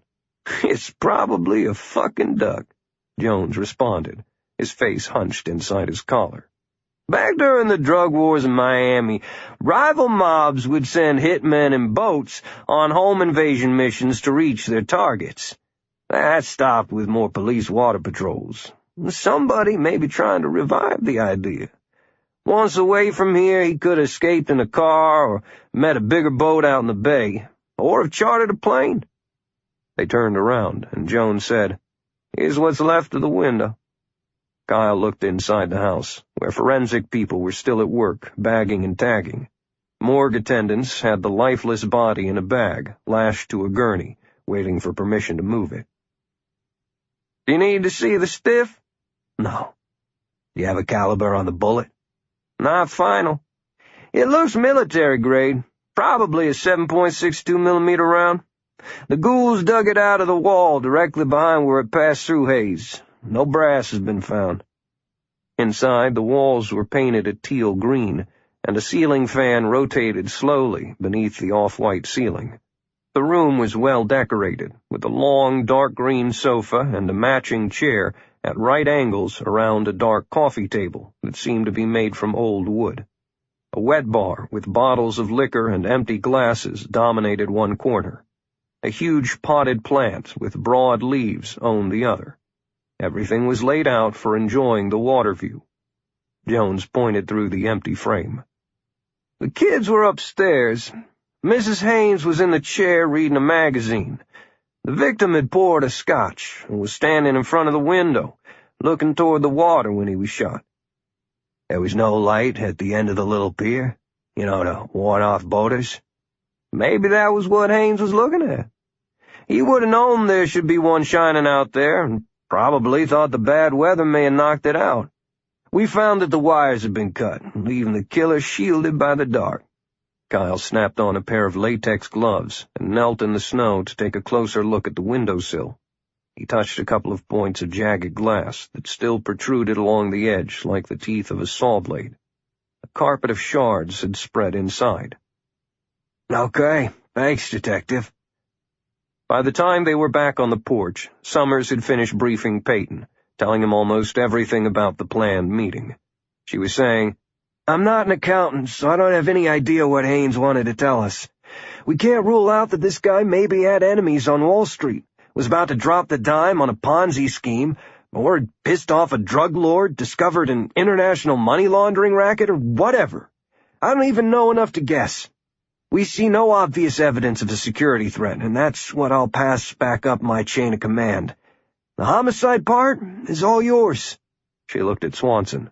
We done?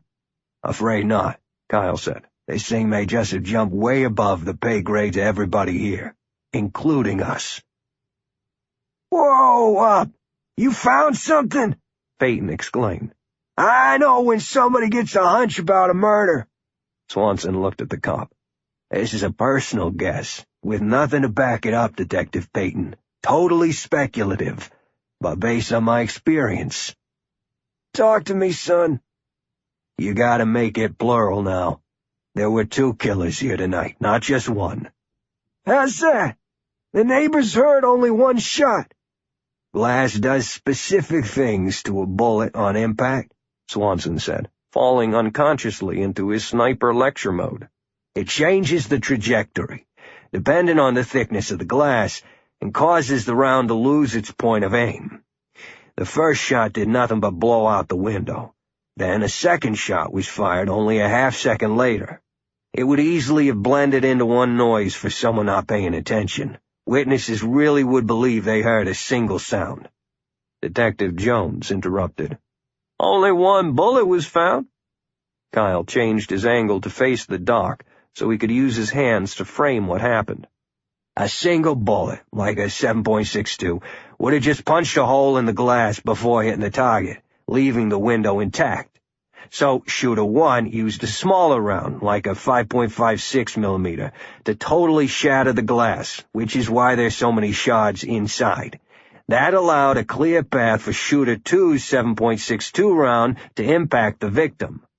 Your forensic people saw only a single wound, therefore expected to find 1 bullet, and they found it. Our crime scene people would not have missed something like that. Jones put an edge on the comment. No criticism intended, Detective, said Kyle. But did they really conduct a detailed study of the entire room? Most likely they'll find the second bullet in there somewhere, probably embedded in the wall behind that fiddle leaf and the other big plants in the corner.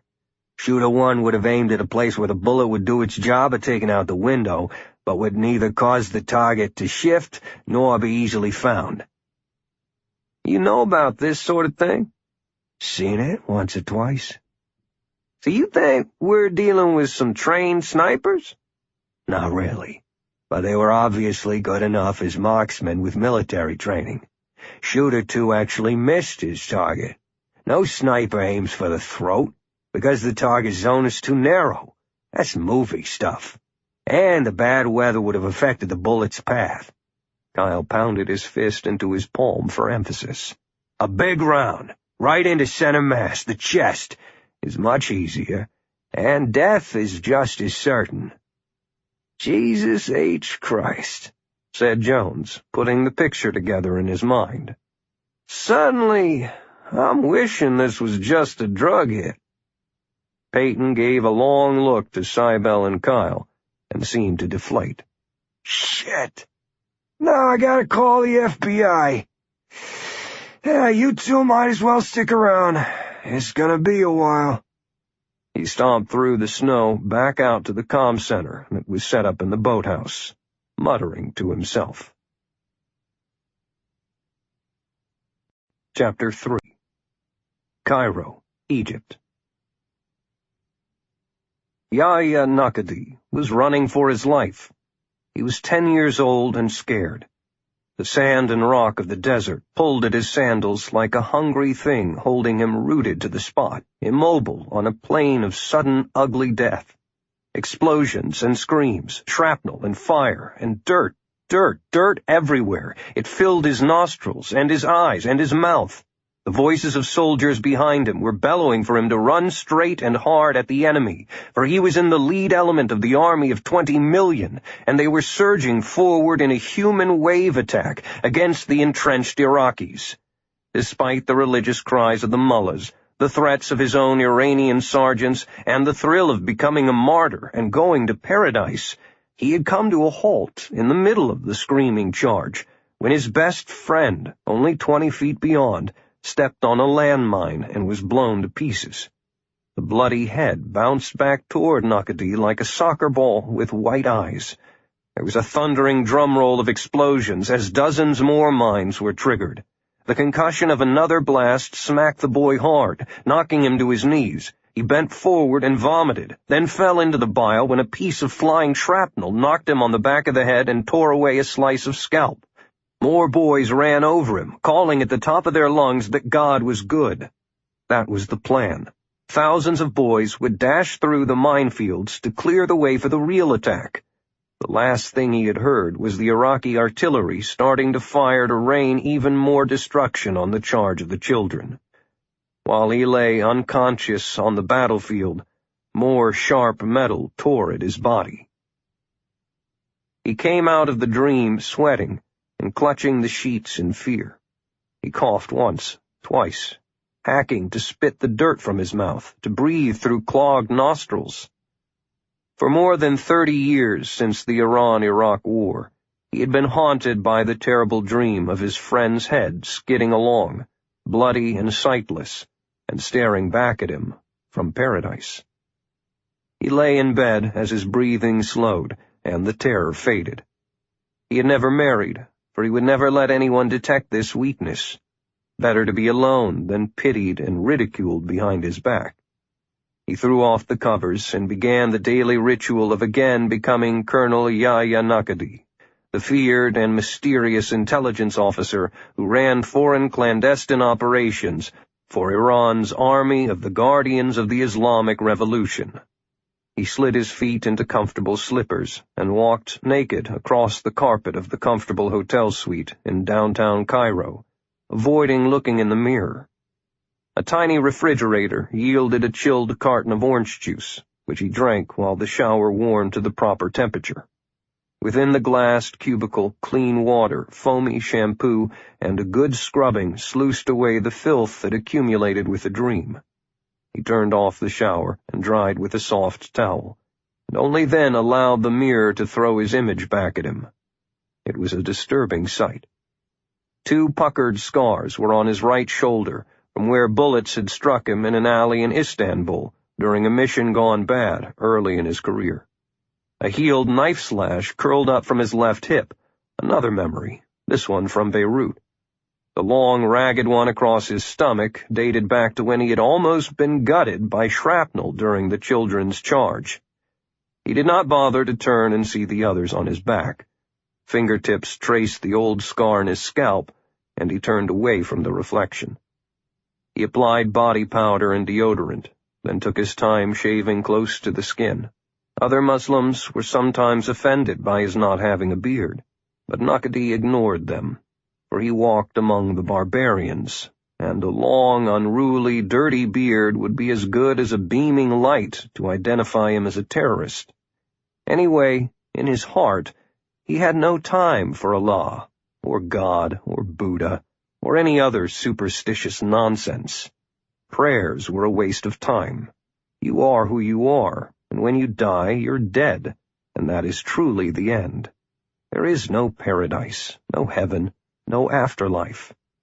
He still performed the ritual prayers to Allah, if among Muslims, because not doing so would draw attention. He did not listen to the words he recited. He carefully brushed his hair and energetically scrubbed his teeth, attacking his gums hard with the bristles. Personal hygiene was important, for details were important. He cleaned his manicured nails, then washed his hands again, and imaginary dirt still clung to him. Nakadi was 51 years old, of medium build, and had sprinkles of white dusting thick black hair and eyebrows. One of his trademarks was to always dress as well as, or better than, whomever he might be meeting. With a generous budget from his masters in Tehran, he had become a clothes hound, to fit in better with the infidels. His spacious closet was stocked with laundered clothing, and this morning he chose a fresh cream-colored shirt that buttoned at the neck, gray trousers with sharp creases, a soft tweed sport coat, and a pair of shoes that had been made in London. These gave him the cultivated look of an intelligent and successful businessman. Finally, the colonel was ready to face the new day. A BMW limousine was waiting downstairs, and a bodyguard opened the door to the spacious and cool back seat. The armed guard got in the front, and the driver moved smoothly into traffic. Nakati took note that the streets of Cairo seemed calm and cheery this morning, for soccer mania had temporarily calmed the ongoing street protests, staged by the rival political parties that comprised an uneasy coalition beneath the banner of the Muslim Brotherhood. The mobs were only a mask, for the intelligence colonel from Iran was the guiding hand, and the man with the money. He had sent word to the various parties to stop squabbling for the day, because the all-star Iranian soccer team, one of the best in the world, was coming to Cairo for a friendship match with the Egyptian squad. The mood of the people was important, and he wanted a rather neat revolution. In the not-too-distant past, running such an Iranian special mission in the heart of Egypt was unthinkable, but with the fall of the dictator Mubarak and the political takeover by the Muslim Brotherhood, things had changed. Now it was easy. Colonel Nakati had designed a masterpiece that would deliver an intact and functioning Egypt into the political grip of Tehran. Less than 10 minutes later, the BMW ducked into the basement garage of a large office building that headquartered the Palm Group, and Nakati was escorted up to his office near the top floor. Breakfast and hot coffee were waiting for him. Major Mansour Shakuri, the colonel's aide, had been alerted by the BMW driver that their boss was on the way, which gave him just enough time to rush to the bathroom and shove 2 fingers down his throat to force a violent spell of vomiting. Colonel Nakati terrified him. The man oozed intrigue and misdirection, and he did not care how many lives and careers he smashed to achieve goals known only to himself and his powerful masters back home. The aide had come to learn that for his boss, a simple double-cross was never good enough when something more complex could be developed. The major splashed cold water on his face, gargled some mouthwash, adjusted his suit and tie, combed his hair, and was ready by the time he heard the colonel enter the office. The man's phobia about neatness had trained the aide to also be immaculate. If Shakuri had so much as a smudge on his shirt, the colonel would frown, and that was never a good thing. Taking a deep breath, the major knocked twice and went into the private office, immediately feeling the head-to-toe visual scan by his boss. "Good day, Major Shakuri." The colonel called to his chief of staff as he settled in to eat, check the news on the web, glance at his private messages, and receive the morning briefing. "Good morning, Colonel," answered Mansour Shakuri as he placed a folder of information beside the food tray. Shakuri, 45 years old and 6 feet tall, had been at work for 2 hours to prepare the colonel's day. His reports were concise. The men had worked together for more than a year, and the strain and tension had given Shakuri painful stomach ulcers. "The mission in the United States was successful," he said, standing with his hands folded before him. "The bothersome accountant Haynes has been eliminated." The confirmation did not come as a surprise. The colonel expected such results in his clandestine operations, in fact, demanded them. "Our team made a clean escape. One has already flown to Los Angeles, where an Iranian community thrives in an enclave around Beverly Hills. The other is driving to a similarly safe area in Houston, Texas. Once settled, both can be used again." Nakati sipped some of the strong coffee and savored a bite of sweet pastry. He had been forced to expend a sniper team that had been inserted into the Washington area 3 years earlier, and the colonel despised exposing skilled talent. "Good. he said. It was not a moral thing. Killing people did not bother him if it meant accomplishing the mission. He would leave such worrying to those unlucky men who had a conscience. Sometimes people simply had to be removed, and this was one such case. This man had completed the required auditing duty for the Palm Group, and then, stupidly, had dug deeper into the business's extended financial network. He had not been required to do so, had personally been warned by the colonel not to do it, and became a walking dead man when he persisted. The continued economic health of the Palm Group, where the colonel had the cover of being a vice president, was much more important than the life of any certified public accountant. "What of the audit?" asked the colonel. A more compliant company, based in Hong Kong, has already assumed that task, with a guarantee from Beijing that it will receive the needed approval. "Fine work, Major Shakari. We are not quite finished with it, however. I want an investigation to recreate Mr. Haynes' movements and meetings from the time he left our offices to the moment he was killed. Did he confide in anyone, or did he just run home to report about how he was mistreated?" "Yes, sir. I already have someone assembling that." Satisfied, the colonel changed the subject. "Who am I meeting this morning?" He dabbed a napkin at his lips and brushed crumbs from his coat. "A Muslim Brotherhood representative wants more financial assistance for his faction, one of the centrist groups. 15 minutes at the most, although he would probably like to spend the day here." Nagadi shook his head. These political gangs never ceased their little intrigues, no matter who was in power. "Anything else?" "You are then clear until after lunch. At 1 o'clock the Navy people are finally ready to brief you about the Suez Canal." "Excellent." The major was relieved to see a smile.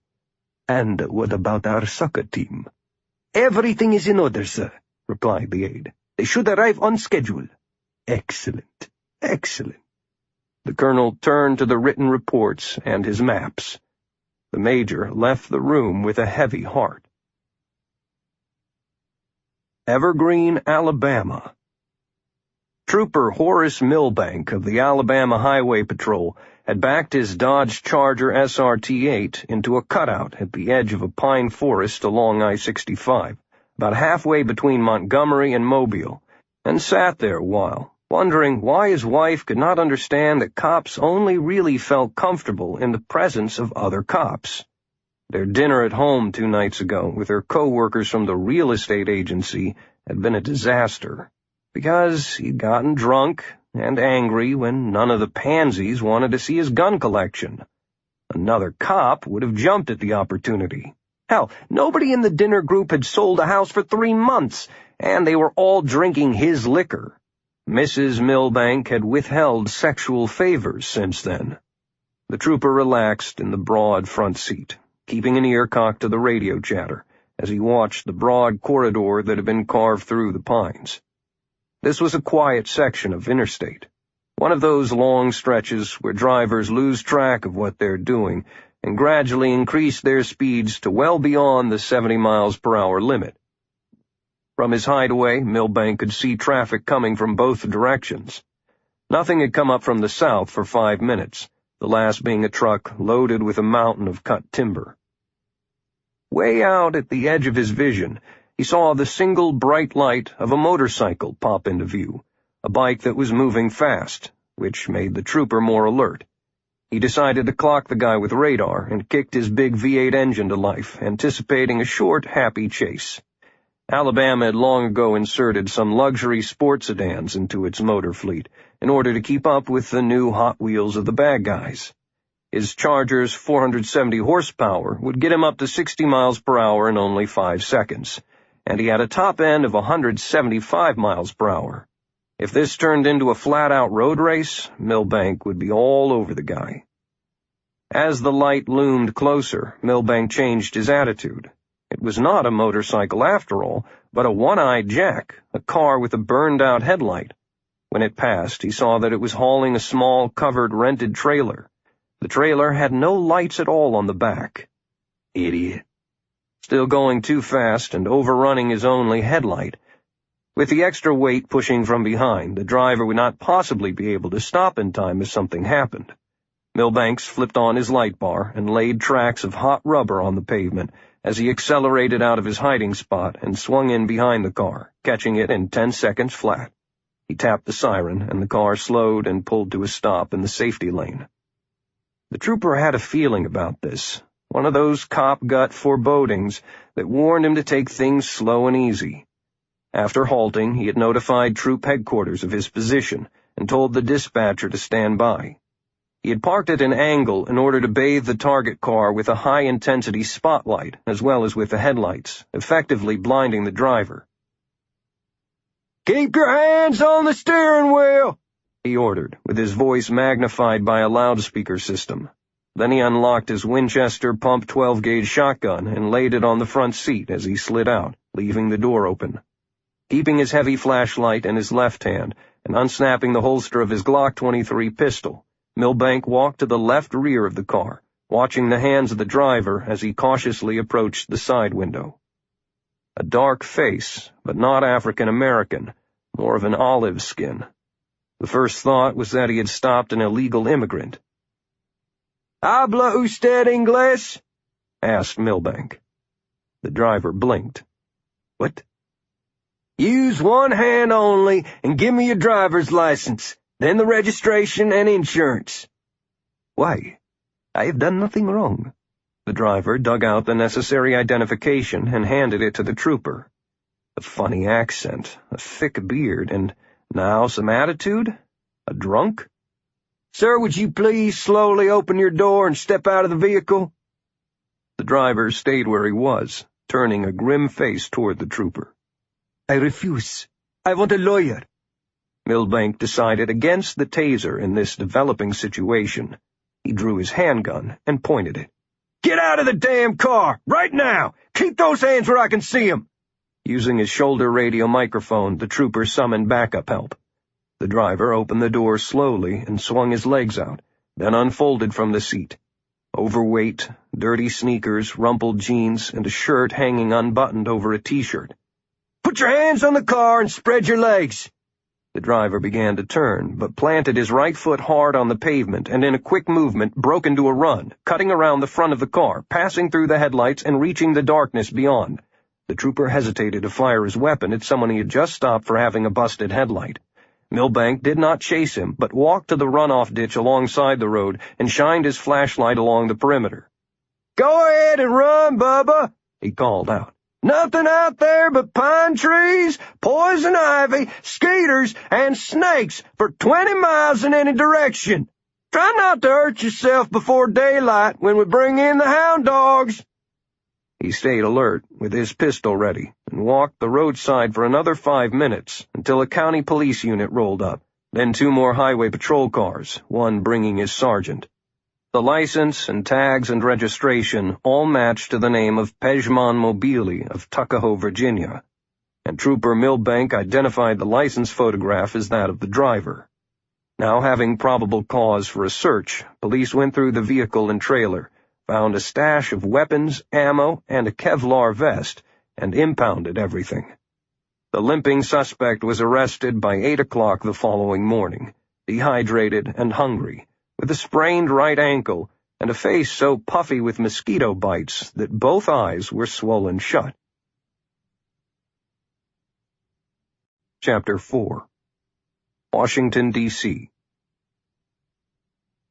Lieutenant Colonel Cybel Summers and Gunnery Sgt. Kyle Swanson were the only uniformed personnel in a late-morning conference room deep within the Washington field office of the Federal Bureau of Investigation. Unless you counted dark blue suits as uniforms, thought Swanson, then it would include everyone else. Representatives of all of the alphabet agencies were around the polished table, a show of teamwork for the Anti-Terrorism Task Force, the ATTF. Everybody in the room was supposedly equal, but of course that was not true. The ATTF flowchart had mushroomed over the years after being founded on the dreadful rubble of the 9/11 attacks. Back then, the American intelligence agencies hardly spoke to each other, as territorial wars and budget battles were legendary. Now, at least, they all talked. But the ATTF itself had become as Byzantine as anything that could be found 2 blocks away in the International Spy Museum. The only one to whom Kyle and Cybele paid attention was the obvious big dog, their old friend David Hunt, one of the FBI's 5 special agents in charge of the powerful Washington Field Office, also known by its own acronym as the WFO. The lights were dim in the conference room as one of the ATTF agents flipped through a PowerPoint presentation concerning the arrest of Pejman Mobili by the Alabama Highway Patrol. A legal resident of Tuckahoe, Virginia, the Iranian national had been elevated from the cause of a mere state traffic beef to the subject of intense federal interest when law enforcement computers spat out a ballistics match on a 7.62mm Dragunov rifle found in his trailer to the bullet that had killed accountant Norman Haynes in Maryland the night before. To sum it up, we've taken a highly trained Iranian sniper off the board. Good work by the troopers, and a bit of good luck for the home team, the agent said, wrapping up his slideshow. He seemed pleased. The ATTF was hungry for success, particularly for one that might even be made public, in a sanitized version. Swanson and Summers glanced at each other, and Hunt caught the look. After the initial round of greetings, the 2 Marines had remained silent as ATTF specialists had spoken in turn, covering the case from a counterterrorism standpoint. Hunt addressed them. Colonel Summers, Gunnery Swanson, I asked both of you to this briefing because your unexpected presence at the original crime scene helped break this case. What are your opinions at this point? Cybele placed her hands flat on the polished table, and every eye was on her. You're giving this guy way too much credit. He was never any Superman. Just look at his picture. He's a slovenly mess. Excuse me, Colonel Summers, but his mission in Maryland demonstrated a high degree of competence. Becoming such a good sniper required serious military training, obviously in Iran. The speaker, a serious young woman from the CIA, lowered her half-glasses to the tip of her nose. Bullshit, Kyle exclaimed abruptly and leaned forward on his elbows. Since I'm the only scout sniper here today, let me tell you that this guy is not a real sniper. His so-called training is just a bunch of jackassery. The Iranian military found a guy who could shoot straight, gave him some basic principles of marksmanship, and told him he's a sniper. Their physical training is just an obstacle course, where they swing on monkey bars and jump into holes. It's nothing. A Girl Scout could do it. Easy, Kyle, said Hunt. You were the one who figured out what happened in Maryland. Now it sounds like you're changing your tune. Swanson pointed to the big flat-screen television hanging on the wall. A list of objects found in the car and trailer was still shown on it. No, Dave, we're just readjusting our thinking, based upon what came from the arrest. I agree with Colonel Summers. The woman CIA agent glared. He had the murder weapon, a sniper rifle, in his possession, Gunnery Sergeant. A Russian-made Dragunov rifle like that is accurate to about 950 meters. He was a dangerous guy. What he had, ma'am, was a broke-ass old Ruski hand-me-down. No matter what you may have read in Jane's infantry weapons, the Dragunov may work up to 650 meters, max, on its best day. Hunt took over as the CIA woman settled back in her chair, seething. Kyle, I don't understand why you're belittling this guy. We consider this a direct attack on American soil. It might even be considered an act of war. Cybele answered. Ladies and gentlemen, the Gunny and I are just trying to bring a military viewpoint for your consideration. If Iran was staging a direct attack on the United States, don't you think they would use the best people available and do something more than grease an accountant? This guy, Mobili, looks like he's never passed up a Happy Meal and is a stranger to soap and shampoo. He may have been planted here as a mole, but he went native once he got a taste of the U.S. Your PowerPoint says that the trailer contained not only the weapons, but also a PlayStation, an iPod, an upscale computer rig, and a bunch of porn videos. Once Mobili tasted what it was like to live free, he decided to enjoy the opportunity, and he wasn't going to leave his toys behind when he ran. The CIA woman came back, a bit quieter now after parsing the logic. What is your read on the second shooter? My guess is that he'll be much the same. Snipers need to train hard all the time, burn a lot of ammo, and keep sharp. That takes open space, dedication, time, and money. I don't see Mobili and his partner being able to do that. A couple of Middle Eastern men with beards and big guns would certainly draw the attention of any hunters or gun enthusiasts who might stumble across them while they practice in some North Carolina forest or the Utah canyons. Kyle nodded. What has Mobili told you so far? Has he identified his buddy, admitted the shooting? Dave Hunt shook his head. He lawyered up right away, and hasn't said a word other than he wanted a Koran for company. Apparently he's decided the time has come for him to forsake the pleasures of the infidels and resume being a faithful jihadi. He'll talk. Sooner or later. The CIA woman said with solemn confidence. Swanson agreed. Look, for us, this began with a tip about the accountant who uncovered some financial crap in an Egyptian business that is an Iranian front. We're going back to our original source and see if we can find out more, which we will turn over to everybody here. But before we do that, Colonel Summers and I would like to have some time alone with the prisoner. Let me talk to him, sniper to sniper, unofficially. Maybe I can pick up something. I promise not to hurt him. Dave Hunt stifled a chuckle that was heard as no more than a cough. There were definite limits to interrogation techniques, but he knew that Swanson and Summers seldom paid much attention to limits. He glanced around the table and saw no objections. "Let's work something out after the meeting," he said. "We can lay on a plane to Alabama after lunch." A pair of United States Marshals arrived a few hours later at the FBI field office in Birmingham, Alabama, for prisoner transport. Pejman Mobili had been taken from his holding cell and was ready to go, shackled, handcuffed, and wearing an orange prison jumpsuit with a dirty white jacket thrown around his shoulders. He held tightly to his religious book. The transfer of custody was a brief formality of paperwork and signatures. "Y'all have a nice ride now," drawled the special agent holding the clipboard. "Piece of cake," said one of the marshals, as they hustled the prisoner to a waiting dark SUV with a metal cage enclosing the back seat.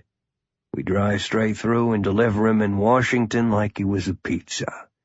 Should we expect any problems?" "No," replied the FBI man. "Only thing is, he may drive you nuts, spouting verses from the Koran." The marshal shrugged. "We've had worse. The man's entitled to his beliefs, right? We'll just turn up the radio." Mobili was put into the back seat and strapped into a seatbelt, and the hand and leg cuffs were locked to a chain attached to a steel ring welded on the floor. There was nothing he could do. The doors closed, locks clicked, and the SUV blended into the morning traffic and was gone. The prisoner settled against the seat and studied his two new guards. Both wore dark blue windbreakers with U.S. Marshal stamped on their backs in bright yellow. One was a man no bigger than himself, and a woman was driving. Just a couple of stupid American cops, moving him to a new jail where somebody else would try to ask questions. His lawyer had emphasized that he should not answer anything. The less he said, the harder it would be for law enforcement to compile evidence. The man in the front turned to face him, with a startling, mirthless smile and eyes that seemed to glitter with anticipation. "Make yourself at home back there, Mr. Mobili. Read your prayers. We won't be long." Kyle Swanson looked at his big wristwatch. "Let us know if you need anything." The prisoner ignored the guard's clumsy attempt to establish some relationship. He said nothing and opened his Quran. His lips moved silently with the familiar, beloved words, and he began rocking back and forth as their power gripped him. He shut his eyes and recited a surah, letting his thoughts wander. How had he ever drifted so far from the teachings? He had been a faithful servant until a year after coming to America, when the temptations of the flesh and the senses had gradually eaten away at the truth of his life, and he gave in. It was all the plan of Allah, wasn't it? He had been instructed to adopt the dreadful ways of the West, and live as one of them until he was needed. Once called, he had carried out the assignment, then was caught by a traffic cop. Surely that had been his fate. Would it end there? No. Allah had kept him alive for a bigger purpose, something as yet unknown. Being killed by the American police had never worried him, for to die as a martyr was a fitting, noble end. Mobili had finally turned away from the infidels. Between now and whatever his destiny might be, he would immerse himself in the teachings of the book. He hoped Major Shakuri would pay the lawyers. Alabama. They had been moving steadily on Interstate 59 to the northeast from Birmingham for about an hour when the woman driver slowed, went up a ramp, and turned left at the overpass, where a combination gas station and restaurant was the only structure.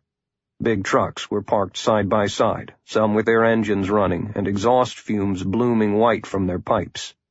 She stayed on the smaller state road that ran as straight as an engineer could draw it for about 5 miles, and the intersection and the passing vehicles on the busy highway gave way to a rural setting of flat fields and files of hardy trees along the meandering creeks.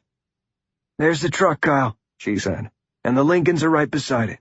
She coasted the SUV to a stop. When Kyle Swanson opened the door, the overwhelming stench of pigs swept into the vehicle. The smell jarred the prisoner. "What is this place? Why are we here?" The pig was a filthy animal, and the blood and flesh of the swine were an abomination in Islam. "Shut up," Cybele said, and she also left the SUV to join the small group. Mobili stared. The 2 black men, wearing filthy blue denim bib overalls, were solemn, not police. One slapped his palm hard against the ventilated trailer of the 18-wheel rig, and laughed when the cargo of pigs squealed in fright. Swanson turned away from the group and returned to the SUV, threw open the door, and unlocked the chains. He hauled Mobili out. The odor almost made the prisoner gag. "What are you doing?" Mobili shouted. "Police cannot inflict cruel and unusual punishment in this country." Kyle grabbed him by the shirt front and threw him hard onto the ground. The surprised prisoner rolled over, but came back with a sneer. "I know my rights." "Things have changed, and the sooner you understand that, the better. You are nothing but a terrorist asshole from Iran who infiltrated into my country and murdered an American citizen in his own home. That means you've fallen into a black hole, because you've now been declared an enemy combatant.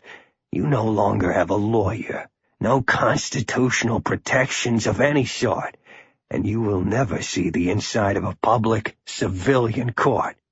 Swanson jerked him to his feet and forced him toward the trailer. "Also, I'm not a cop, and I can do to you whatever the fuck I want. From now on, you belong to me." Mobili struggled to keep his balance. "I refuse to answer any of your questions." "I haven't asked you anything." He ripped the Quran from the prisoner's grip and shoved him toward the pair of men, who caught him with steel-strong arms.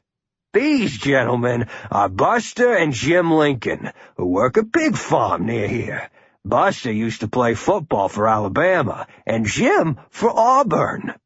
"Roll Tide," said Buster. "War Eagle," snapped Jim. Kyle resumed. "Buster was a Marine. Simplify. Jim was an Army Ranger. Hooah!" They had a sister, Beatrice, who was an attorney working in the North Tower of the World Trade Center in New York on 9/11. Not a shred of her body was ever recovered after your jihadi buddy smashed a big plane into her office. So, Mr. Mobili, you're going for a ride with the brothers Lincoln and their pigs. There's some things they'd like to discuss with you. Maybe you'll live through the next few hours, or maybe you'll become a smelly pile of digested pig shit. And I really don't give a damn, one way or another. Chapter 5. Cairo, Egypt. Were the admirals satisfactory, sir? Major Shakuri asked Colonel Nakadi when he came into the office for the evening briefing, dreading it, for he brought some bad news. Moving slowly, as usual, the colonel replied. They are afraid of putting their expensive toys in harm's way, and I have to remind them firmly that those ships were built or bought to do exactly that. What do you have for me? Mansour handed over a single sheet of paper containing a summary of the Egyptian Tourism Authority's dismal monthly report. The industry that was the nation's primary source of jobs and revenue was drifting toward total collapse. Almost 15 million tourists had visited Egypt in 2010, more than ever before. Then, immediately after the fall of the dictator Mubarak, that number went off the cliff. Tourism was now down 80%. The illusion of personal security had been crushed, and foreigners were taking their MasterCards to safer destinations, instead of coming to Egypt to drift down the Nile and visit the pyramids and the Sphinx. Millions of dollars were being lost every month. Thousands of Egyptians were cast out of work, and the coalition governments that came and went with regularity were blamed. This is excellent, said the colonel. Keep the pressure on. Come up with some incidents where other tourists with camera phones capture the action for television. Maybe a German riding a camel, or a Canadian woman shopping for a rug, or some American hikers who believe they are exempt from the world's woes. Yes, sir. Major Mansour sucked in a sharp breath. Better to get this next part over with. There has been an unwelcome development concerning the death of the American accountant. The sniper, who was supposed to fly to Texas, decided to drive instead, and has been arrested on a traffic violation in the state of Alabama. The colonel closed his eyes tightly, fighting his temper. There was no need to argue about this, because Allah had willed it so. He remained quiet for a moment, letting his thoughts churn through the problem. We must assume that the U.S. government has assumed custody of this fool by now.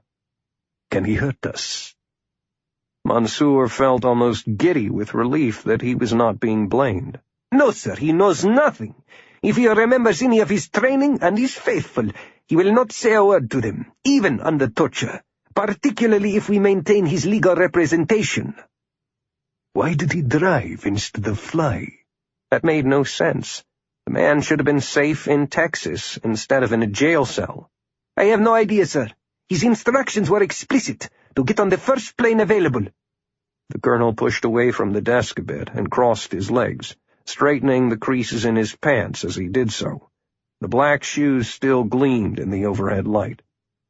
You gave those instructions to him personally? Yes, sir, in the usual way, sir, through encoded emails on a pornography site. The links were taken down after each use. He knew only enough to carry out the assigned task. The colonel cocked his head to one side. So there's really nothing we can do? It was a statement, not a question. The man made a serious error, and it came back to bite him. He cannot hurt us, sir. I am certain of that. But it is unforgivable that he disobeyed orders. Instruct our people in Tehran to kill the fool's mother, and have that news passed along when Washington allows him to communicate with a lawyer. That will encourage him to remain quiet. Major Mansour smoothly moved to the next subject. We have had a positive result, sir, on your idea to follow the accountant's route home to determine if he met with anyone. Aside from the travel and hotel people, his only private meeting was in London, with an industrialist named Sir Geoffrey Cornwell. He slid a typed biography and a photograph across the desk. The colonel studied it. I know of this man. A retired colonel in the British SAS, a wealthy industrialist and an expert in weapons development. He shut his eyes once again in thought, wondering what Cornwell might have done with the information from the accountant. Major, I want you to dig deeper on Cornwell. Examine his schedule for the next few weeks to see if there is an opening through which we can get to him. Mansour made a note on his pad. Yes, sir. The colonel was studying the biography again. And one other thing. Take a look at his wife, this Lady Patricia Cornwell, too. Perhaps we might reach her with less trouble. If we take her, Sir Geoffrey will be much more willing to have a conversation with us. Alabama. Jim Lincoln held their unwilling guest in a steel-tight grip as Buster Lincoln opened a rear door of the enclosed truck trailer. When Pejman Mobili struggled, Jim said, "Be still, boy. I'm looking for a reason to hurt you."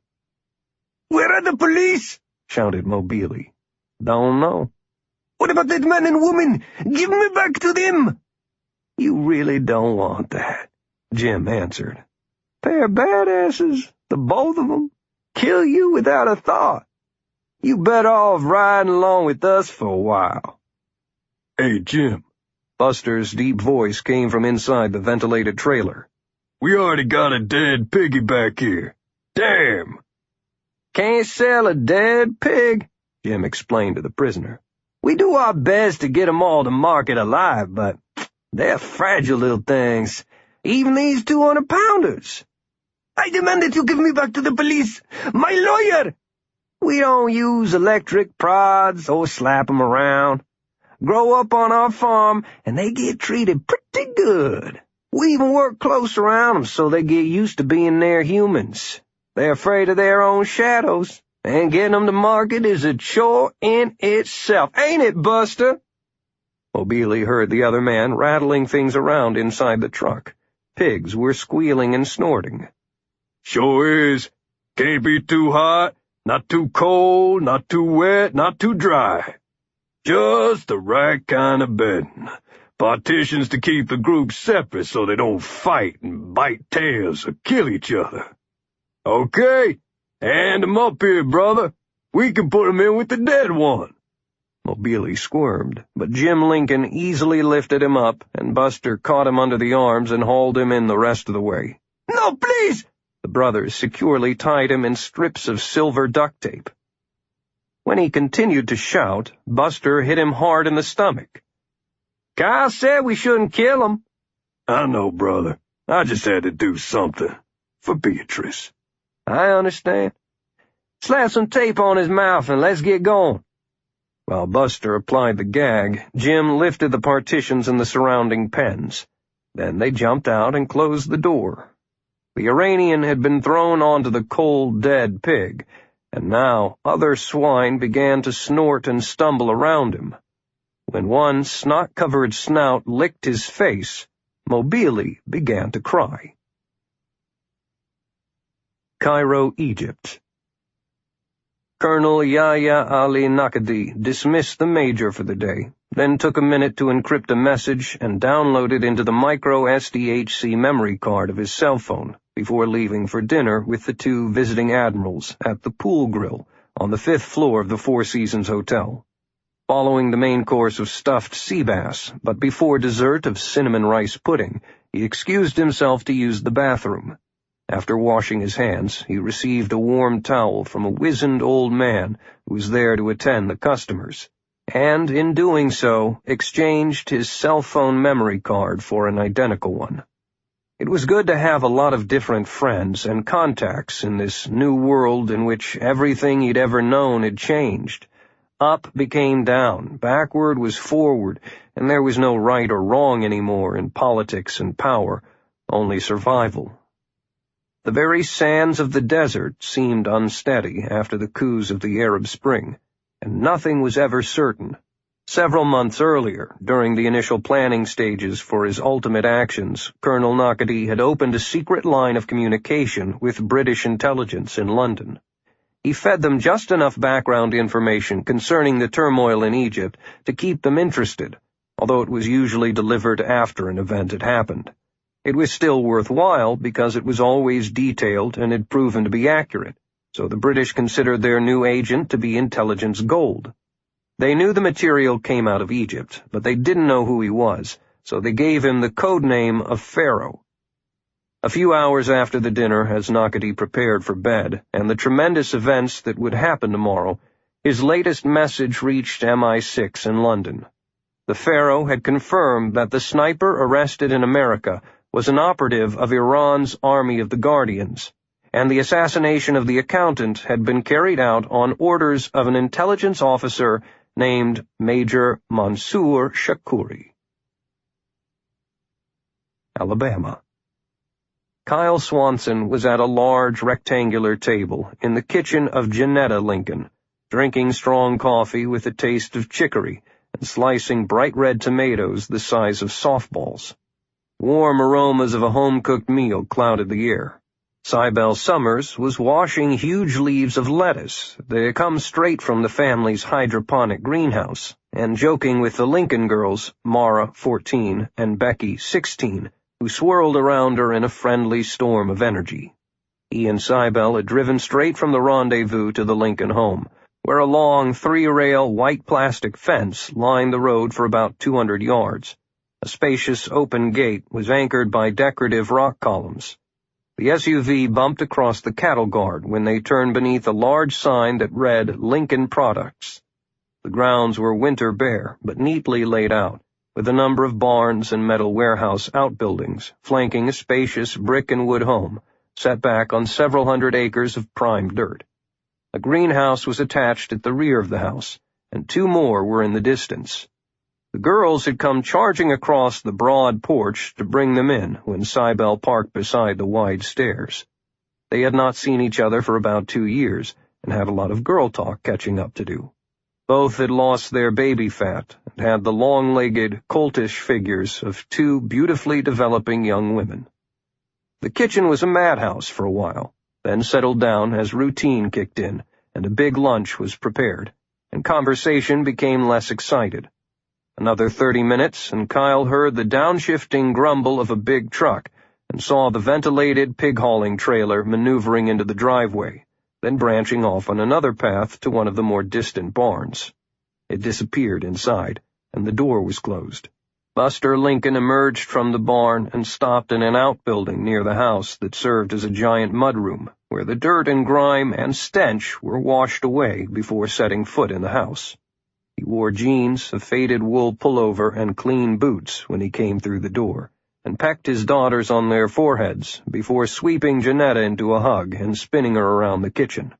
The table was almost filled to its length with dishes and pans and plates when they were all seated, and Janetta closed her eyes and said grace. "Isn't Uncle Jim coming in for lunch?" asked Mara. "Did you know Cybele carries a gun? She's like some kind of cop." We have a visitor who's interested in the Hogzilla project. Maybe an investor. Jim is giving him the tour. He'll be in later. "Ew, I hate those big hogs. They stink." I told you, little girl, they smell like money. Kyle took his cue to change the subject. "How's the Hogzilla thing going? I mean, making a commercial product out of wild boars has got to be pretty challenging." It's a startup enterprise, so we go 1 step forward and 2 steps back and throw a lot of money into the pig pen. Actually, some upscale restaurants are showing interest, and zoos and nature parks have bought some. Big rascals, though.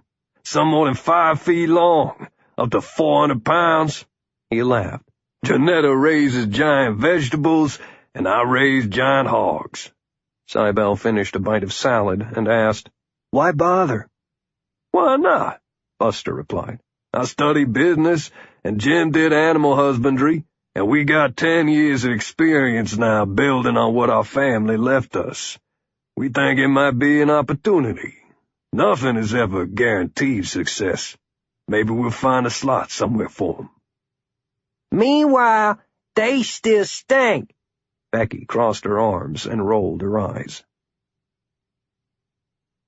Jim Lincoln was standing on a concrete floor, with a rack of sharp knives within reach, and blood pooling around a drain, as he butchered the pig that had died on the truck. He worked methodically beside a set of 4 pens, each containing a wild boar, excited by the feeding. Lincoln stripped out the guts and hurled them into a pen, and a huge hog would attack the food in a frantic rush. The big shoulders would hunch over as the tusks on the bottom jaw helped scoop the meat into the chewing mouth. Their bodies were smeared with the bloody offal, and they banged against the gates, wanting more. Pejman Mobili was lashed naked to a post, overlooking the boars, and his eyes rolled in fear. The ride in the back of the truck had seemed like a vision of hell, but the pigs had not actually hurt him, although one had fallen heavily on Mobili's right foot, almost crushing it. At present he would willingly go back among the tame swine. These 4 bristly, ugly hogs were terrifying, and they seemed to be eyeing him as they cried out for more food. Wow, said Cybele. they are huge. We call 'em hogzillas. Each weighs over 400, and capturing 'em is a fight. Buster Lincoln nodded grimly toward the captive sniper and told him, They can make you disappear, totally and forever. Mobili was shaking. Kyle Swanson stepped close to the Iranian. Okay, here's the deal. We gave you a safe ride with the little pigs, just to get your feet wet. Now you have to make the biggest decision of your entire life. Look at me, not the pigs. I am your only hope of reaching paradise. His voice was quiet and unhurried. Jim dangled a fat strip of gooey intestine over a pen, and a boar lunged for it, his weight crashing against the fence.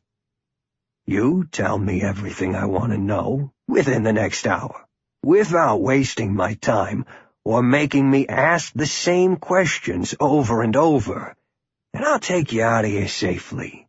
You'll go to Guantanamo Bay or maybe a maximum security prison for the rest of your miserable life, but you will be alive.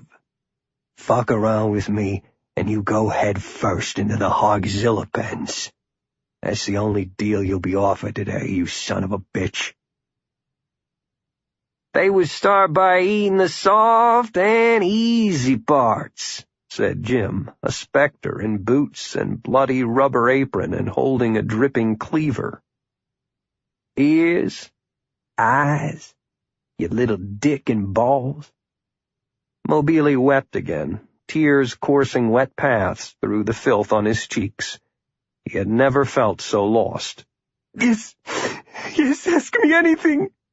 Kyle stood with his feet spread, arms crossed, and cocked his head.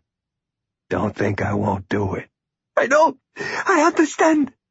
Swanson nodded to the others, and they walked out as Kyle started asking questions.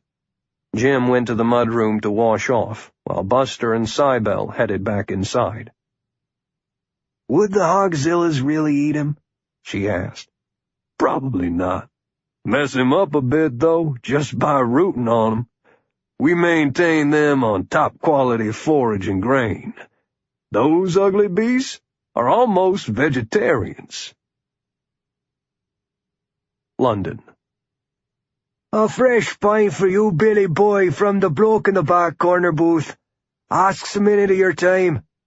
The bartender whisked away the empty glass, made a quick swipe at the remaining circle of dampness with a cloth, and plopped down the fresh and foaming mug of beer.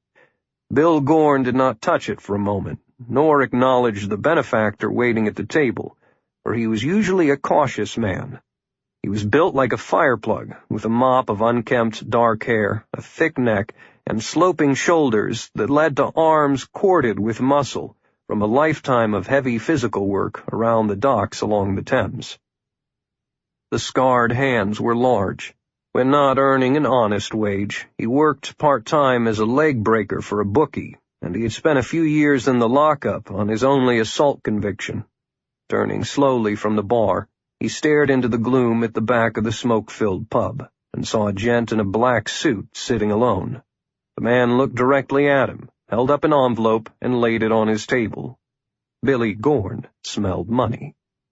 There were no other strangers in the pub, just the usual congregation of dock workers and watermen, clustered in rowdy conversations at the other tables and along the bar. Gorn picked up the beer in his left hand and went to the back booth, using a moment sidestepping through the crowd to dip into his right trouser pocket, pull out the switchblade knife, and palm it up his sleeve. "Thanks for the pie, sir," he said as he came to a stop at the table. The stranger was a medium-sized man with gray hair and gray eyes, ordinary to the point of being invisible in London. "There is a £10 note sealed in this envelope," he said. "It is yours, for your time. I have a proposition through which you could earn 9,990 more. Billy Gorn visibly struggled with the arithmetic, and the tall man rescued him. £10,000, sir. Would you like to make £10,000? "What's your name, and how is it that you walk into my pub and ask exactly for me, who's never laid eyes on you before?" Gorn took a sip of the beer and wiped foam from his lip. "My name is unimportant, but I am a solicitor by trade, and I was asked by a client to find someone like you, someone reliable, for a special task. A former client suggested your name." He took a small sip from his own pint. "Well, your client knows that I'm no killer, if that's what you're after. I can break 'em, but they can always be mended." "Indeed. You will not be asked to kill anyone. Just the opposite, in fact. You are to keep her alive and safe. Another of my clients wishes to speak with her husband, and believes this may be the best avenue to have such a conversation. Now are you interested?" 10,000 quid for snatching some woman?" "Just so." The solicitor laid a £20 note on the envelope. "No bodyguards involved, so there probably should be a minimum of rough trade. Would you be interested, then?" "For a kidnapping, I'll be asking £20,000 in. 10 for a friend to help me." Billy Gorn was confident in his negotiation style. The thick eyebrows came together, the ledge of his forehead wrinkled, and his little eyes hardened. The solicitor was familiar with dealing with criminals, however, so he reached out and picked up the fresh 20-pounder and put it back in his pocket. "You may ask, but the offer remains 10,000. Gorn was taken aback at seeing money removed from the table. He thought quickly. Clyde would help him for 1,000 and be happy to do so. 12 then. 10. 10 it is, half up front. No. The lawyer had not broken a sweat, but pulled a larger envelope from his briefcase.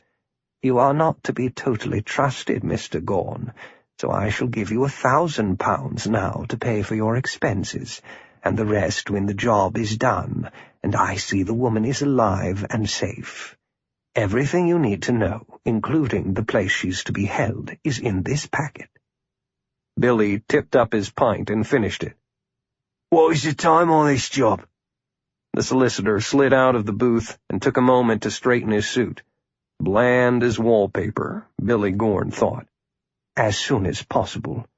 And if it all goes well, I shall include a bonus." "How much of a bonus?" "Please, Mr. Gorn, stop being foolish and just take care of the job." With that, the gray man drifted toward the door, cigarette smoke swirling around him, and disappeared. Billy remained at the table and watched him go. Then he caught the eye of his mate, Clyde, still at the bar, and gave a slight nod. Clyde peeled away and followed. Chapter 6. Cairo. A TV set in the colonel's office was tuned to the live coverage of the airport arrival of the Iranian national soccer team. Shouting fans surged along the police security cordons, cheering wildly.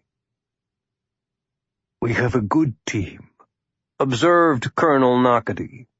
A newspaper lay folded on his desk, with a front-page photograph showing strong young men in Iranian soccer uniforms, those in the front row kneeling, and all smiling for the camera. "A very good team," he repeated. "We are favored to win the Asian Cup," his chief of staff agreed. "They are rising in the world standings." "Which is exactly why this exhibition goodwill match with Egypt is so special. I am pleased that the Cultural Ministry pushed through a popular sports competition so quickly." He looked across at Major Mansour Shakuri. "I will not forget that this was originally your idea. Well done." "Thank you, Colonel." He had, several months ago, suggested a friendship match, not something like what was unfolding before him at the moment. Never something like this. On the screen, the aircraft came to a halt far short of the terminal. Stairs were pushed into place when the door opened at the front, and a welcoming group of Egyptian sports officials boarded, along with the customs authorities, to clear the visitors. Major Shakuri went to a sideboard and poured them both tea. The colonel gave him a hard look and said, "Let us hope it all goes smoothly. You could use a win about now yourself, Major, after that failure in America." "No excuse, sir." Shakuri stiffened in the chair. Any thought that the arrest of the sniper would be treated as a minor mishap was crushed. This man never forgot failure. "I like you, Chief of Staff, and you have great potential, but you must consider more variables in your planning. I detect a sense of urgency in your work, when you should be more patient. Get it done, but do it properly. Time is our ally," the colonel cautioned. "The historic events that will break the stranglehold of the Egyptian army on the current government's leadership are well underway. We will get there, eventually." "I understand clearly, sir," said the major. Change the subject. "We hired some hooligans in London through several cutouts to kidnap the Cornwell woman. It was better to send local infidels to do the job rather than use brothers of the faith who might be under police surveillance." The colonel rubbed his hands together. The soccer team was deplaning and waving to the cheering admirers. "Keep me informed on that one. The old man who is her husband is a dangerous enemy." A large blue and white bus was waiting for the team, parked between a lead army truck that would push a path through the crowd and an armored car in back for extra security. Uniformed Egyptian army troops were seated in the open back truck, and another helmeted soldier manned the .50 caliber machine gun atop the armored vehicle. A phalanx of civilian police on motorcycles would stop traffic at the intersections all the way to the hotel, where the team would stay overnight. Security was ironclad. The athletes boarded the bus, took seats, and pushed open the sliding windows to continue waving. They were goodwill ambassadors, and it was easy for sports heroes to be friendly. The door hissed closed, and motorcycle engines roared to life.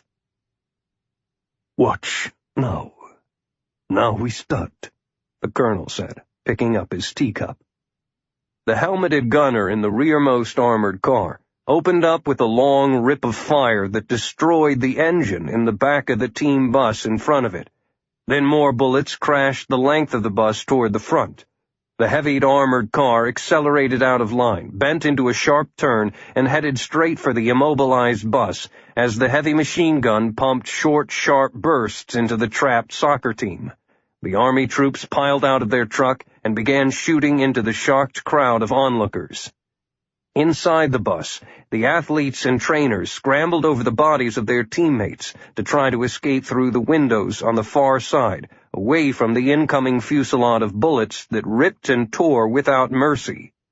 Before they could get out, the armored car slammed into the thin skin of the bus with such power that the two vehicles were meshed into a single tangle of metal.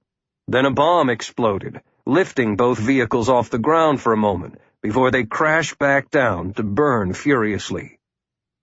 In his office at the Palm Group, the colonel and his chief of staff watched and drank their tea. Idiot television announcers were horrified, and that weakness was passed along to their tens of thousands of viewers. The screen showed the welcoming crowd breaking apart and stampeding like a herd of goats. Many had been killed or wounded, and others were trampled. The station switched to a replay of the armored car shooting, then ramming the bus and exploding, and then the Egyptian government ordered the station to shut down.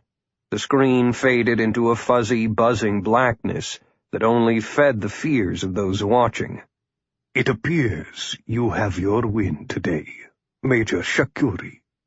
My congratulations, said the colonel. The team was martyred for the greater cause. The major was trying hard to keep himself together. It is sad that such fine young men had to be sacrificed. Nonsense, Major. Your plan caught the attention of the world, the colonel said. Any investigation will show this to have been an outrageous attack by the renegades within the Egyptian army. People will lose trust in all of their security forces. How will our country respond? The colonel smiled. Demonstrations in Tehran, and a very strong diplomatic protest. Washington, D.C.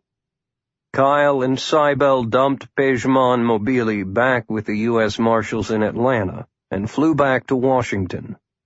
Major General Bradley Middleton, the two-star commander of Task Force Trident, was waiting behind the big desk, rocking slowly with a foot braced on a lower drawer. Master Gunny O.O. Dawkins was immersed in his favorite pastime, reading online newspapers and blogs and websites on his iPad tablet, with his big fingers scrolling on the little flat screen as smoothly as those of a texting teenager. Commander Benton Friedman was picking at the information from the prisoner. "He didn't know much, did he?" Friedman, the lizard, asked. "Wouldn't expect him to, Liz. He was a shooter, nothing more." "This name of his partner might be good, and I'll get that over to the FBI right away. He's probably changed it by now, but who knows?" Cybele Summers spoke. "And give priority to that other name he dropped, that Major Mansour Shakuri who gave him the order?" "On it," the lizard confirmed. "He may have been lying."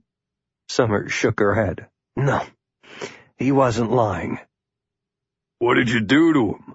asked O.O. Dawkins, glancing up from the business page of the online International Herald Tribune.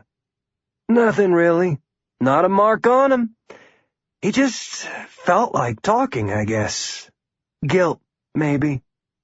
Dawkins snorted, grinned, and started clicking through some broadcast network sites. A celebrity mother and her two daughters, all strikingly beautiful, were having a public quarrel over a sheer dress the mom had worn to a premiere, and every network was running pictures as if it all meant something. "I don't even know why these women are famous," he said, nevertheless deciding to check out the dress that was causing the furor. It wasn't all that sheer. Couldn't really see anything. Kyle Swanson moved to the window and looked out at the bright, chilly day. "Liz, that major is stashed somewhere in Iranian intelligence, but I think you can narrow the search to the counterintelligence units. He's got some power." General Middleton pushed back his chair and suddenly stood up, leaning on the big desk. "God damn it! I cannot believe the Iranians were so stupid as to actually attack the United States in the open." Dawkins shifted back to binging hard news sites. "But they did. Hey guys, terrorists just blew up the whole Iranian soccer team during a goodwill trip to Egypt. The Iranians are blaming the Egyptian army. Fuck! Still something else that does not fit, the general snapped back. Tehran traditionally keeps a low profile beyond their borders, because nobody trusts them. Eventually, we'll probably have to go after them, because they're developing a nuclear weapon. To pick a fight with us over something like an accounting scam makes no sense, because it gives us a valid excuse to bomb their nuke facilities. That's just the way it works. Swanson turned toward him. I talked to the prisoner about nukes. He knew nothing. Is the White House considering a strike? They consider everything. Now that we can prove the sniper was Iranian and his orders came through the Iranian command structure, political pressure will build to do something. Summers, wearing battle dress fatigues, crossed her legs and picked at her bootlaces. We will be extra cautious, sir. Nobody wants to be wrong about this one. General Middleton absently waved a hand. What has gone on before is ancient history, Summers. I want you to continue working the sniper angle. See where it leads. Swanson's eyes moved from face to face. Then my next move should be to get to the UK and see if Jeff can help us unravel it. He gave MI6 everything he remembered about the accounting deal, but if the two of us go through it a couple of times together, maybe something else will pop up. The general nodded in agreement. Okay, get your butt over there. Remember, you're a Marine and you're working for me, not him. Do that Excalibur shit on your own time. Aye, aye, sir. And give my regards to Sir Geoffrey and Lady Patricia. London. Lady Pat loved the theatres of London, having never totally extinguished the actress spark. She had abandoned a stage career when she met and married a rugged, handsome young captain in the Special Air Service, Geoffrey Cornwell. That had been years ago, and many things had changed. They had become wealthy, received awards, and seen the world. But she still dearly loved the boards. Instead of begging for a minor role in a play, perhaps being rejected because the director didn't like the shape of her nose, she was now courted as a potential investor. Being a financial angel opened all doors. Although she was now 60 years old, she yearned for the burn of a spotlight. She and her private secretary, the beautiful, dark-haired and efficient Delara Tabrizi, had been making the rounds all day. A new musical was being cast, and they lunched with the producer before moving on to a fringe venue that was struggling to put together a small production by a dynamic new writer. She was unimpressed, but gave compliments to the creator and his four-member cast. Lady Pat always had kind things to say to actors, whose fragile egos could be crushed with a glance. She gathered this group in a hand-holding circle, smiled, and started reciting An Austrian Army Awfully Arrayed, the first line of the alliterative poem by Alaric Alexander Watts. The verse was about a battle fought so long ago that it had been forgotten, except for the poem about it that became a voice exercise practiced by almost all actors. Boldly by battery besieged Belgrade, continued the ingenue, and the leading man boomed out, Cossack commanders, cannonading come! Then the breaking voice of a boy, youngest of the troop, followed with, dealing destruction's devastating doom. They continued line by line through the entire alphabet. She led them in applause and hugs, for she was one of them. Then it was out to the West End for some street shopping at the Chapel Market, before rehearsal at the historic King's Head Theatre, of which she was a patron. She and Delara preferred to leave the car behind on such days and do their London prowls by taxi, foot, and subway, for they could see so much more. The chauffeur, alerted by Delara's cell phone, would be waiting to take them home when they got off the train. If need be, they could always spend the night in the city. They were in no rush, and now that the workday was over, they decided to take the tube back to do some more shopping. They joined the steady, jostling crowd entering the Islington High Street station, and stepped carefully onto the first of two long, steep escalators heading down. Staying to the right side to allow others to pass on the left, Delora found herself wedged between a large man immobile on the step in front of her and Lady Pat behind her shoulders. They rode down with the crowd in silence and made the right-angle turn for the second escalator, facing another sharp decline. Delora was jammed against the same man, and when she glanced back, there was another large man right behind Lady Pat. Turning to face forward, she tapped her left hand against Pat's leg hard to alert her to the possibility of trouble. Almost immediately, Lady Pat felt a sharp point against her back, and the man behind her, with a knife covered by a folded jacket, leaned in close and said with a soft but threatening voice, "You and your friend will be coming with us now, ma'am. Any trouble, and I'll be having to put this blade between your ribs." The man in front of Delora turned and glared at her. Lady Pat took a deep breath and unleashed a tremendous scream from deep in lungs that had been trained to reach people in the last rows of a theater, and it almost stopped time. The eyes of the man in front of Delora Tabrizi widened in surprise, and Delora hit him on the bridge of the nose as hard as she could with a downward strike of her fist. The nose cracked, blood flew out, he saw stars, and his knees went wobbly on the moving escalator. Everyone was turning to stare. The man with the knife momentarily froze, which was enough time for Lady Pat to turn and jam a wedge of stiff fingers into his testicles. The sudden pain made him drop the knife, and she grabbed the front of his shirt and jerked him forward and to the side, letting gravity and momentum roll him over her left hip. She had not lived with an SAS officer for so many years without learning some self-defense tricks. The attacker went tumbling past her, then Delora, who kicked him in the face as he went by. Both of the men were down and entangled in a clump, as others in the crowd piled on them in a noisy rugby-style scrum. By the time the escalator emptied onto the long station platform, a pair of constables of the British Transport Police were waiting with handcuffs to take charge of the bewildered assailants. Delora gave them her business card and said that charges would be pressed against the hooligans who tried to steal her purse. Lady Pat had stepped into the background and refused to be fussed over. She was fine, she said, but had a constable escort them back to the surface and into a taxi. When they were finally alone, she told Delora to immediately call for the Bentley to come into the city and pick them up at Brown's Hotel in Mayfair as soon as possible. The chauffeur should bring along a few of Jeff's security lads, for there had been a spot of trouble. Chapter 7. Washington, D.C. Swanson was looking forward to a good night's sleep.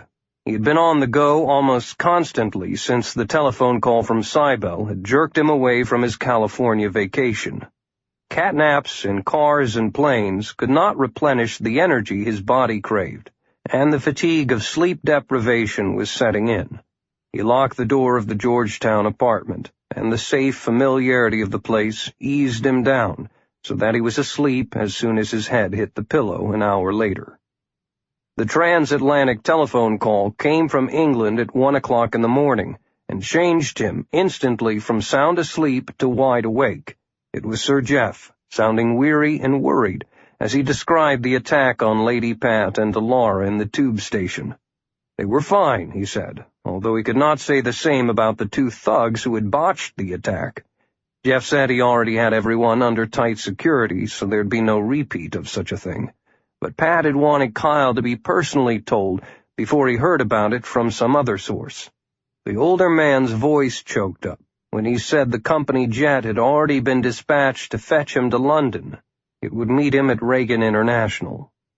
Kyle felt a moment of déjà vu, because he was already booked on a flight tomorrow. He would take the Excalibur plane instead, just as he had canceled a commercial flight to get to Washington in a hurry. There was no question this time. He needed to see them. He could sleep on the plane. He could sleep when he was dead. Swanson hung up, went to the bathroom, then stood by the bedroom window to look out at darkened Washington and entertain murderous thoughts. Why would anyone go after Pat and Delora, and in such a public place, Obviously, it was no random mugging attempt, although Jeff had said the police had not yet gotten any answers from the goons that did it.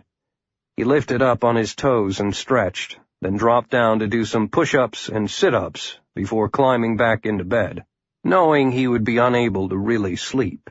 He closed his eyes, breathed deeply, relaxed, and slowly lowered into the hazy zone somewhere just north of oblivion, quiet, but with his senses alert to everything.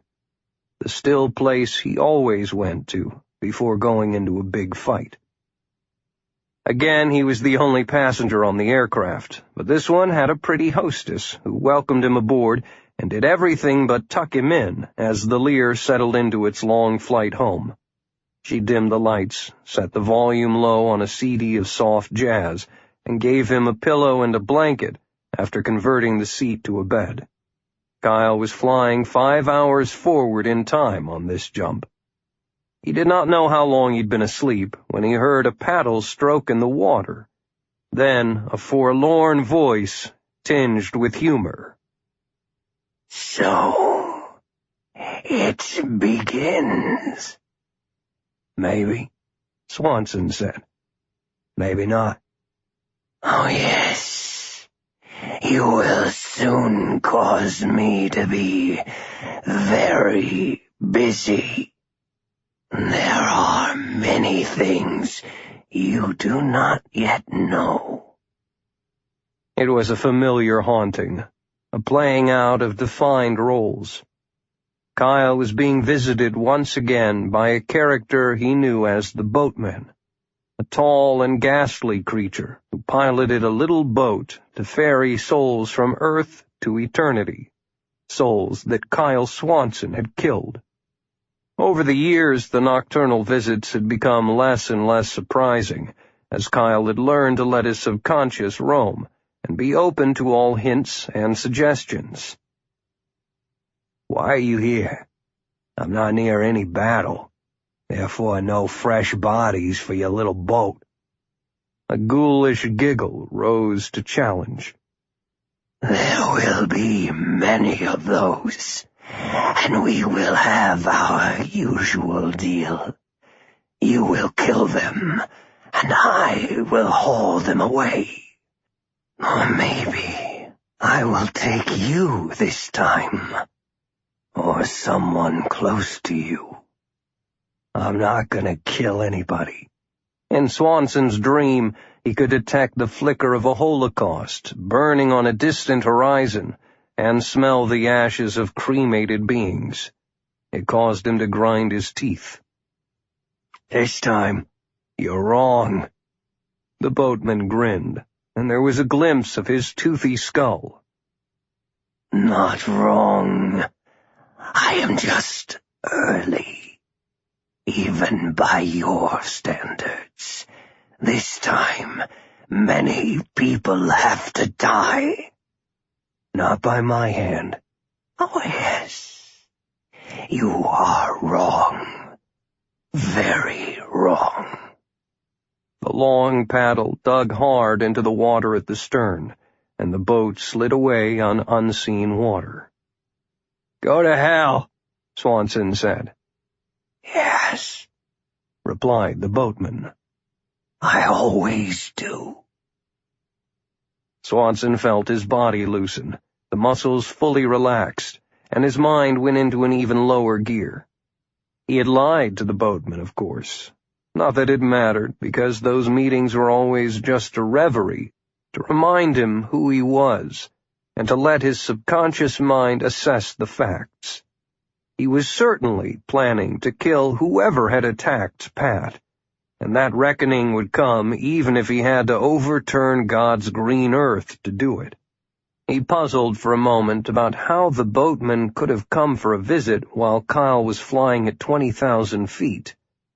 Soon he was snoring, and the flight attendant snipped off the light and adjusted the blanket. Cairo.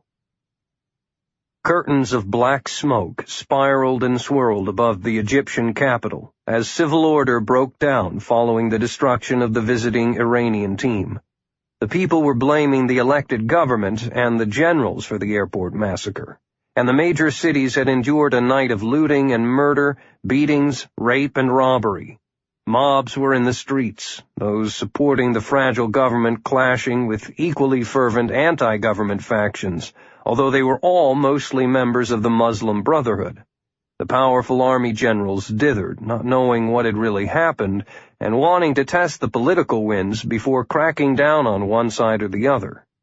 From his office window on this bright new morning, Colonel Nakadi watched the smoke and crowds with deep pleasure, and almost smelled fear and opportunity. "We are not quite there yet," said Colonel Nakadi. His chief of staff, Major Shakuri, thought carefully before speaking. "The government seems at the edge of collapse, sir. I've never seen such open mayhem. The Egyptians may soon be at war with themselves." "They are just confused, Major, because they sense that events far beyond their control are at work. The elected men cling to power through a coalition of different parties, and the Brotherhood is not satisfied with its current political status. They want it all. The generals who have the real power seem lost. Everybody is yelling at everybody else." "Confusion that we manufactured," said the major. "It was not difficult to do, was it?" the colonel asked. "Two Brotherhood martyrs with military experience were in the armored car, one to shoot and one to drive. The bomb was just a few artillery rounds wired together. It was an army vehicle. The driver knew the proper codes, so no one questioned its last-minute addition to what was supposed to be a totally routine escort duty. This was a wise investment in every way. And you see the result of careful planning." It was still another implied threat against Major Shakuri. He had vomited again in private that morning, before reporting to his colonel that the London attack on Lady Patricia Cornwell had been unsuccessful. "Another failure," the colonel had sneered. "Sorry, sir. The lawyer I used as an intermediary to hire the attack team has been silenced. Should I try to pursue the woman again?" The colonel had given him a cold stare, as a man would regard a beetle, a creature of no consequence. "No. The old man will have her covered with bodyguards by now. Neither will be reachable for a long time." Nakadi moved on to other things, but the major knew there was another black mark against his name. Now the colonel returned to his desk and used the remote control to turn up the volume on the large television screen hanging on the wall of his office. Al Jazeera News was reporting on demonstrations in the streets throughout Iran, too, protests demanding revenge for the deaths of the beloved soccer stars. Speeches were being made in parliamentary bodies around the world, including at the United Nations.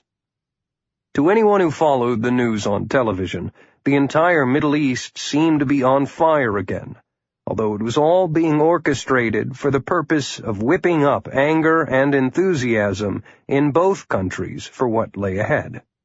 He looked up suddenly at his chief of staff and asked, "Is the ship on schedule?" Mansour Shakuri was glad he had checked the sailing plan before the briefing. Something positive that he could report. "Yes, sir.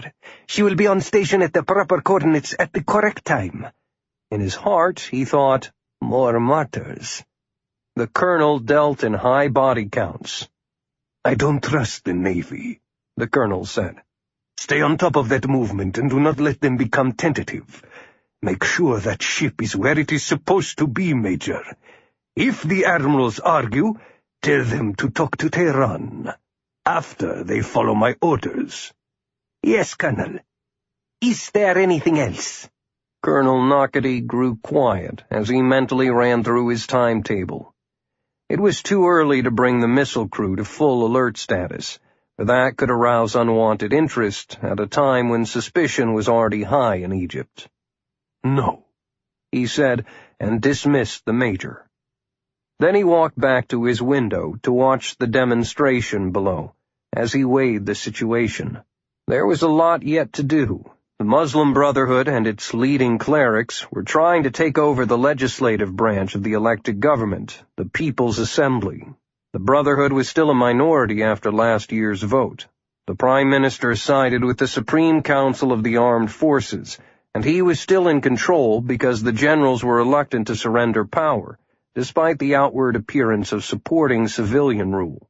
Colonel Nakati recognized that the fires of revolution burn brightly for only a brief time.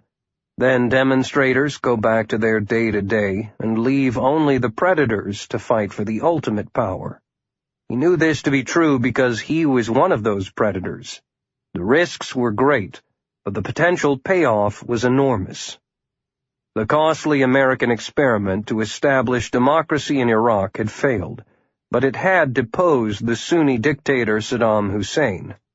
Baghdad and its firebrand preachers and figurehead politicians now rested easily in the pocket of the religious rival Shia government in Tehran. So now it was again Egypt's turn at the altar, and Colonel Nakati was to deliver the strategically important country as still another puppet state. At the end, he would have the Egyptian armed forces also under the control of Iran, and it would become a Muslim Brotherhood dagger pointed straight at the Israelis. In addition, the standing armies in both Egypt and Iraq would sandwich Sunni-led Saudi Arabia, and Iran also would have military control of the vital sea routes that fed the world's unending appetite for oil. What could be better? That kind of geopolitical shift was worth the sacrifice of the soccer team. A few more hammer blows, a handful of soldiers, a little time, and a little luck, and he would have it. Chapter 8. A private car was waiting at Heathrow. Swanson was a bit surprised that it was not a white luxury vehicle of the Excalibur Enterprises fleet, but rather a dark police sedan with a pair of plainclothes types as an escort. Other than a preliminary greeting, neither man in front spoke as they cruised along the direct route between the giant airport and a modest and totally secure safe house where the Cornwells had been hidden in the university city of Oxford. Kyle fidgeted in the back seat. One of his core principles as a sniper was to consider that going slow was almost always better than too fast. This was not one of those cases. He felt as if he had been poking along like a man on horseback, exactly 1 horsepower, when he wanted to travel at the speed of light. Even the hottest military jet would not have been fast enough. He chewed on his anger as the big car ate up the miles. The stone house was normally used by visiting academics at Oxford and had the exterior look of an old English home, with base stones that reflected the weak winter sun in shades of soft orange. It was unremarkable in every way and blended perfectly with similar cottages nearby. Another policeman was at the door and required Kyle to show identification before being allowed to pass. Just inside was an immaculate small reception room with a uniformed cop at a little desk, his hand casually resting on a submachine gun. He logged Kyle in as an approved visitor, then touched a buzzer. The door at the far end of the room was opened by an attractive woman in dark slacks, a pink cowl-neck sweater, and low heels. "Gunnery Sgt. Swanson," she said, offering a hand. The grip was firm. "I am Tianha Biale," she added, with no further explanation. Her voice had a low pitch, long black hair fell over her shoulders, and the distinctive bump of a holstered pistol showed beneath the sweater at her waist. "Please come in. Lady Pat and Sir Jeff are in the living room." A few paintings of someone's ancestors hung on the walls. Shelves were jammed with old books and files, and Lady Patricia Cornwell stood drinking a glass of beer before a fire that burned in a wide hearth of gray stone. Kyle walked straight to her, his eyes searching for any damage, and she laughed and embraced him. "Relax, Kyle. I'm fine." He turned to Jeff, who remained seated in a cushioned chair, a knobbed wooden walking stick tilted against one arm. Kyle went over and gave him a hug. "I'm sorry I wasn't here sooner," he said. "It's all good now, boy," Jeff said with a deep laugh. "Have no worries about us. The security jockos have us locked up like the Queen's jewels, and our Pat even broke a leg of one of the toffs." There was a gleam of excitement in the older man's eyes. Kyle noticed a framed map of Egypt propped on the mantel above the fireplace. Something had been under discussion when he arrived, and he could guess what it was. Jeff turned toward the other person in the room, a middle-aged man with thin brown hair, who was in a common bureaucrat's vested suit and black shoes that were scuffed in places. "Kyle, let me present Sir Gordon Fitzgerald, the chief of MI6. "Delighted," said Fitzgerald, lifting his whiskey and taking a sip. Known more commonly by the letter C, the head of the British Secret Intelligence Service that handled foreign threats looked more like a tradesman than a spy. Kyle supposed that was the point. Swanson got right to it. "I want him. I want both of the bastards who attacked her." His eyes reflected the frustration that he had been holding in for hours. The small and portly MI6 chief was unperturbed by Kyle Swanson's outburst. He had been prepared for it, and was used to handling high-strung field agents. His voice was steady and quiet. "That is quite out of the question. They are in the custody of the Queen's government. It will remain that way." "Do a rendition, then," Swanson said. "Put 'em on a plane to a country that specializes in making prisoners more cooperative. Your hands remain clean, I'll get what I want there, and whatever happens is not your fault." "Now you're just being insulting. My friends, Jeff and Patricia, assured me that you could put aside your personal feelings so that we might work together. If you cannot, then I have no further use for you. You can fly right back to America as far as I am concerned." Swanson put his hands on his hips and stared at the seated security chief. "What?" "You see, I know quite a lot about you, Gunnery Sgt. Swanson. In fact, I had a word with your General Middleton at Task Force Trident in Washington about an hour ago. He's issued new orders for you to lend all assistance possible to us. Paperwork to follow, if need be. Are you prepared to do that?" Swanson turned to face Cornwell. "What's going on here, Jeff?" "Things are looking rather nasty, Kyle. Forget the attackers, they're little fish." Lady Pat came over. "Sit down, Kyle, and put on your thinking cap. It seems the attack on me was just part of some big plot. I am a bit put out that I was not the big prize. I thought I was the star." Swanson sat, breathed deeply, and relaxed his tight muscles. He really had no choice. "All right. I'm in, Sir Gordon." "Grand. There is a lot of ground for us to cover. First, let me set your mind at ease. The unsavory chaps who attacked Lady Pat have already assisted police with our inquiries to the maximum of their limited abilities. They were just common waterfront riffraff, hired by an anonymous solicitor to do the kidnapping. One of them followed their unsuspecting benefactor all the way home, and thus obtained his name and address. By the time the police ran round to that apartment, it had been destroyed by fire, and the bodies of the solicitor and his wife were discovered in the debris. It was murder and arson." C lifted his glass again. "Murder. Someone was tidying up after the attack to break the connection," said Sir Jeff. "Even then, MI6 was not involved. The assault on Lady Pat had been under investigation as an ordinary criminal matter." The director placed his glass on a side table beneath a lamp and leaned toward Kyle. What I'm about to disclose is very highly classified, which General Middleton says you possess appropriate clearances to hear." "I understand." The voice of the MI6 chief remained neutral.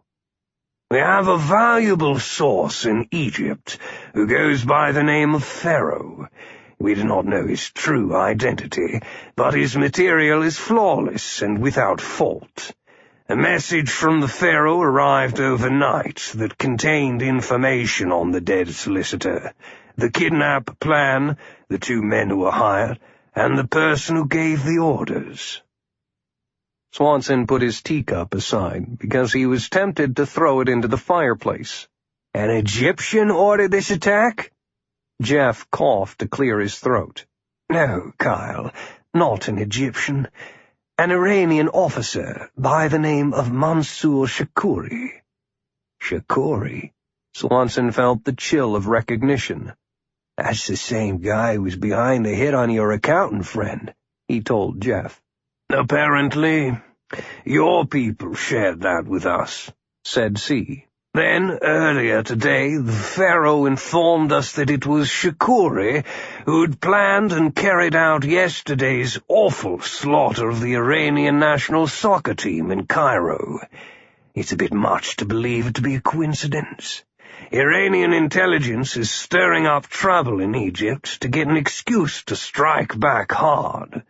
Working through the Muslim Brotherhood, they could take over that country." "Complicated," Kyle observed. "Yes, quite," agreed the MI6 director. "That is where you come in." "You want me to take out this bad guy?" "No, not at this point, at least.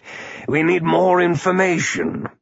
It seems a bit too easy to have found the name of this Major Shakuri popping up from multiple sources. It may be nothing but a diversion. I want to know what is really happening, Gunnery Sergeant. Egypt is critical, it is in trouble, and we must be certain before we act." Sir Jeff stirred in his armchair. "Kyle, I've been in contact with an old business acquaintance in Cairo, who swears to me that Egypt's more popular politicians, plus the commercial leaders and government experts, have had nothing to do with these outrageous attacks. Just the opposite. They want stability, so things can calm down and they can bring the country back to being a prosperous business partner in the international arena.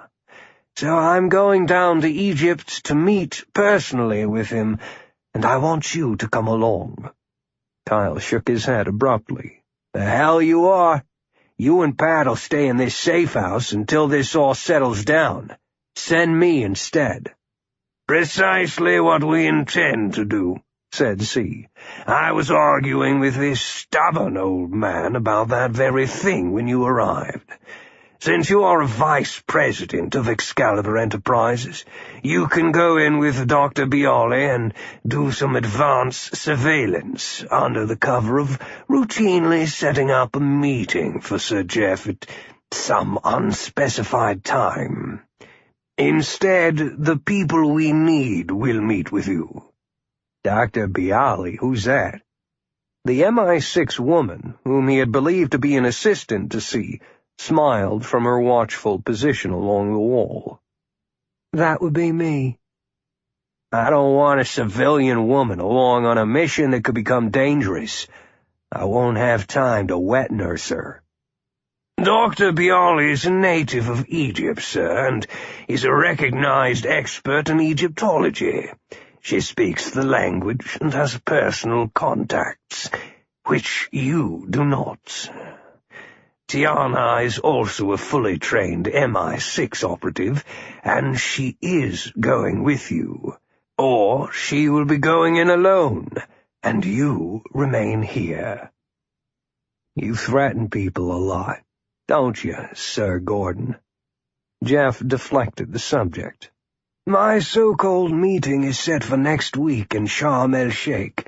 You two will arrive there the day after tomorrow." "Sham? Why Sham? Wouldn't this be better up in Cairo? C heaved himself from the chair and walked laboriously over to the map. Normally, that would be correct. But Cairo, despite the mobs and the unrest, is not what has us worried. This map shows it clearly. Shows what?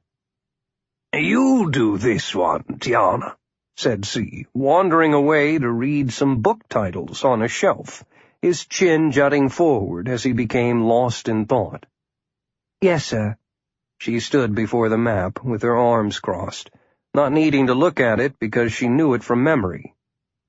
That attack in America and the attack on the soccer team are, in our opinion, diversions. Iran really gained nothing through such actions other than inflaming passions, so they must have some ulterior motive, a higher purpose. We were thinking more about water and oil. Kyle stared at the map. Egypt was a vast, squarish country that shared the desert in the west with Libya and another desert border with Sudan in the south. The broad Mediterranean Sea occupied the entire north, while the Red Sea provided most of the eastern edge. Saudi Arabia was on the other side. A small finger of water, the Gulf of Aqaba, branched off to the right and ran up to a point where Egypt, Israel, and Jordan all met. The second fork from the Red Sea branched left and became the Suez Canal. The place where the split took place was the coastal resort city of Sharm el-Sheikh. It is our opinion, Dr. Bialy said, that those horrible acts are setting up some kind of strike to take control of Sharm. She tapped the map with a bright red fingernail. It would be an enormous strategic coup and allow them to control shipping in the Red Sea, wreck European trade, and give the Iranian Navy easy entry into the Mediterranean. Swanson remembered that warships of the Iranian Navy had been making bold ventures into the Red Sea in recent months, showing the flag and letting the navies of other nations know that there was a new player on the block. The U.S. would never allow that to happen. It's too much of a choke point. The politics of the region changed with the Arab Spring revolutions, Kyle, said Jeff. A strident Muslim government in Egypt, allied with the Iranian theocracy, could tilt the entire region as we know it today. Once the Iranians are lodged in tight, it'll be difficult to evict them. Kyle was incredulous. Iran had to know this would mean war, and that would provide the final answer to whether or not Tehran possessed a nuclear weapon. The mullahs would paint the situation as a holy conflict and throw everything into the battle, with millions of Muslims in other countries being sympathetic to their calls. Israel could be obliterated, and the Western nations attacked. "Has your pharaoh reported anything about this?" he asked C. "No. Another reason that Tiana's going along is to try to establish a personal contact with him. You are to sniff around Sharm and see what's what down there of strategic value.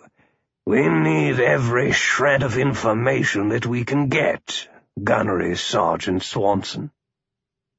Lady Pat came up behind Kyle and wrapped her arms around him, peering over his shoulder. "And you must stay out of trouble." "Right," he said. Chapter 9. Oxford, England. Kyle Swanson put on a jacket that evening and went for a walk, alone, to clear his thoughts. The historic town was quiet and brought up automatic thoughts of all things English, benign tales of Robin Hood and King Arthur and Lady Diana, and the rough histories of warriors such as the Desert Rats and Lord Nelson and the Special Air Service. A chilly mist was settling over the area as he passed through Gloucester Green near Worcester College, headed east on Beaumont Street, and then up St. Giles until he found the Eagle and Child pub. He went in for a pint. The place was packed with students, and they all seemed like kids. By comparison, at 36, he was probably the oldest man in the room, aside from the barkeep. He found an empty corner in which to nurse his beer. A pretty young brunette at a nearby table checked him out and whispered to her girlfriend, and they giggled. He ignored them. Not tonight. Even amid the crush and chatter of the young people, Swanson had the uncomfortable, creeping feeling that he was old and alone. Normally, even when deep in enemy territory, that seldom bothered him, for there were times that he preferred to operate totally on his own. He knew that he was a U.S. Marine, and therefore a member of an elite force of more than 200,000 brothers and sisters, whose fighting prowess was known around the world. From the newest recruit to the 4-star commandant, they all had his back. Then there was Task Force Trident itself, a little 5-person unit with clout far beyond its size, for it answered only to the President of the United States.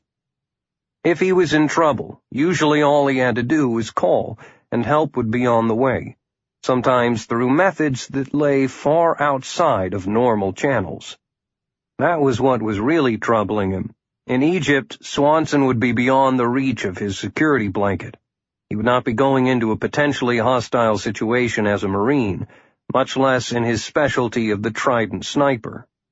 His position would be that of a civilian, a prosperous business executive.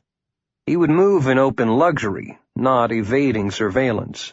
His only backup was a woman MI6 agent who knew more about King Tut, the kid monarch who died 1,000 years before Christ was born, than she did about 21st century terrorism. Things had changed a lot since the time of chariots. If he didn't really know her, how could he trust her? It would be up to her to win that trust, not his responsibility to make it happen. The pint was empty, and he went to the bar, ordered another, then returned to his corner. It was such an automatic move, back to the wall, view of the door, that he did not give it a thought. His camouflage on this trip would be the dark suit of a corporate vice president, and his hide would be a hotel suite, not a hole in the dirt. As long as nobody questioned him closely about business affairs, he could fake the corporate role, because he had watched Sir Jeff lead meetings of the Excalibur Board of Directors. Swanson wondered how any serious business could be conducted at all in Egypt, which was wrapped in convulsions of change. But money did not rest, no matter who was in power. At a table against one wall, 2 serious-looking young men, with backpacks hanging on their chairs, were immersed in a game of chess. That steered Kyle into thinking about pawns, and strategy, and MI6. The Brits were firm allies, of that he had no doubt, but government intelligence services were always playing games within games. Could Sir Gordon Fitzgerald be using Jeff and Pat and Kyle as bait for some unknown purpose, or multiple purposes? Jeff was not an easy man to fool, but knew more than all of them put together about what was really going on in Egypt, where the double-cross was an art form. Had used vague terms about his unidentified source without really saying anything about the contact. Did the director of British intelligence even know who it was? Was he being used too? Over at the chessboard, one of the players sacrificed his white knight to the black queen. Kyle's brain was beginning to hurt from stirring around all of the ingredients in the assignment, and he puffed out his cheeks in exasperation. He was nobody's white knight, and he had no intention of being sacrificed.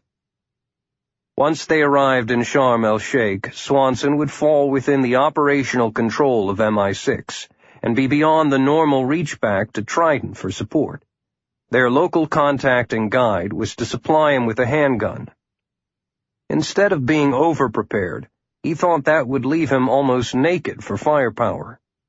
He drained the beer, left the pub, and pulled his personal encrypted phone from his jacket pocket, speed-dialing Washington. Within a few minutes, the Trident team was working to sharply upgrade Swanson's capabilities during his venture into the land of the pyramids. "One final thing, guys," he said. "Do a workup on my mysterious new partner from MI6, this Dr. Tiana Bialy." He spelled the name, and the lizard confirmed it. "I've already done that. MI6 sent me her particulars. highly educated and a recognized Egyptologist. She's clean, Kyle.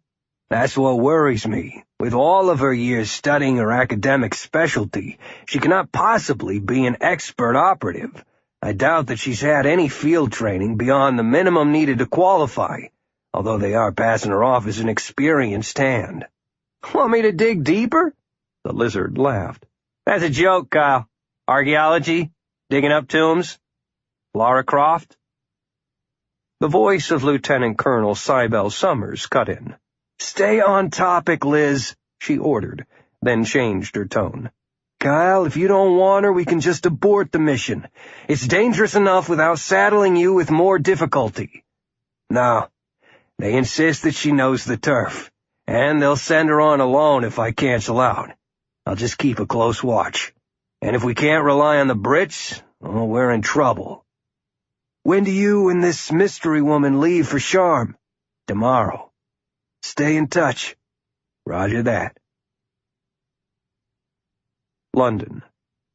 Tiana Bialy sat cross-legged on the soft carpet of a tidy four-room apartment, snug in a thick blue bathrobe and with the towel wound around her wet black hair. A cup of hot tea was within reach. Arabic music swam softly from hidden speakers. Her packing for the trip was done. All she had to do was snap the latches and she would be ready. Passport, documents, cash were in her purse. Makeup would be kept at a minimum. A smart gray skirt and jacket with a modest white blouse were waiting on hangers in the closet. She was ready. She was prepared. She was nervous and welcomed the feel of her fiancé's strong hands on her shoulders. Why are you doing this, Tiana? Jonathan Blake was an archaeologist and geologist who had spent most of his working days digging in faraway places in search of clues about the world of old. Somewhere along the line, his interest changed to the more lucrative occupation of hunting for oil. It's an assignment, John. The orders came straight from the top. I can't refuse it. She leaned back against him. He gently kissed her shoulder. You are a brilliant academic, my dear. Your phenomenal talents are best suited for archaeological sites and computer searches. Just look at your work in the last 5 years. Your reputation is already made, and you can lecture at any university you wish. But I am also an MI6 agent. You were conscripted by them because of your expertise in the Arab world, my dear, to be an analyst, not some spy adventurer. That's why they are sending me down there. I know the people and the culture and the politics. We want to find out who is likely to inherit the levers of power in Egypt before the whole place explodes.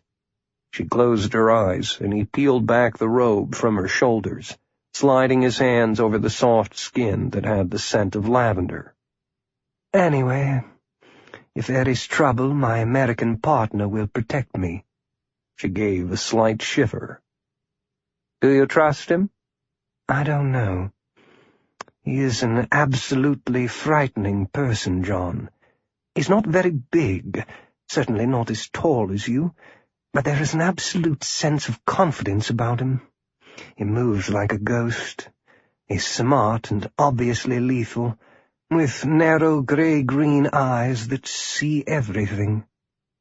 John eased Tiana to the carpet and lay beside her, sliding a hand beneath the robe to cup her breast.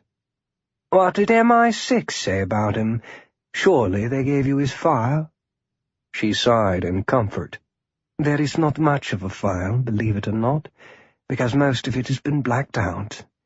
He's 36 years old, a career Marine Gunnery Sergeant, one of the best snipers in the world, and holds the U.S. Congressional Medal of Honor. Almost everything else has been erased because of security matters. Kyle Swanson officially fell off the map about 6 years ago. Can you control him? I don't know, but that may not matter. He has his job and I have mine. John kissed her, more roughly. And what is your job down there, Tiana? Remember the Official Secrets Act, John. I can't tell you, We could both end up in prison. She grimaced a bit because he was hurting but also exciting her. He pinched her nipple and twisted, and she closed her eyes against the bolt of pain. To the devil with the Official Secrets Act. What you find could be worth a fortune if we use it properly. Tell me. He smiled down at her, leaning on his elbows. I can make you tell me. Tiana leaned up and bit him lightly. No, you can't. She laughed. Blake curled his hand in her hair and pulled it hard. You are being a naughty girl, Tiana. You know you'll tell me eventually, so make it easy on yourself. She began to struggle, and Blake moved atop her naked body, pinning her to the floor. The belt from her robe was in his hand, and he wrapped it around her wrists when she extended her arms to him. Not this time, my love, she whispered, staring into his dark eyes and handsome face. I go to serve Queen and country. Everything, he said, and lowered his face to her belly, nibbling at the soft flesh. Tell me everything. Never. She slipped her bound wrists over the back of his neck and pulled him down as he spread her legs. I will never tell you about the Pharaoh. Never. Chapter 10 146 people boarded Egypt Air Flight MS-780 at Heathrow Airport in England for the long southeastern flight to Hurghada International Airport in Egypt. Kyle Swanson was the last passenger to cross the threshold, delaying in order to study the others. After boarding, he told a flight attendant that he needed a moment to go through the coach section and say hello to an old friend at the rear of the aircraft before taking his own seat in the first-class cabin. The attendant asked him to please hurry, for the crew would soon be closing the door and preparing for takeoff. The stretch, wide-body Airbus was carrying only about half of its capacity, and the cavernous coach area loomed like an empty frame on a wall, a testament to the reluctance of people to travel to the troubled country. Passengers were spreading out, staking claims to vacant seats, as Kyle went down one aisle all the way to the rear, circled through the galley, and came up the other side without seeing anyone suspicious. An attendant arrived to take his suit jacket and hang it up, and Swanson settled into the comfortable, wide seat next to that of Dr. Tiana Bialy, who gave him a strange look. Why did you wait so long to get on? I had to go to the bathroom. Kyle buckled his seatbelt. They now have bathrooms aboard the planes. Really? I'll try to remember that. Are you planning to be rude for this entire trip? She asked. Swanson turned a bit, the hardness of his face slightly easing. No, not at all. In fact, the better we get along, the better we can work together. I just wish we would have had more time to get to know each other before heading out as partners. That's certainly not your fault. Happens all the time on missions. The twin engines below the wings growled to life. I agree. Then let us make the best of a strange situation. Shall we shake hands on it? Sure, replied Kyle. 3 days in Sham, 3 days in Cairo, maybe a side trip to Alexandria or Port Said, and then back to London. A straight-up business trip for all intents and purposes. We should be able to get through that without gashing each other too much. She laughed at that. You must call me Tiana, and I probably should not refer to you as a gunnery sergeant when we're in public. Kyle. He noticed she had a charming smile when she was relaxed. Just like that, the tension had seemed to drain away from her. Are you worried, Tiana? Of course. The airplane began its long crawl to get in line for the taxiway. This could be very dangerous. For a woman, even someone like me, it would be impossible to do on my own. How about you, Kyle? Aren't you worried? No. I've had a lot of experience in volatile situations. I try to keep nasty surprises to a minimum." The plane shuddered and stopped on the tarmac before moving slowly forward again, and the engine noise grew a notch. An announcement came from the intercom that they were next for takeoff, and the attendants should take their seats. "Well, you look very nice in your company's vice-presidential suit and tie, instead of a camouflaged battle dress uniform." He laughed as the Airbus began its roll. "Diana, the suit is my camouflage." By the time the plane was airborne, each knew the other was lying. Nothing had been settled between them. Hurghada, Egypt.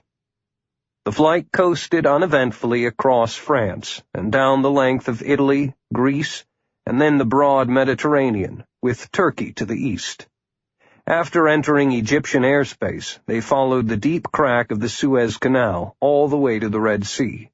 As the pilots began to shave off altitude, Swanson examined the approaching coast, where the pale desert sand met blue-green waters. "Not much to this place, is there?" "No," Diana said. "Hurghada is just another fishing village that has grown up to be a medium-sized city. I've been through here a few times before, while doing research projects around Aswan and Luxor. Being on the proper side of the canal, it has always been a jumping-off spot to some of the more historic places down south. But mostly they're promoting the diving and fishing opportunities on the nearby islands. The tourism crisis must be pretty severe down here." The Airbus circled lower and sped in for a smooth, one-bounce landing on one of the two long runways. As they coasted to a stop, Kyle noticed that only two other commercial planes were parked before the long terminal area, which was topped by spiky tent-like coverings. Far away, though, were plenty of military aircraft, several varieties of helicopters, a squadron of American-made F-16s, and what looked like old Soviet-era MiGs. Hurghada lived on tourism, but it was also the home of a major Egyptian Air Force base beside the Red Sea. Why had she not mentioned that? When the door opened, there was no gate extending into the building, which meant that even on the hottest days, when temperatures soared well above 100 degrees, the passengers would deplane on the scalding tarmac and hurry indoors to the air conditioning. He was glad it was January. "Your people have someone meeting us, right?" Kyle asked as they went through customs. "Look at that mob of taxi drivers. The natives seem restless." "They are hurting for fares. Usually it's pretty orderly in the taxi ranks." The first passengers to pick up their bags were besieged by drivers offering deals in various languages. To one side, beside a row of yellow molded plastic chairs, stood a middle-aged man wearing white trousers and a short-sleeved white shirt, and a skinny dark tie that was slightly askew. He held a simple sign that bore the name of Bialy, and she beckoned to him rather imperiously. He hurried over, bowed politely, and retrieved their bags, then led them outside to a clean hire car waiting beside a decorative garden. After securing the suitcases, he removed a package from the trunk, got behind the wheel, and drove away. "Tiana, it's good to see you again." The subservient demeanor fell away, replaced by a calm and confident ease. "And you, Omar. This is Kyle Swanson. Kyle, meet Omar Isa, formerly a flight sergeant of the Royal Air Force, and our local contact." After retiring from the RAF, Omar Isa had drifted back to Egypt, the homeland of his family, until his grandfather had moved to England as a student many years before, and his father had fought against the Nazis in World War II. The reward for the exemplary military service to the Crown was British citizenship for the entire Isa family. In trade, the country had received 3 generations of strong boys in uniform.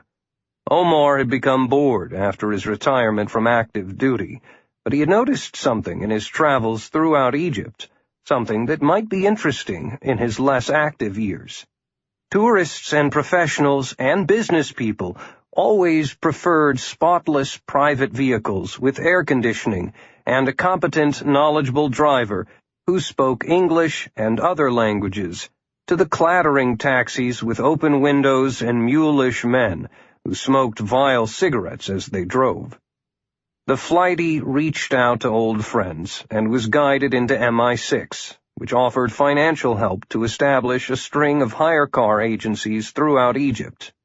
As a driver himself, he could poke around for intelligence without drawing the attention of the authorities. The more he did it, the more he became just an ordinary piece of the local scenery. "Ah, the American. Pleased to meet you, Mr. Swanson." The driver exited the airport and turned toward the city. "Just call me Kyle. Did you bring a pistol for me?" Kyle saw no point in dancing around the main issue. He wanted to gun up as soon as possible. Isa handed the box over his shoulder, and Kyle opened it. A .45 Colt for him and a 9mm Beretta for Bialy, with spare magazines and a soft shoulder holster for Swanson. "Terrific," Kyle said, working the slide and checking the weapon. "Where are we staying tonight?" "You're in adjoining suites at the Marriott down at the beach. It's the best hotel around, and they were glad to get the business. To stay in character, you'll go directly there now to freshen up, like a couple of normal, exhausted travelers." "No argument from me," said Tiana. "Right. At 6 o'clock, you tell the concierge to call my car agency because you've made dinner plans. Then we'll do a full ride around town after dark." From the back seat, Kyle looked in the mirror at the driver's dark eyes. "You have something special in mind?" Isa grimaced and tightened his grip on the steering wheel. "Things have been pretty calm around here, because the people were making decent livings, and jobs are the best reason there is for not overturning the economy. Also, we're far away from the population centers and the rioting. This morning, however, I came across something rather unusual, and I need your opinion before reporting it to London." "What is it?" Swanson asked. "You'll have to wait a couple of hours," Omar replied. "I don't want to influence your thinking." "Come on, pal. Don't fool around if it's important." "This is my territory, Kyle. I'll know when to go. I've already driven past it twice, and I don't want to attract attention." There was no hesitation in the agent's voice now. "As for importance, well, let's just say it could change the entire cricket match." Omar pulled beneath the canopy of the Marriott as the sky was purpling just before sundown.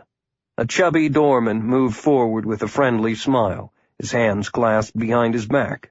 He knew Omar, and he knew there would be a $5 U.S. tip for him to allow the preferred parking spot. "Well, what is it tonight, my friend?" The doorman held up his hand. "No, let me guess. You brought that couple in this afternoon, so it's time for an authentic camel steak and some belly dancing, followed by a romantic stroll on the beach." "If we all don't get murdered in the process," Omar said, pressing the folded bill into the doorman's palm. The instability of the country had sent the foreign exchange rate rocketing for the U.S. dollar. "The fucking revolutionaries are murdering our entire country, Omar. I have heard of no problems around here tonight. Do you require protection? I could get a trustworthy man to ride along, or follow in another car." "No, my friend, but thank you. I have an AK-47 on the front floorboard, and my pistol. Anything beyond that, well, we would be dead enough to be no longer concerned. Here come my people now." Tiana and Swanson appeared at the door. Before the doorman drifted away back to his post by a small platform, he whispered, "They are booked into separate suites, but I think they are probably sleeping together. There is a connecting door. I will let you know." The Englishwoman and the American man were both in cool, casual attire, ready for a night on the town. She wore long sleeves, a traditional black shawl covered her head, and her skirt was modest. Her matching expensive purse carried, out of sight, a pistol and a camera. "Hello again, Dr. Bialy. Did you have a good rest? Omar Isa asked with a slight, polite bow. It was excellent, Omar, she said as she slid into the rear seat of the car. Just what I needed after that long flight. Kyle walked around and got in the other side, surveying the scene as he moved. No serious watchers. As soon as Isa pulled away from the entrance canopy, they put aside the acting. Hurghada, as you know, is near the choke point for the Red Sea and the Suez Canal, he said. Ship traffic moves freely through the area all the time, which gives it strategic importance. Not to give you a geography lesson, but just to put what you're about to see into proper perspective. Tiana, get your camera ready, we'll be there in just a minute. They looped south through streets of small, white-walled homes, where people lived who could never afford a single night in a luxury hotel. Omar, Hurghada is just a dot on the map. Sham would be the defensive bulwark around here, because it controls more of the vital waterways, Bialy said. I'm as curious as Kyle. What are you talking about? The quiet sedan turned onto Al Farouk, the main coastal highway. You are absolutely correct. Sham would be the prize for any real battle. So what do you make of this, over there at the 10 o'clock position? A large olive-green truck, with the markings of the Egyptian Air Force, was parked in a turnaround off the highway, its nose facing the sea. It had a stubby little cab, but the broad rear deck and heavy load required 3 sets of double wheels on the back.